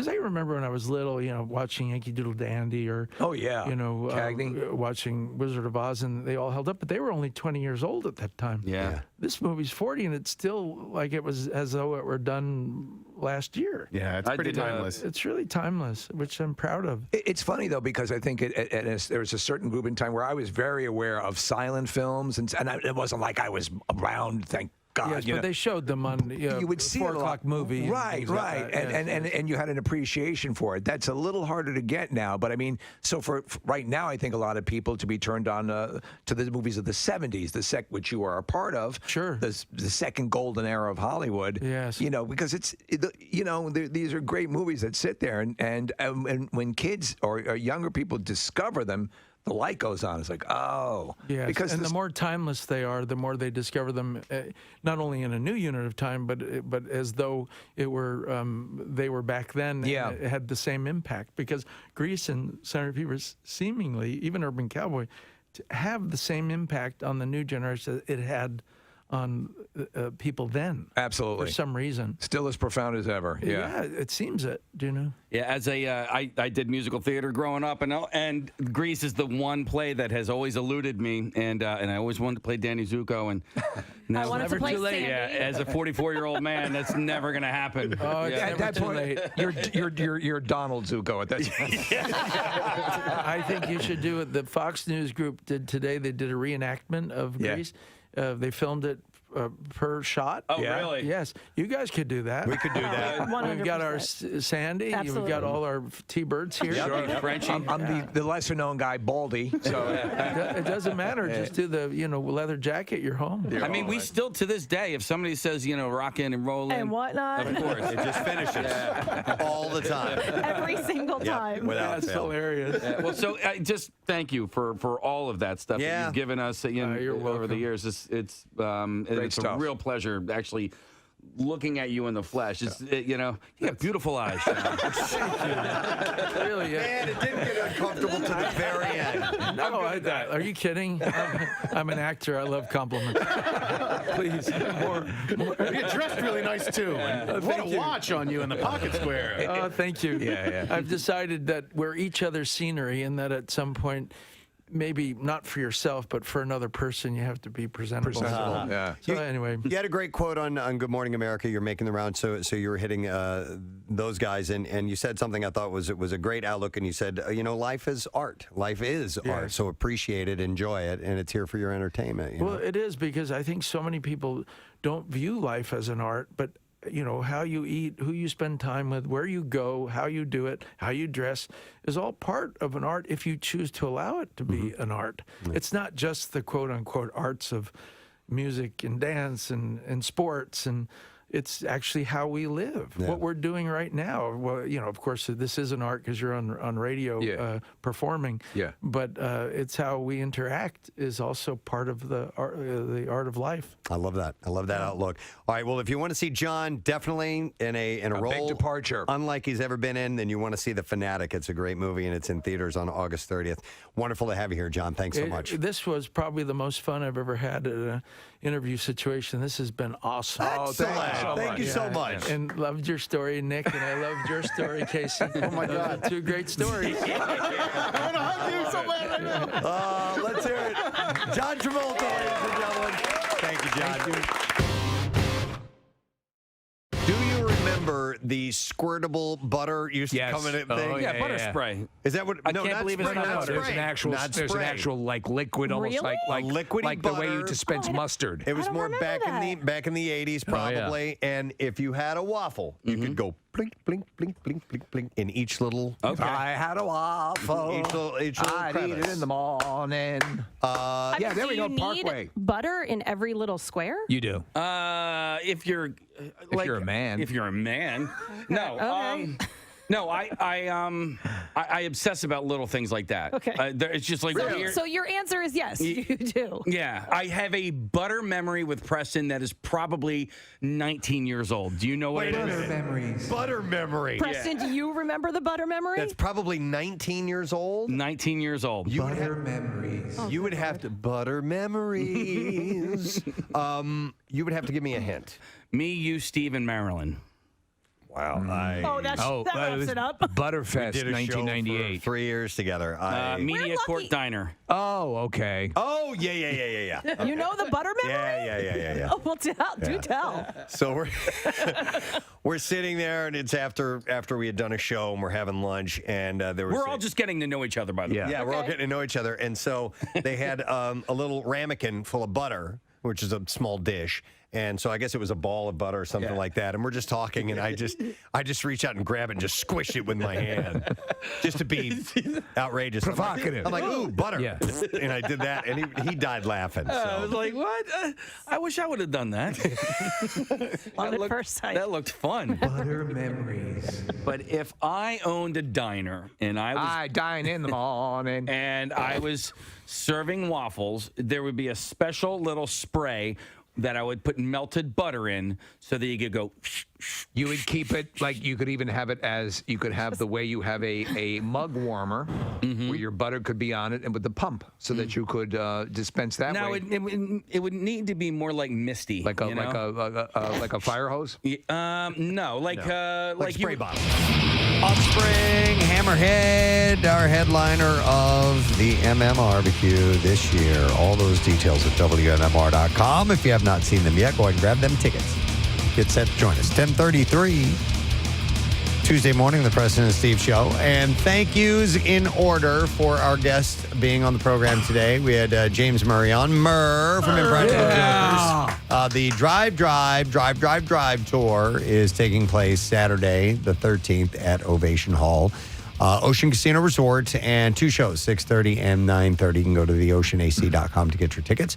And then we had actress Elizabeth Mitchell on the show. She played Juliet in Lost. And in this movie, it looks like it's going to tear your heart out in a good way. It's called Possum Trot, and premieres in theaters on July 4th. So it should be pretty great one to get out and see. I would like to, it's Tuesday, so we need to do our Ted Tuesday winner. Casey steps out. You don't have to play the music, Marissa. It's all right. We don't know where it is. Casey knows where all this stuff is hidden. But I would like to congratulate Jessica Landry of Essington.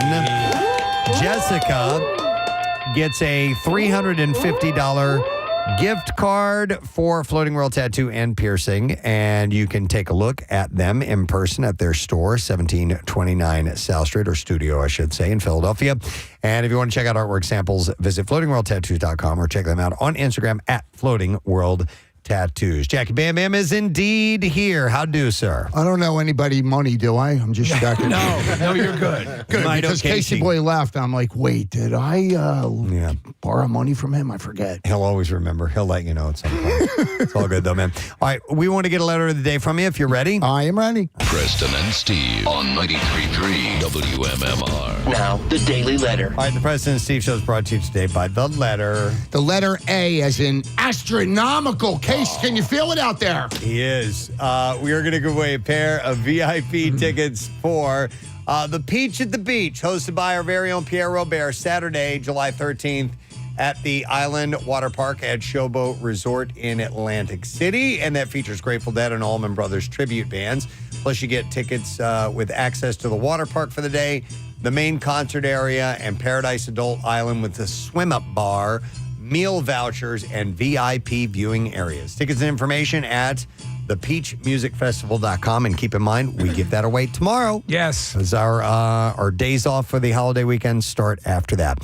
Jackie, what is happening on your program today? Well, you just mentioned that Peach show that Pierre is hosting. I just got off the phone with the president of Live Nation, Gordo. It's the Eve of the Eve of Willie Nelson. I'm hosting that, and I'm super excited because I think, fingers crossed, I'm going to have Willie Nelson wear my Mummers hat if all goes as planned. Dude, that'd be sensational. I know, yeah. I'm super Have you ever excited. interviewed Willie? Not Willie, but Mickey Raphael, the great harmonica player, many times. As a matter of fact, he was just in town during Chris Stapleton a couple weeks ago, and he called in. He's like, Jackie, I need an Uber. I'm like, who is this? He's like, it's me. I'm in town. I'm like, what are you doing in town? So, yeah, I'm super excited. July 4th, we're going to spend in Camadelphia. It's going to be a great one. Excellent. All right, anything else you want to hit? No, we got the double shots. We got the workforce blocks. Foreigner celebrating the 43rd anniversary of the album 4. We'll get to that. We got a concert warm-up. Speaking of, Joan Jett, Alanis Morissette, Girl Rock at our FM Center tonight. We'll track through a couple of them songs, get you all ready. And the prize golfing, we have Daryl Hall, Elvis Costello, and Charlie Sexton coming in, and man, we'll give you a chance at winning those tickets. All right, love it. Thank you, Jackie. And I want to thank our sponsors, Preston and Steve Show, brought to you by Dunkin'. And the Preston and Steve Show runs on Dunkin', also brought to you by Acme Markets, fresh foods, local flavors.